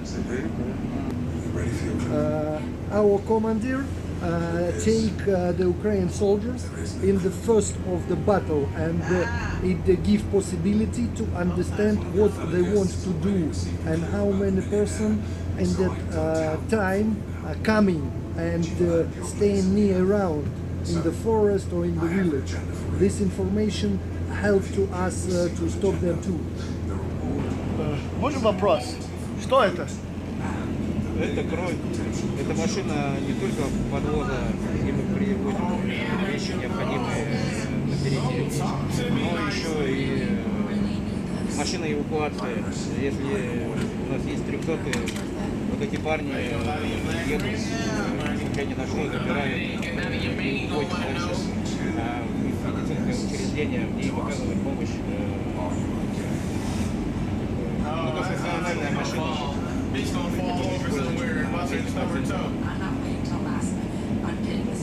Парни рискуют тоже жизнью постоянно, поездки на передок, противник, смотрит птички, мавики, наблюдает, можно тоже умереть при поездке такой. По поводу опасности, как мы едем, мы да, Рэп есть здесь? Рэп есть, но рэп не панацея, потому что противник не стоит на месте, меняет частоты, и можно уже нарваться на мавик там, или на сброс, или камикадзе, которые рэп не помешает. Все. Может быть, выживем, может быть, нет. Мы? Мы, да.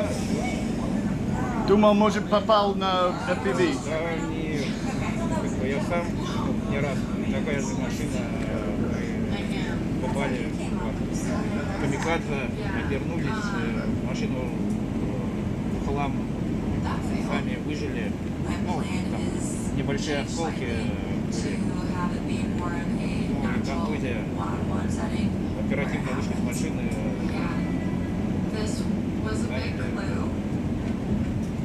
укрытие, уже вызвали другое транспортное средство, чтобы нас отвезти в больницу. Все нормально, все оперативно работает. В зависимости от погоды, более-менее стабилизируется, машина выезжает и собирает шелковые всегда так работает.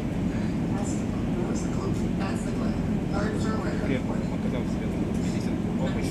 Есть медики, которые там непосредственно работают на передке, стабилизируют раненых. Чтобы он дождался помощи, получался от машины и был эвакуирован более специалистом в больницу. И действительно помощь до самой там осколки или починит его. Дальше он вылечится и опять к нам с новыми силами работать, потому что наша работа самая лучшая. Мне повезло, и звонил не доехали, не выполнили задачу. Это техник, да? Да, техник. Украинский? Да. На дорогу? На дорогу, да, вот мы едем. Может вот прилететь, и мы никуда не приедем больше. Если выживем, будет хорошо. Если нет, будет еще лучше. Мы не знаем, что нового на том свете.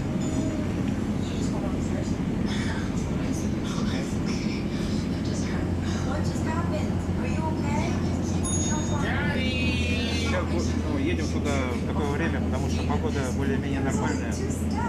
Птичек обледенение происходит в воздухе, и они не могут летать на большие расстояния. И как бы, значит, погода теплая, можно ехать, выполнять задачу. You speak English? Yes. Why is that? Why I'm speaking English? Yes. Because many years ago I studied in Farley Dickinson University, New Jersey. New Jersey? New Jersey, Farley Dickinson University. It was 25 years ago. Uh-huh. And how does that happen? How'd you end up there? My family sent me to study, but I studied only 1 year and come back. And how long have you been in Akbat Battalion? 2 months. I was born here. I'm staying now in my land. The enemy fighters come to Russia, to my native place, where I am living, where my 4 children live in my family. From grandmothers and fathers, I am living here, and I came to stay near. Because of that, I got decision to be inside and to help to fight against the Ukraine forces. Now I'm a deputy of region parliament, and here in Kursk region, yes. And the other way, I have to show to people that need to do it, that we have to be together, and not important who are you, the simple person or a deputy or maybe the chief of the region. You have to do it for safety of our country and our region. And I come here by my heart. And what's your name? Max. Maybe family? Max Vasilyev. Well, nice to meet you. I guess as we go, we can talk more. Yeah, okay.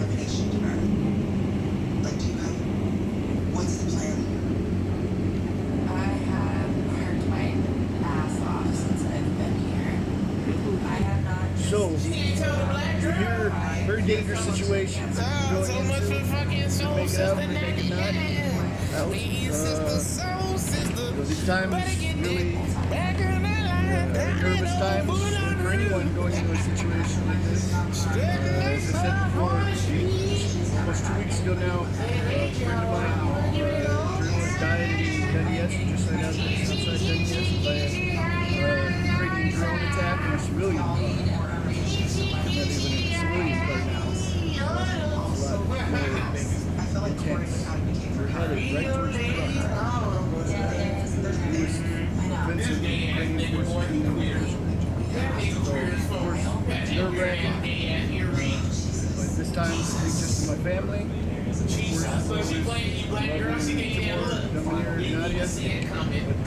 If I'm not here, who will be here? The last time I was here months ago, there's no independent English reports made. That's why I've got to be here, doing what I can to show the world a little piece of the pie that they're not seeing from the Western mainstream media. The narrative from that side doesn't want you to see. I want you to see everything. That's why I'm here showing you what they won't show you. I don't have all the answers. I don't have all the information. No one does. If they tell you they do, they're lying. Get as much information from as many sources as possible. Like that, your brains are your conductors. You gotta conduct your shit. That's why this made me a new little antenna, so I can conduct it. In the middle of the village where was the last battle, where the Ukrainian forces tried to counter-attack us. It was exactly near here. Now our forces is coming here and saving position because our enemy don't leave the idea to come back here back. They want to do it again. And we are preparing for them. How far away are they now? Between 1 and 2 kilometers. So pretty close. Pretty close, yes. So we have our forces is more close than we are staying now. It's the point they are looking around and waiting. If they begin to move again, we come to the line and we'll give to them the fight again. Что сейчас? Сейчас просто растянется, чтобы не было скопления людей. Вы с кем-нибудь будете ходить и брать ему интервью, потом будем меняться. Просто так большая цель. Много народу. А так кто-то изготовит.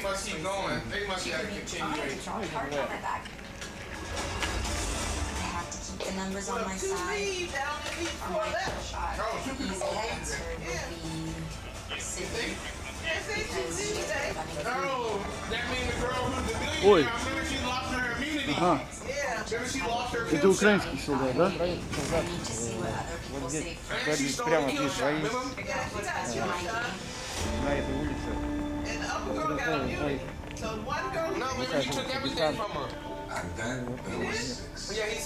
Они был пытаться берут эту территорию, да? Да, да, они хотели захватить эту деревню. Ничего не получилось, потому что работал спецназ охват, союзники. Ну и мы всех победили.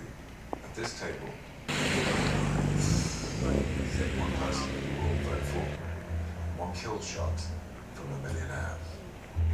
But of course, you found the millionaire and you vote them out. Then the innocent people at this table will live to fight. Когда он умрет? I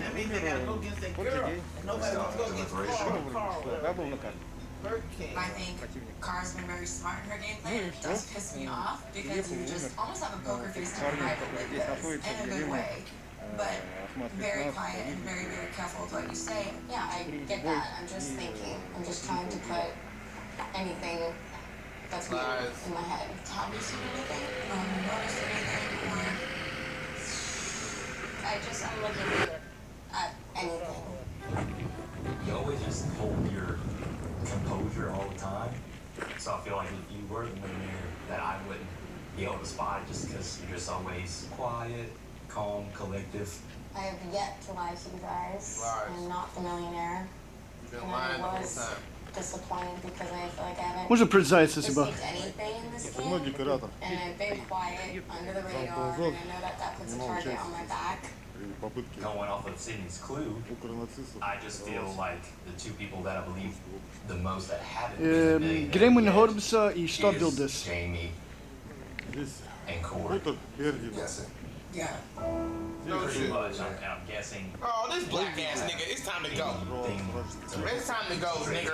I said the same thing right back. Oh, shut up. Yeah, you can. I didn't even believe me. I would love to hear more. If there's another clue we haven't gotten, so that's what I would like to get to. There's 6 people here. Somebody И got что a был clue. результат? Like if somebody could give that up, Что был that'd be результат? phenomenal. Да. Black bitch. Does anybody want to share a clue? I don't have Please share a clue. He's making up something. We got a clue. I have a clue. И сейчас как обстановка? And I'm deathly afraid to share it because the millionaire has a kill shot. PVV Share улетает? the clue and we can put our heads together right now and figure it out because we have an opportunity to miss a kill shot right now. I'll share Oh, this it. black bitch nervous. Black bitch nervous. Black bitch getting nervous. Black bitch getting Let nervous. me tell you what I read. The clue said the millionaire has 2 sisters. Украинский. Ask me about my son, one brother. I have one sister. One sister and 2 brothers. Да сколько украинский был погибших? Да. Ну, много? Both they got 2 sisters. Both of the black people got 2 sisters. But the other guy was blind. So hard. Can we decide and look at the paper? I think we gotta say a name. I mean, I think it. Yeah, okay. Если мы видим FPV, что должен сделать? Да, что мы будем сделать? Стреляет, да? Ага, и что я должен сделать? Укрытие под деревом. I would probably vote for Jamie. Идти максимально в это безопасное место и под укрытие. Желательно там под дерево. Ты думал, будет видеть?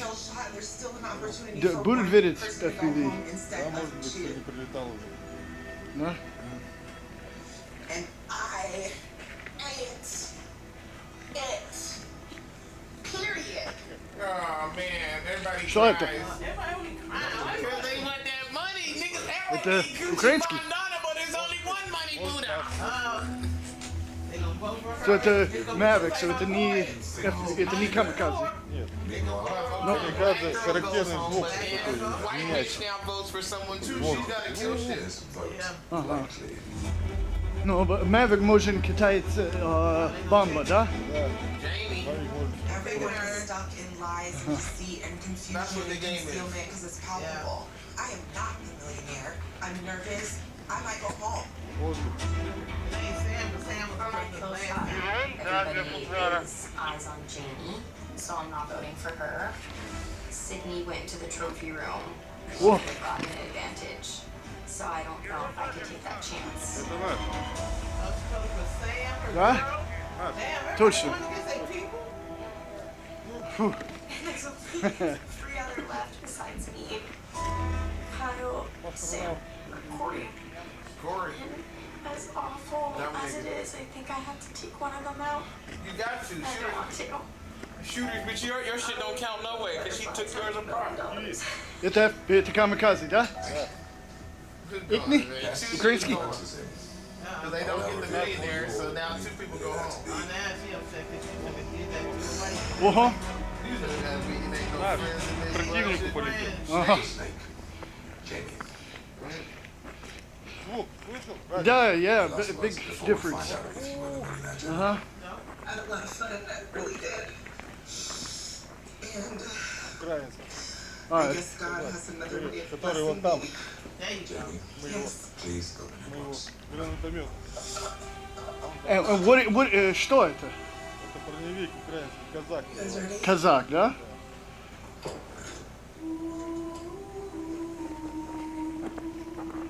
Тут он и сгорел. It's empty. 2 дня горел. Ага. То, что там было, все сгорело. Можно смотрим? Да. Тут меня нету? Безопасно. To take out with their kill shots. Black nigga.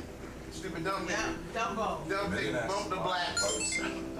Double black women. Kill shot on Corey.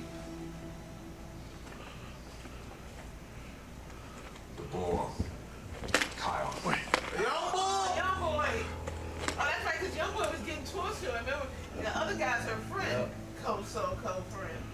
As much as it hurts to leave here and then not win $1 million, I miss my mom's cooking. So, you know, at least I got something to look forward to. Kyle, nigga, you been eating 5-star all month, nigga. He ain't fuck your mom's cooking. Jamie, Kyle. That's all you had to say, nigga. You better go home back to your mammy. Oh, man, that's all we gotta make this work so goddamn man. You sound pathetic. I guess a part of me knew this road was coming to an end, even though the biggest part of me thought I'd be there until the end. I really don't have the capacity. You know how you know black people are. Too much negativity.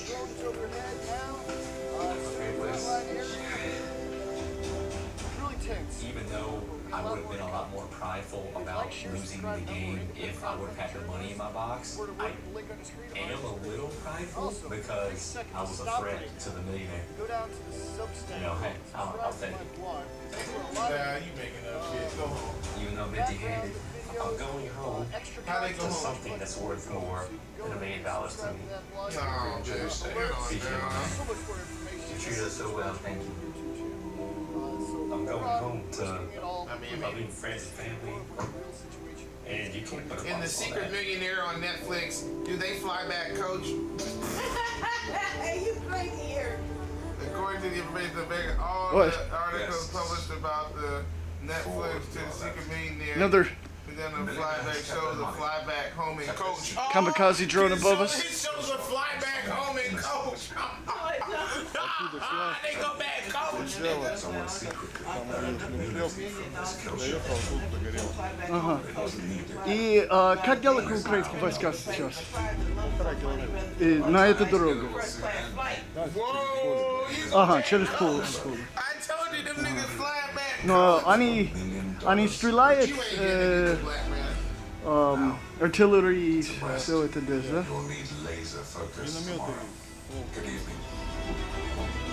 Примерно какое время?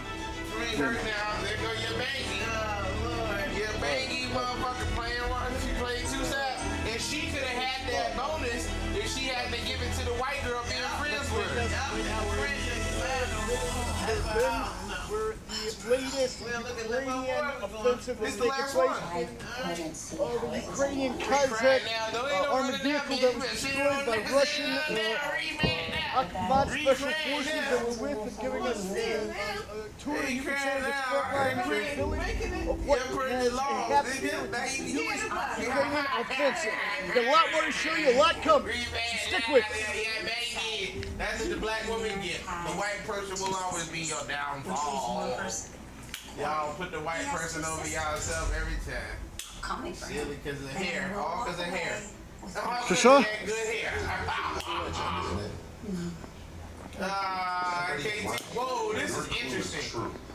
She should have kept that black girl. Fucking get a two-man truck. That means Top Girl and Wendy's probably winning. About the clue. My strategy moving forward is simply. Они стреляют на дом. All he need to go ahead and buttercup up the pretty girl. She got a little jungle fever in her anyway. And somebody is the millionaire. Somebody is lying about the siblings that they have. Что, они специальные...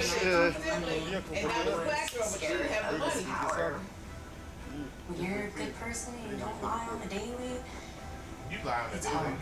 You know you lie on the daily. It's $1 million, Carter. Suck it up. Like, you can do this. And that's what I just have to remember. It's right there. It's not right there. And that's what I'm fighting for. That's the game I'm playing.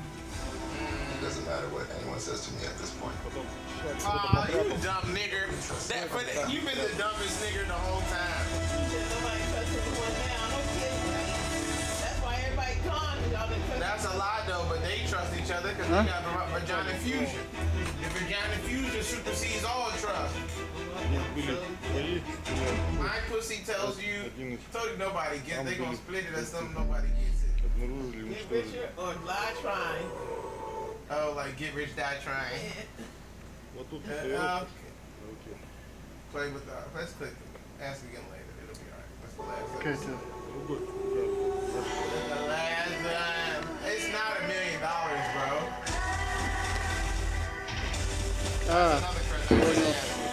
Final four. I'm here. I love it. But this is the part now that gets tricky. This is the part. In The Secret Millionaire on Netflix, how much money is in each stack of money? And at this point in the game, I think Sam's the millionaire. Oh, it's 100 racks. Lied about. It is 100 racks, Reed. The millionaire has two sisters. It says each stack of money contains 100,000 and the total prize is 1 million. The stacks are arranged so that one player wins the entire amount. I'm so close to something. That look like 10,000. Because when the rappers put a big wad of money next to their head, that ain't $1 million. That'd be like a couple $100,000. It's like a couple $100,000 at bottom. They may get a bid. You may not say they're not going to win. You just say money they have that block. The only thing that I am sure because then if it was 100,000, it would only be 10 stacks. And it looks like it's stacked 3 stacks high and 6 a stack. That still would be too many stacks. Unfortunately, I do not have a single ally in this game anymore. There's no soul here that I can trust. Yeah, because you sent her away, you idiot. Nah, Reed, ain't nobody thinking about you. And she thinking it's a brighter day. I just don't want her to win. I almost want the cop. Come on, pretty girl. Pretty girl. At the end of the day, there's one winner. Stupid nigger might fucking stupid his ass right on through. To the victor goes the spoils. Man, they play that white girl music now. I'm a white girl. Это... Really helping me right now. I need to win that money. That $1 million could help so many people in my life. Oh, bitch, you ain't got that much money, but you'll see. You'll learn the hard way. That money don't go around that far. That thing go around 2 times, and then you gonna be like, damn, I can't keep giving y'all all my money. Next thing you know, you at 800,000. Now you at 600,000. Now you at 500,000, and you gotta pay taxes. They don't tell you that part. That's that. Yeah, you gotta pay taxes. Ой, еще один. Я не верю. In The Secret Millionaire on Netflix, do the contestants pay taxes? Millionaire number 4. Yes, and the next break show in the million Get the linen. contains the winning prize will likely require to pay taxes on the winnings. That's common. So they gonna make, so you don't even get $1 million. You get 700,000. Come on, and then you talking about you gonna save your family, boy? That's not enough. 700,000. We don't know it's 700,000. See, they not smart like Mike Buddha. Yes, Гражданский здесь сейчас. Нет. Целый поселок, да? And they snuck past you. Well, 3 of you. Look around this table. Someone has played a very good game. And this is the final chance. The final chance to catch them. And take that money for yourself. And soon we will have our most high stakes guest activity yet. Frankly, it's shocking. Of military equipment But there is a on both twist. sides. But that was said that part of the reason Ukraine There will be tried to no make this trophy newest room after this activity. offensive But was there is because a the ground was massive frozen and consequence they for thought it losing. would lead One to person from their the victory losing in the team battle. will be going home. Apparently not. Voted on by the winning team. Black guy. Oh my god. I mean, we're probably gonna go home at some point, right? I don't plan on losing. That's the spirit. And once one of you goes home, the remaining 3 players will fight for the $1 million in a final devilish game. Told you, devil. Didn't he tell you the whole time? I've been telling you. This shit is Satan. This is how the devil plays it. This is how he does for fun. He's bored all day, so he plays around with people. In fact, the entire notion of the game, the board game, the card game, all kind of word we use the word game has always been Satan. Если мы 1,5 километра от украинской, что это было? Можно быть подпиской переварить. All they trying to do, she trying to fuse her vagina with somebody. I have 2 suspicions. Oh, there it is. Get the drone? No, I would tell you flat out in all honesty. It's not me. I don't think it's you. It's The not Mavic? me. It is Oh. you. It is you. You've been on to play the game right then. I don't Nobody else trust that get Sam off. doesn't have it, and I don't know She if lied I'm in a telling the second. truth about everything. About the sisters. Yeah. So how do we figure that out? Oh, I told you, black guy. He likes you a lot more than he likes me. He does not like me. See the drone right overhead. He's not my biggest fan. Told you he need to make her his fan. Didn't I tell you the outline? Yeah, you did tell me. Did Ukraine ever control this territory? Yes, it was a territory under Ukraine forces when they came and then was Vagina fusion, I call this from the jump. Damn, my pussy and your pussy. If my pussy doesn't fight at your pussy won't fight my pussy. She has gone into And then we can be Corey together. and Sam. And I don't buy a that. couple days ago they I tried feel to like counterattack she's and definitely on to me. territory gave. I just think it'd be smart now to send her home. Drone. I'm puzzled. Damn, this top lady, fucking whatchamacallit? Everybody is telling the truth at this point. There's 4 of us, right? So it's like. Yes. No, she playing you too, black guy. Nobody cares. You're the last nigger. And it's Tom like, should tell some. Tom hasn't want to That's stuff a- to anybody. only person that I trust. Kamikaze drone flying overhead. What? You stupid nigger. No, maybe they just didn't see us, or maybe it's not Ukraine. Oh, Russian forces are shooting at it now, so that probably means it is Ukrainian kamikaze drone, not 100 meters away from us it was. She a pig at this point. And I'm trying to formulate how do we gotta use physicality.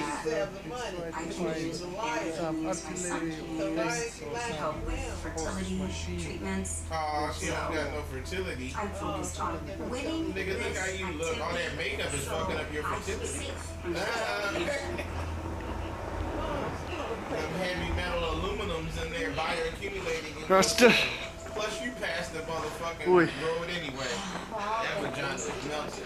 We had a really, really great time. I just kept thinking, just don't want to go first. Yeah. Because that'd be so embarrassing. We're not going You know what? We're not going first. R.I.P. Harry. R.I.P. Harry.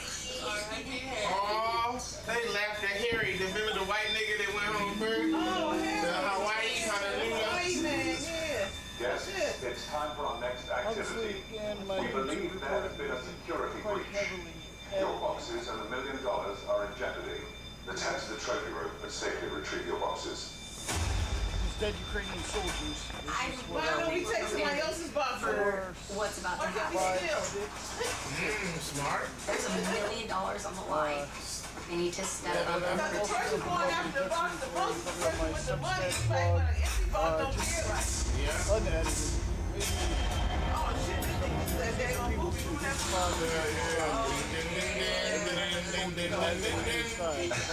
Someone's son, someone's father. So maybe Today's activity. might give some peace to Here's some how of the this is family. going to go down. Working in somewhere teams of to two, know one of you will traverse the laser grid wearing special glasses that block the lasers, So that's why I protecting might your put it eyes. up where I'm going The to only put it up problem unedited. is you won't be able to see the lasers at all. Respect to the family, because Your everyone partner, has a family. who can see, will guide you on a safe path. avoiding So we've the seen what 6 bodies of dead Ukrainian soldiers already.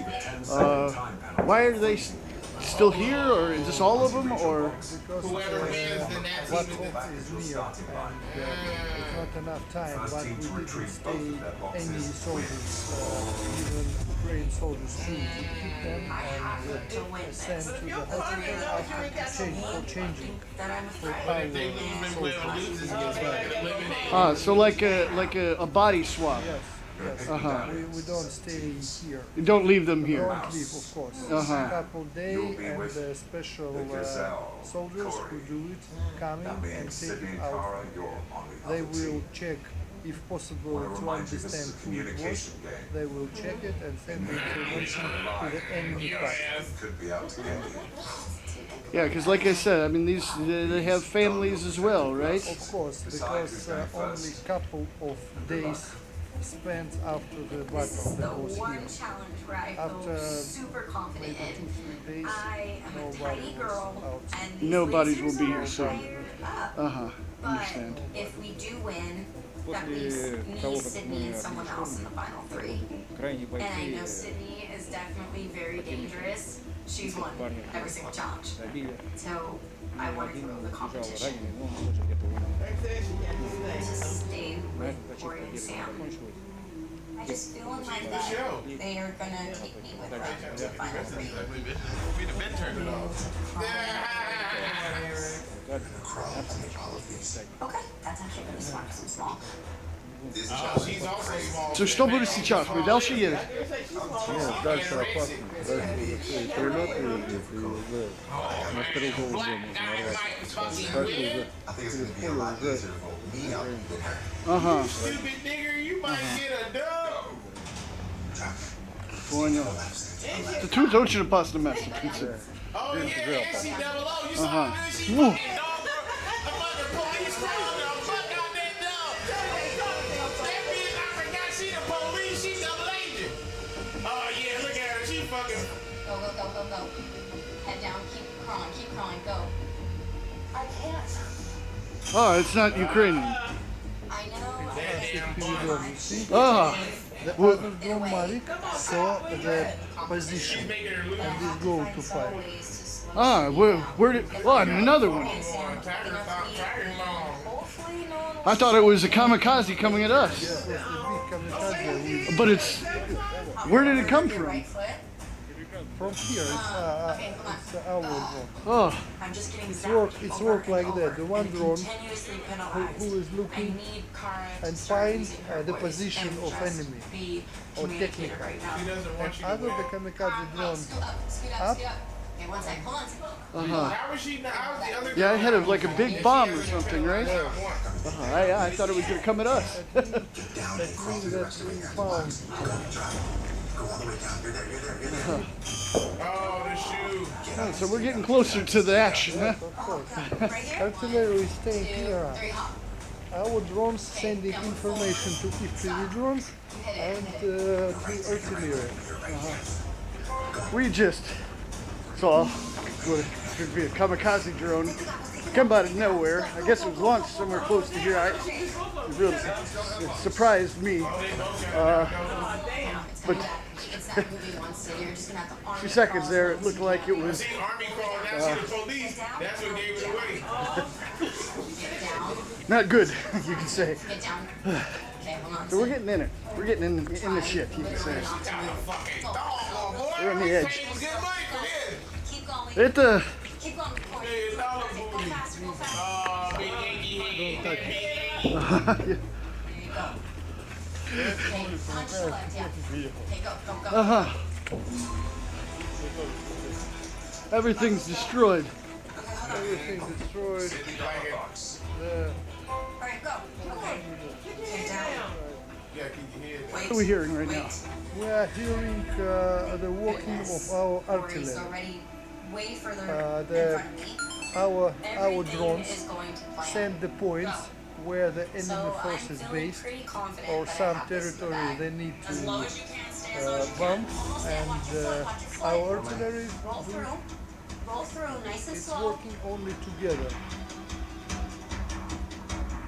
Okay, good. Keep going. Okay, go. Keep going. Okay, shimmy across, nice and slow. Perfect. Another drone Okay. overhead. You're gonna have to go to the left. To the left. Is this the left? Yeah, but Corey, move. Whoa, there it is. This is definitely really, really hard. Scrooge now. Tell me the roll. I do the roll. I do the boogie leg. All of a sudden on my back. He's like left, left, left. I'm going this way. I'm going backwards. My head's going towards the wall. It's a complete mess right now. I can't get up. No, your head. Your whole body has to go to the left to clear that laser. Keep going. What? Stop, stop, stop. Okay, go to your right. You gotta be right above you. Now they Stay neck above. and neck. They about to lose. Okay, keep going through. Shimmy through. Shimmy through. Come on, baby, we're right there. Car, go a little bit quicker. A little bit quicker. Just stay low. Что ты будешь делать сейчас? Открывать огонь с автоматического гранатомета. На украинской позиции. Да? И это АГС. АГС, да. Corey's taking forever. Будем ебашить, Go, да. go, go. I'm almost at the finish line. Watch your heels, careful of your heels. Go, go, go. I did not let Sydney and I It's a setup. hello. Put your head down. Это далеко, да? Давай, Да, ближе. 1500 метров. 1500. Как далеко стреляет? 2123 метра. Corey starts moving. Тебя отодвинь. Car, stay low and go. Oh, when they win, that means you don't have to get the block. I need you to stay low. Nice and slow. She's setting it up so that the pretty girl is now down bad. Oh, she want the pretty girl to go. Go over. Yes. Stop. Go, go, go, go, go. That's what Keep you're your heels trying low. to Keep your heels low. make Keep your get heels rid low. of Orange. I mean, Come on, babe. You're right there. Keep your heels low. How do you mess Сейчас up? был нанесен удар по укрепрайону противника на расстоянии почти в 2 километра. Ему будет еще стрелять, или что будет сейчас? Как процесс? Сейчас нас координируют с беспилотника, если надо будет, отработаем еще. Вы думал, будет Эдвард? Что? Эдвард будет? Не понял. Украина будет стрелять тут или нет? Ну да, конечно, буду давать ответку в любом случае. Что будет сейчас? Что мы будем делать? Сейчас надо в укрытие. Ага. Входим в укрытие, сейчас может прилететь ответ. Ага, все. Because he's not going to vote for her because remember he's friends with her. So he's going to vote for Sydney and Sydney's going to, you know what I mean? That was, oh, God.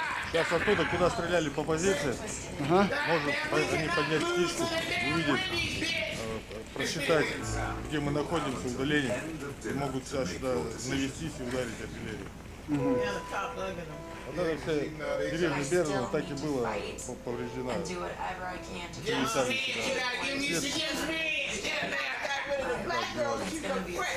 Oh, God, damn, read that. В принципе, ничего, да? Это все. А это еще дым там, да? Да, еще огонь. Что? Там русская поречье, черкасская поречье. Это что? Русская черкасская поречье. Поселок. Это... Враг, где русская поречье уже наша, сейчас черкасская. Ага. Сейчас все бои основные там. Ага. try not to get too emotional. Try to just sit there. Actually terrified. I'm saying how close it got. Sabotage. Like, how does it work? Это украинский. You gotta try to Когда get это the был? layer out if it's one of us two, or if it's not, then it doesn't matter. Тут и артиллерия работала, и они There it is. She knew that. Didn't I call it? They bonded. Told you, and now they gonna burn. She burned you. He's not on the chopping block. It's me or Cara. И когда они будут пытаться еще? To be honest with me. Когда они будут пытаться еще, видимо. You know she choosing you.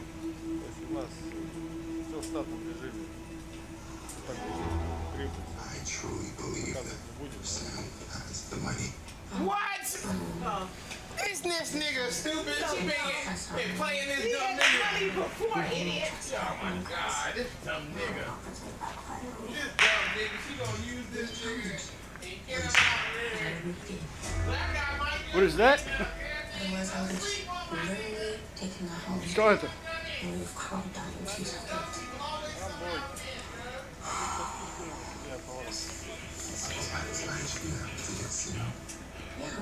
Hello. Hello. Can you please introduce yourself? My name is Max. I'm Something's not from adding up here. right now. I was born in Kursk. Carl's got I'm here a from being deputy quiet. of regional We're parliament. in this 2 game months. of I'm deceit. a soldier of Maybe she's a Special good Force Afghan. bluffer. She's And dangerous. can you tell us where we are and what's happened here? Now we're staying in Hutarberdi. It's like a village where was a counterattack of Ukrainian forces a couple days ago. And you see the Ukrainian technical Kazakh, it was burned like all technique that comes from this territory. The special force of MAT together with military, with the power of military defense, Minister of Defense, it's they organized defense of this territory and stopped the enemy forces. It was not easy because the enemy used drones, different kind of machines and a lot of units. But because of clever position of our commanders, She's not your girl. She got a husband. There's only one single girl who you can get some pussy out of that enemy. It's pretty girl. You saw the little pretty girl to the side. we stopped, I don't vote for you. You know who team you on when that man. She be like, shit, if you vote for me, we get married. from this place and they wanted to come inside the Kursk You better get a wife out there. Shit, get the money and a wife. Nigga, I'm all about getting everything. It was a very important fight, very important battle, and we stopped them on the way. Two employees need to go back to work. No more And it seems there's many Ukrainian soldiers still lying on the ground here, dead. Here is hundreds soldiers. We saw today a couple of them because the Russians don't steal out any soldiers. They don't leave out. Yes, not leave out. Even foreign soldiers. We keep them and send everybody teary-eyed, everybody nervous, everybody get teary-eyed. And so you're a deputy. Why are you a soldier also? I am a deputy from our region parliament. I am a deputy more than 20 years. Wow. Yes, and I have a family, 4 children. And my position to be with people, near people, because the enemy come on my leg. I was born here, my family was born here and living here now. My family didn't leave Kursk. They are living in Kursk, and I'm here like a simple soldier. I'm not the commander. My deputy position in civil life is not giving me nothing here. My level now is soldier, and I think that Ahmad is not only special force or some military group. It's like a family. We have very good, clever commanders. They teach us how to survive, how to get the fighting, and we feel safely. We can to put shoulder to each other and to help. And it's very good, and it's very important for soldiers to feel that it's like a family, like a brother. And commanders like a father. I am one of the oldest soldiers in Ahmad. Because we have very many young guys, and by myself I take care about them like older brother. How old are you? I am 46. No, she trying to win you all over with the waterworks. For war, like the Asian girl did. If I it's cry, many. then it means just like how women do in the real world. I cry. And today we saw many drones and also some fighting action. Yeah, yes, because today the war is different than it was before. The drones, it's very, its main power, I think, because we have very good drones driver. Every night they catch and drone till 3 to look how her eyes look. She got devil in her eyes. Position She need that money. She got the devil in her eyes. See what she can get. What do you think the people in the United States or Europe need to know about what's happening here that they maybe don't know? You know, the simple people in America have to know that we are friends. We are friends from different views or from the newspaper. Some powers try to say about us that we are wild, we want blood, we want to take some land. It's not true. We want to save our identification. We want to save our land, not more. If they send this damn fucking Whitney bitch home, this show might be the greatest thing in daytime, Amy. Right, our country like come on, black guy. Come on, don't do it. Don't you pull the pretty girl. Don't send her. It's not help. It's not help to Ukraine. It's give to Zelensky possibility to send more and more soldiers to our territory. And you saw today what happened.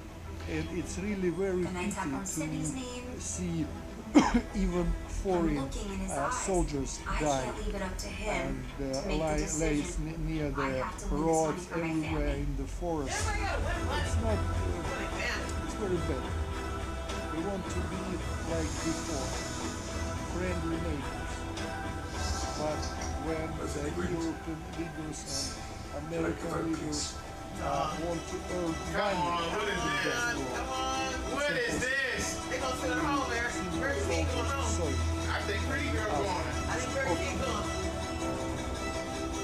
You think so? And why do you speak English? How did that come to pass? Many years ago, 25 years ago, I started in University. I know what is America, how people are living there, and I know that we are not enemy each other. We have to be together to build a very beautiful future for the world and for each other. And soon Donald Trump is going to become president again of the United States.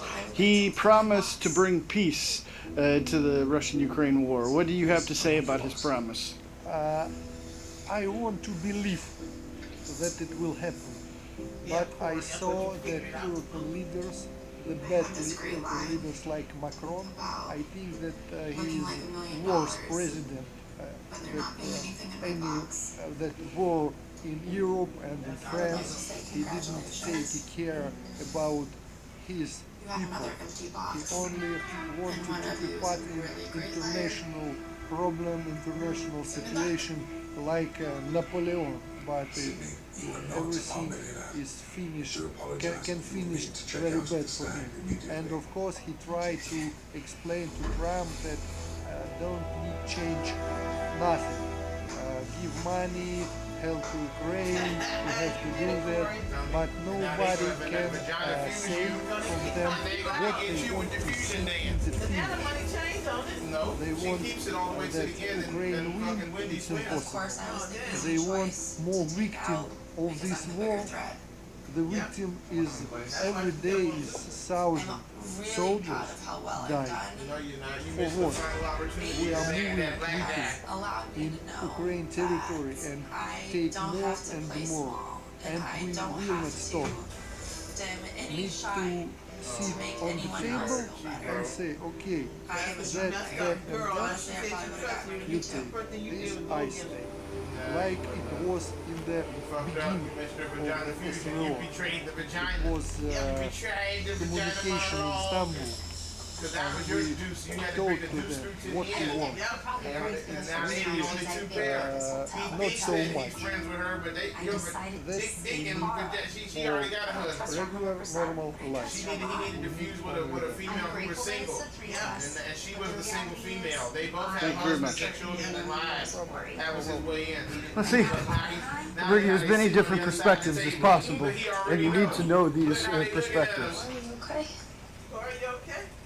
Что сейчас будет? Да. Будем добиваться мира через войну. Быть добром. Что, мы уезжаем, да? Ага. Вы здесь. Ага. Я на позиции. Все, спасибо. Покажи мне, что есть. Now we are going to our position for tomorrow to begin again.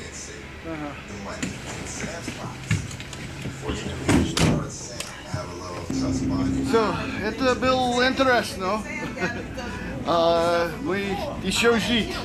Как обстановка? Все хорошо? Будем жить вечно. Это девиз нашего подразделения. Ага. So, сейчас мы едем обратно, да? Да, получается. Надеюсь, вам очень сильно понравилось. Приезжайте к нам еще. Спасибо, Buddha. Alright, so showing you everything here about the newest Ukrainian offensive that I could here with Russian Akhmat Special Forces. As I always say, we get as many perspectives as possible, see as much information from as many sources as possible. And give my opinions and to show you the people I meet and the facts I see. Just everything in front of my eyes. And you need to bring in information from all different locations and educate yourself. Don't just be led like sheep. So please stop right down my Substack link and subscribe to Substack. There's so much more information there. A lot of shorter videos and longer videos and text, deep dive text articles. It's also totally independent, crowd-funded journalists. Support my work with the link on the screen. Like, share, subscribe, comment below what else you want to do. Especially if she's This nigga's a child. You're a child. Zero protection in this game right now. You ain't had no protection no way. That's the only person I can trust in this house right now. You can't trust nobody, nigga. You dumbass nigga. You going home just for that shit, stupid nigga. Time to cut your hair. Guests, the final chapter in this game of predator and prey is nearly upon us. From here on out, it's every player for themselves. Lies. Now, I want to look sharp for the end game. So before you are 5 needles I need threaded for my newest suit to be tailored. You'll simply need to thread these 5 needles. Oh, the eyes are invisible. The goal of this activity is to finish in the shortest amount of time. But be warned, whoever finishes in 3rd place will have a huge disadvantage in the final end game. And now, the millionaire as I gets an said at advantage. dinner, since you did not eliminate the millionaire, they all begin with 1 thread already through a needle. Kara, you will go first. Corey and Sam, would you please leave the room so that Kara can complete her 5 threads? She don't have 5 threads. She has 4 threads. You just lied to you. Yeah. Why would they pick her first and she's smirking and shit? Before we begin, Kara, how are you feeling? feel good. I don't feel. I'm a woman. Working at In-N-Out. I have to fold cheese perfectly. I have to be very delicate when I cook. All right, well, that could be $1 million skill. I know. So, as the millionaire, I've given you a one-thread head start. Appreciate it. Part of me feels very worried. If I complete this challenge too fast, I feel like it could be very, very suspicious. There's so much going on in my head. I have to be really strategic to not be obvious that I have an advantage. I'm going to say go, start the stopwatch, and I won't stop until the 5th needle is threaded and back in the pincushion. Are you ready? I'm ready. 3, 2, 1, go.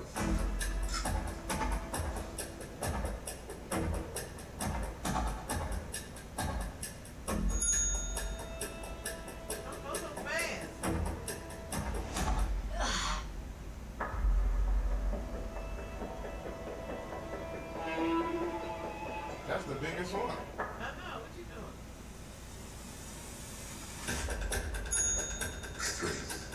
The pressure feels on.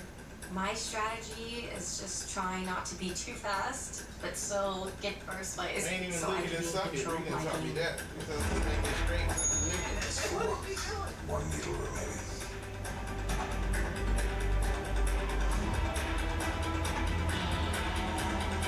Now she Finished. Well done. 1 minute, 21 seconds. Don't judge a girl that flips burgers. Can you please get Sam? She trying to get out of here for flipping, man. I swear she get out of that Wendy's job. That would be tight. Meet again. How you feeling? Obviously nervous, but I have some before. Oh, good. I think slow and steady. Slow and steady. Okay. Well, you know, it's the fastest one. Yes, but slow is smooth and smooth is fast. All right. Your fate lies in those 5 needles in front of you. Are you ready? I'm ready. 3, 2, 1, go. That's 1. I have no time to waste, especially if someone has the advantage, but I also feel really confident. I'm ready for it. That's 2. Yeah, see, that was the biggest one, so how come she messed it up? She had that weird. It's 4. Oh, Peter. Drop it. 3.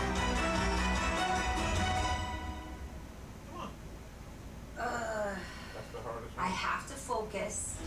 I have 1 shot, so I can get an opportunity to get this money, and that's it. You didn't lick it. Ah. Oh, she lost it. Nice, you licked it. It's a really crappy feeling to get all thrown out of whack. That's what's happening. You got it. Oh. Oh. And I'm just going, come on, come on. I forgot what the technique with the small one. There's a little technique or something. She just hoped that the guy ain't never sold a needle before and he gonna flip out because of that. But it took her 3 minutes to do it, and that 3 was minutes, just 1 12 minute. seconds. If you could send Corey through, please. Thank you. Ooh. Well, that was a doozy. I tried as hard as I could, but I hope it's fast. Come on, black guy. Do it for the men. Use your manpower. Corey, The power of the penis compels you. simple task with great consequence before you. How do you think you're going to do? Well, I've never threaded before. I What? Pretty bad eyesight. Oh, it's a game over then. My mama taught me how to do that. Where your mama at? To me, it's probably the hardest challenge yet. There's no There's no doubt about it. I'm gonna get Plus, women got smaller shaky, fingers and shit. and I'm pretty sure these ladies. You've never had to hem a garment? Nigga, it's time to go home and go hem some shit because you gonna be working. You going back to your day job. 2, 1, go. He lying. Was he lying? Sad to see.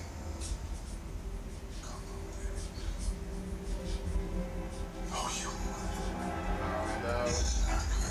I got the first one through, and it somehow came back out. At this point, I'm thinking it's over. But you're a man. Use your manpower. Pull it. It's the first needle. Now needle down.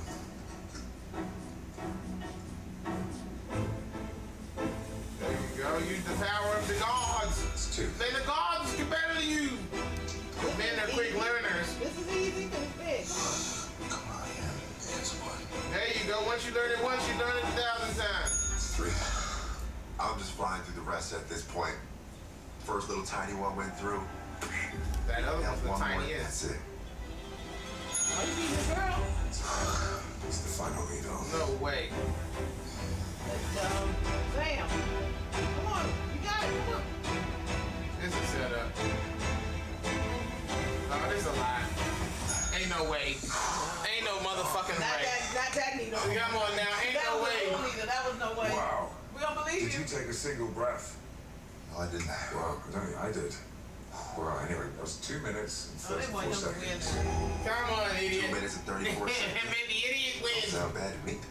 I'm just praying this The time. fool, that's the fool card on the tarot. He's the fool card. Plus, they all are different fucking, which one call it, the tarot. And the fool is always the one that wins on them damn tarot. Corey, Cara, Sam, we're nearly to the end of our millionaire's journey. You are this close to the million. But first, no, it's gonna be a race around the fucking compound for the final thing, and she gets a head start. Oh no, she already got the head start. Cara, you placed first with a time of 1 minute and 21 seconds. And now it's gonna be obvious. Cara got these needles pinned down fast. The millionaire had an advantage. That's suspicious to me. Now she knows. Yep, everybody knows you. I'm proud of myself. You should be. The guest in second place is Corey. 2 minutes and 34 seconds. Well done. There's Sam. 3 minutes, 12 seconds. It's unfortunate there at the end. There's still time. Yeah, there is. Well, guests, this is it. Now you know. The final game is a game of wits. Now you know. And deception. The fool is no longer foolish. Now what shall you do? She said, he's looking at him now, he feels betrayed. He had that betrayed look. Bitch, you just sitting in my room, kneeling down in front of me, bitch. I don't know what's about to happen in this game, but there's a 1 in 3 chance. Oh, this nigga might be not stupid at all. Oh, this nigga say, I'm in fact the sharpest. Somebody's been playing a hell of a game. I'm close. Yes. Absolutely nothing I'm not doing right now. Look how she's staying behind him so he can't make eye contact. I feel like the underdog, but I didn't leave my 2-year-old son to be here for nothing. I'm a fighter and I'm not How gonna you got a 2-year-old son from a fertility? You better raise that baby. 5-0, but that bitch run a 4-4. But that bitch the police. That bitch run a 4-4 out there, bitch. I hope it ain't a race. I think it's a race around the compound. I just have to be aware because I know down and back, up and around, back down. Themselves, and I don't know what's gonna play out. No, they gotta do something I know deep down in my heart I deserve this. Nah, bitch, you don't deserve a damn thing, bitch. This is life. That's why I don't like you. I don't like a nigga think they deserve a damn thing. You better cry and come up with a solution. You better come up with a solution. But you're going back to the Wendy's. Guests. Come on, black man. I want black power, nigga. Multiple Determine Make me proud, idiot. with $1 million. The first and second place players, Kara and Corey, will take turns swapping the contents of a single box in private. You both must make a move, even if you do not move the contents of your box. We'll go in stages. That's when you're gonna take somebody else's box. You can swap your box with Sam or Kara, or even Kara's box with Sam's. Yeah. I see whoever gets the box is now the whoever opens the box. Not knowing which boxes Corey has swapped. Sam, as our third place player, you will not get to move any boxes, but you still have a chance to influence what Corey and Kara do. Your words are your power in this game.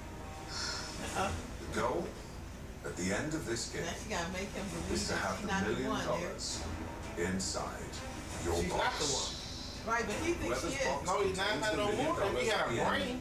That's fun and dimwit. There's only one person that beat them.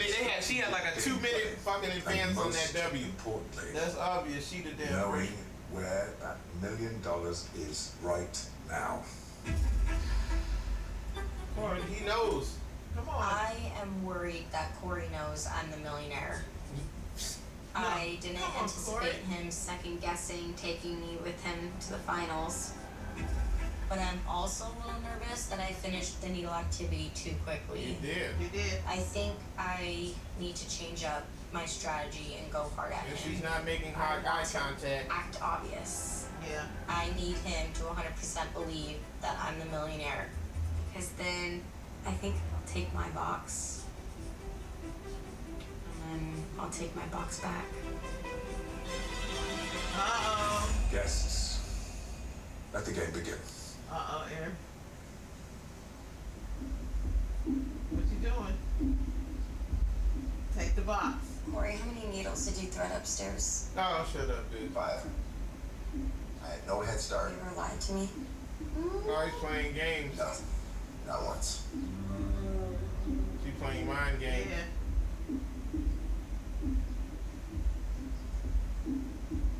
I'm not lied to you. Oh, she getting into your mind. Dumbo. Come on. Come on, Sam, where are you? Say something. Put you on a flight just now, and I didn't. You're here. Yep. Good. I could have easily not taken you to the finals. Never lied to you in this game. And you've lied to me, though. Lied to me. She can't. She hasn't said the same. There's something weird going on right now. This is definitely odd behavior. She all of a sudden started interrogating me after all of this. You know, I got your back, Corey, I got your back. I've had suspicion about Kara. At this point, I'm thinking that Sam is not the millionaire. And Kara The fool is finally awoken. The fool is awoken. Now, I need to focus on Sam so Kara doesn't think a damn. There we go, my guy! And the crowd stands up! Sam, why did you lie about the clue? I didn't lie. No, you didn't. I didn't lie. He playing, she thinking she got him. The liar! Ha ha ha! No one is better than spotting a woman's lie than a man! I have 2 half-sisters. And now you have 2 half-sisters. I have 2 half-sisters. The clue wasn't this person have 2 half-sisters. It wasn't who has 2 half-sisters. You speaking louder doesn't make it true. Don't go and fall for it. I'm good. Stop if you got anything, go ahead. Because I'm getting nowhere with this. You're full of shit. There you go. You cussing. Sounds good. You know you're a millionaire. You're gonna keep the money and just swap ours. No. Do that. Then Sam will get the money. Okay. Corey, will you stay here with me? Kara and Sam, would you please leave while we have a private conversation? Oh, because Sam was trying to get him to give her the money, take Corey's thing and give it to me. Then she would end up with the money, Eric. This is my chance to move the money out of the millionaire's hands. Hopefully, Kara without trusts her me knowing enough it. to truly believe that I think Sam's the millionaire. But strategically, I have to be smart. Kara still has a chance to move the boxes. Corey, right now, you can swap the contents of 2 boxes of your choice and attempt to move the money, or not. Talk me through what you're thinking. One thing I know is that I don't have the $1 million. I'm trying to think, how do we get it? Didn't expect Kara to. Kara has the money. She has it, I got it, but if I put it over there, then Sam will get it. Then Sam's gonna want to move her box with. She's trying to throw me off. But they think he might put it in his own box. I'm scared, but I have nothing in here, so I'm going to put Kara's box here. But then she'll take it back, obviously. She'll take it back. But if she takes it back, then we know she would have won. So that's done. But she'll still get it. Now please go and find Kara and send her down here. It's gonna roulette. Don't do that. You supposed to put it into Sam's, because then she's gonna switch back into an empty box. Right, she's gonna switch back to empty box. But Sam gotta be a his friend, because Sam gotta split half of the winner for something. No, how do you get it back? Because wherever he puts it, she's gonna know. Oh, he tricked her though. She's gonna think it's in Sam's box. Right. She doesn't know. Damn. It's honestly so cool to watch. But then the other girl, she don't get to move nothing. No. So wherever it is, she don't get to move. But it stays with her, and she don't get to move. What did he do? He tricked her. He did a little Rochambeau.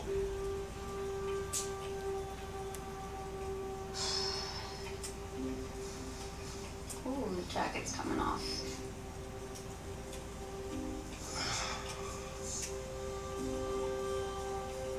Where's the money? You want to tell me what you mean? I think it's pretty obvious. But I could be wrong. Back to being stupid. Yep, back to being stupid. Peter did want to see you though.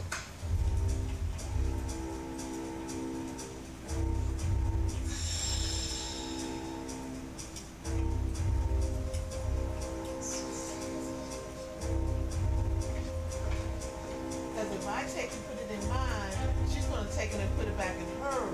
But if she thinks I put it in Sam's, then she knows she has it. But if she thinks I put it in Sam's, she goes up to Sam's, but it don't have it.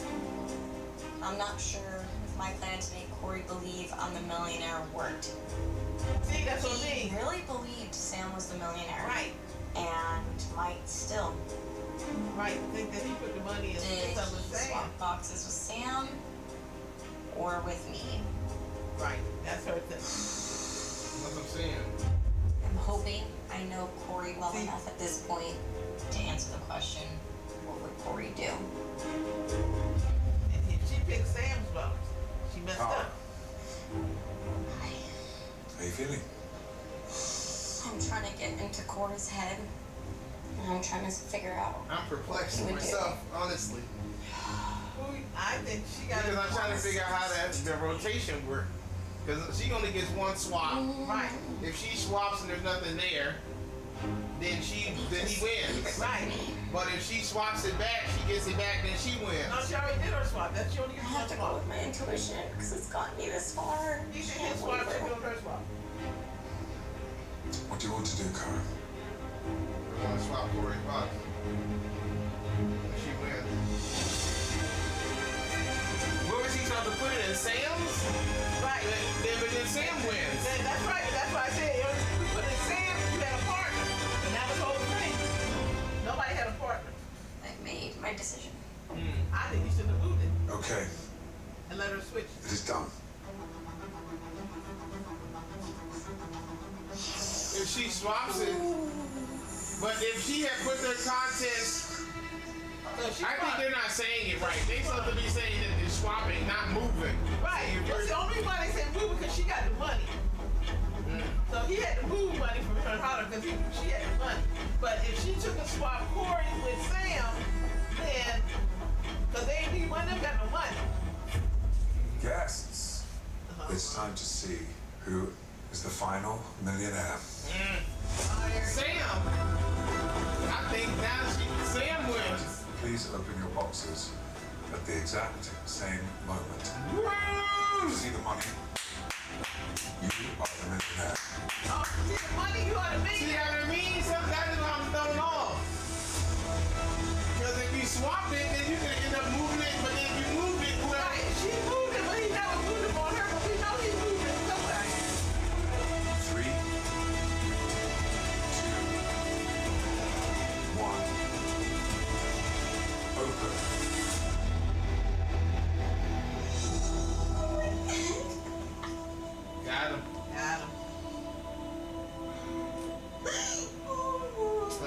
this shit off. Now see why he. Oh, I don't fuck that shit. That bitch got the money. So somebody put it back into her box. She put it to Congratulations, Sam. Tara. You are the millionaire. Oh gosh. Sam didn't have any money.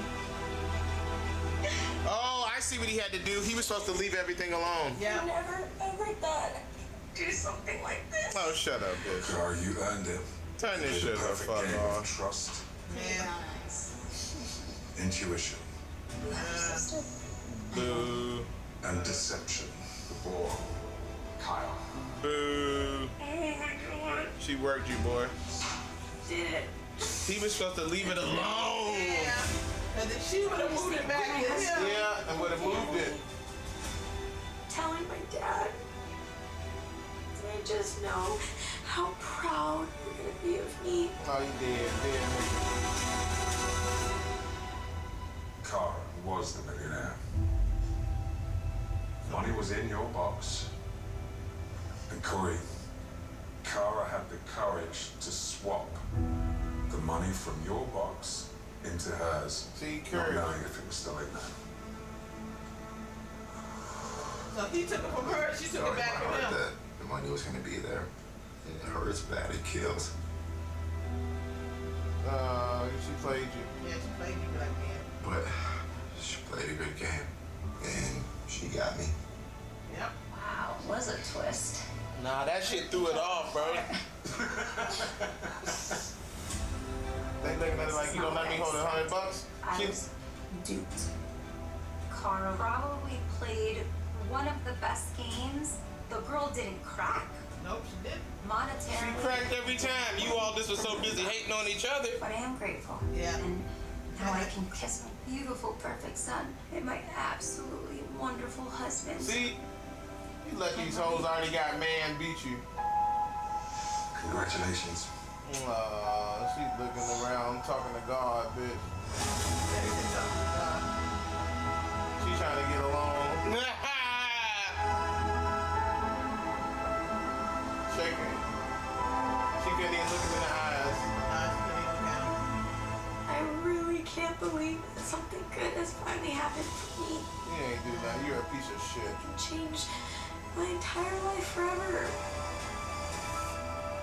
Kara, you are the final millionaire. And she has 2 sisters. Lied to her, and you believe her. Why are you looking shocked? You're a cop. Oh, look at Corey. Corey like everybody playing me. Man, that was crazy. Stupid ass nigger. He played you. Now go jump off a bridge, you stupid ass nigger. Wow, that just sucked. Damn. Made it all the way to the end. I don't want to hear that shit. Ain't no. That was what's my fault? It was like your girl fault. That's my fault. Though. I wouldn't have got it either because I was confused. I couldn't understand that part. I say. Everybody kept saying different things because one lady did have something in her. It's 2 people that have nothing. So one of you moving something, one of you just switching the box. I know, but she always. That's what I'm saying. That means he shouldn't have done nothing. But let's say he didn't do anything. Then she would have switched it back into his box. That was the answer. I couldn't figure out the answer until it was too late. If he didn't do anything, she would have swapped it anyway, and then she would have gave it to him. She had the money. He had to get the millionaire to give her the money. He didn't do anything. He tried to pull a fast one, thinking if I argue with the girl, she gonna think that I took it and gave it, and I took it from. And gave it to Sam. But no, Sam wasn't involved. He took her money and said, I'm putting it in my box. He said he should have been like, I'm not gonna move it. Right, so if he didn't move it, then the millionaire would have moved it, being greedy. She moved it and took his box. And gave it, yeah. And then he would have, she would have inadvertently gave it to him. She would have inadvertently gave it to him, so he did nothing. That was the answer. Like always, that's always been the answer. Don't ever do what the devil was telling you. Yeah, don't do it. Everybody kept doing what he asked them to do and fell for it. When he was the one that was playing the game, the biggest game of all. Yeah, so he said, it don't do anything. So you go in there, and when he go and said, move, he said, Or he could have just moved. Many years of working as a teacher, I wasn't ready Nothing. for retirement. Because he had to do something. Nope. That was the trick. You never had to do nothing. He didn't have to do anything. But he could have said. Just like when he was giving you the option to do these special events, you didn't have to do He them. didn't have to do it. So You he could didn't have took to the do it. penalty. Take the penalty and don't do nothing. Have Cara come. Have Cara. Have her come in and think that he. For several days in a row, major fires and explosions have occurred across China. Over the past month, unusual incidents have been happening frequently throughout the country, leaving many people in shock and believing that something big may be coming. On the morning of May 3rd, a truck caught... He didn't know until the end until motherfucking she had the fastest time. Yeah, she started talking crazy to him. Why she talking to me like that all of a sudden? Oh, she the person. Then he should have said, well, I'm not going to move anything. I'm just going to leave everything. Well, damn, the market about to open. At least that got us all the way to 5 o'clock. Market opens in 20, 30, 40 minutes. Yeah, so he said. All right, boys, it's been a hell of a show. This was a crazy day. It's the Money Buddha Show.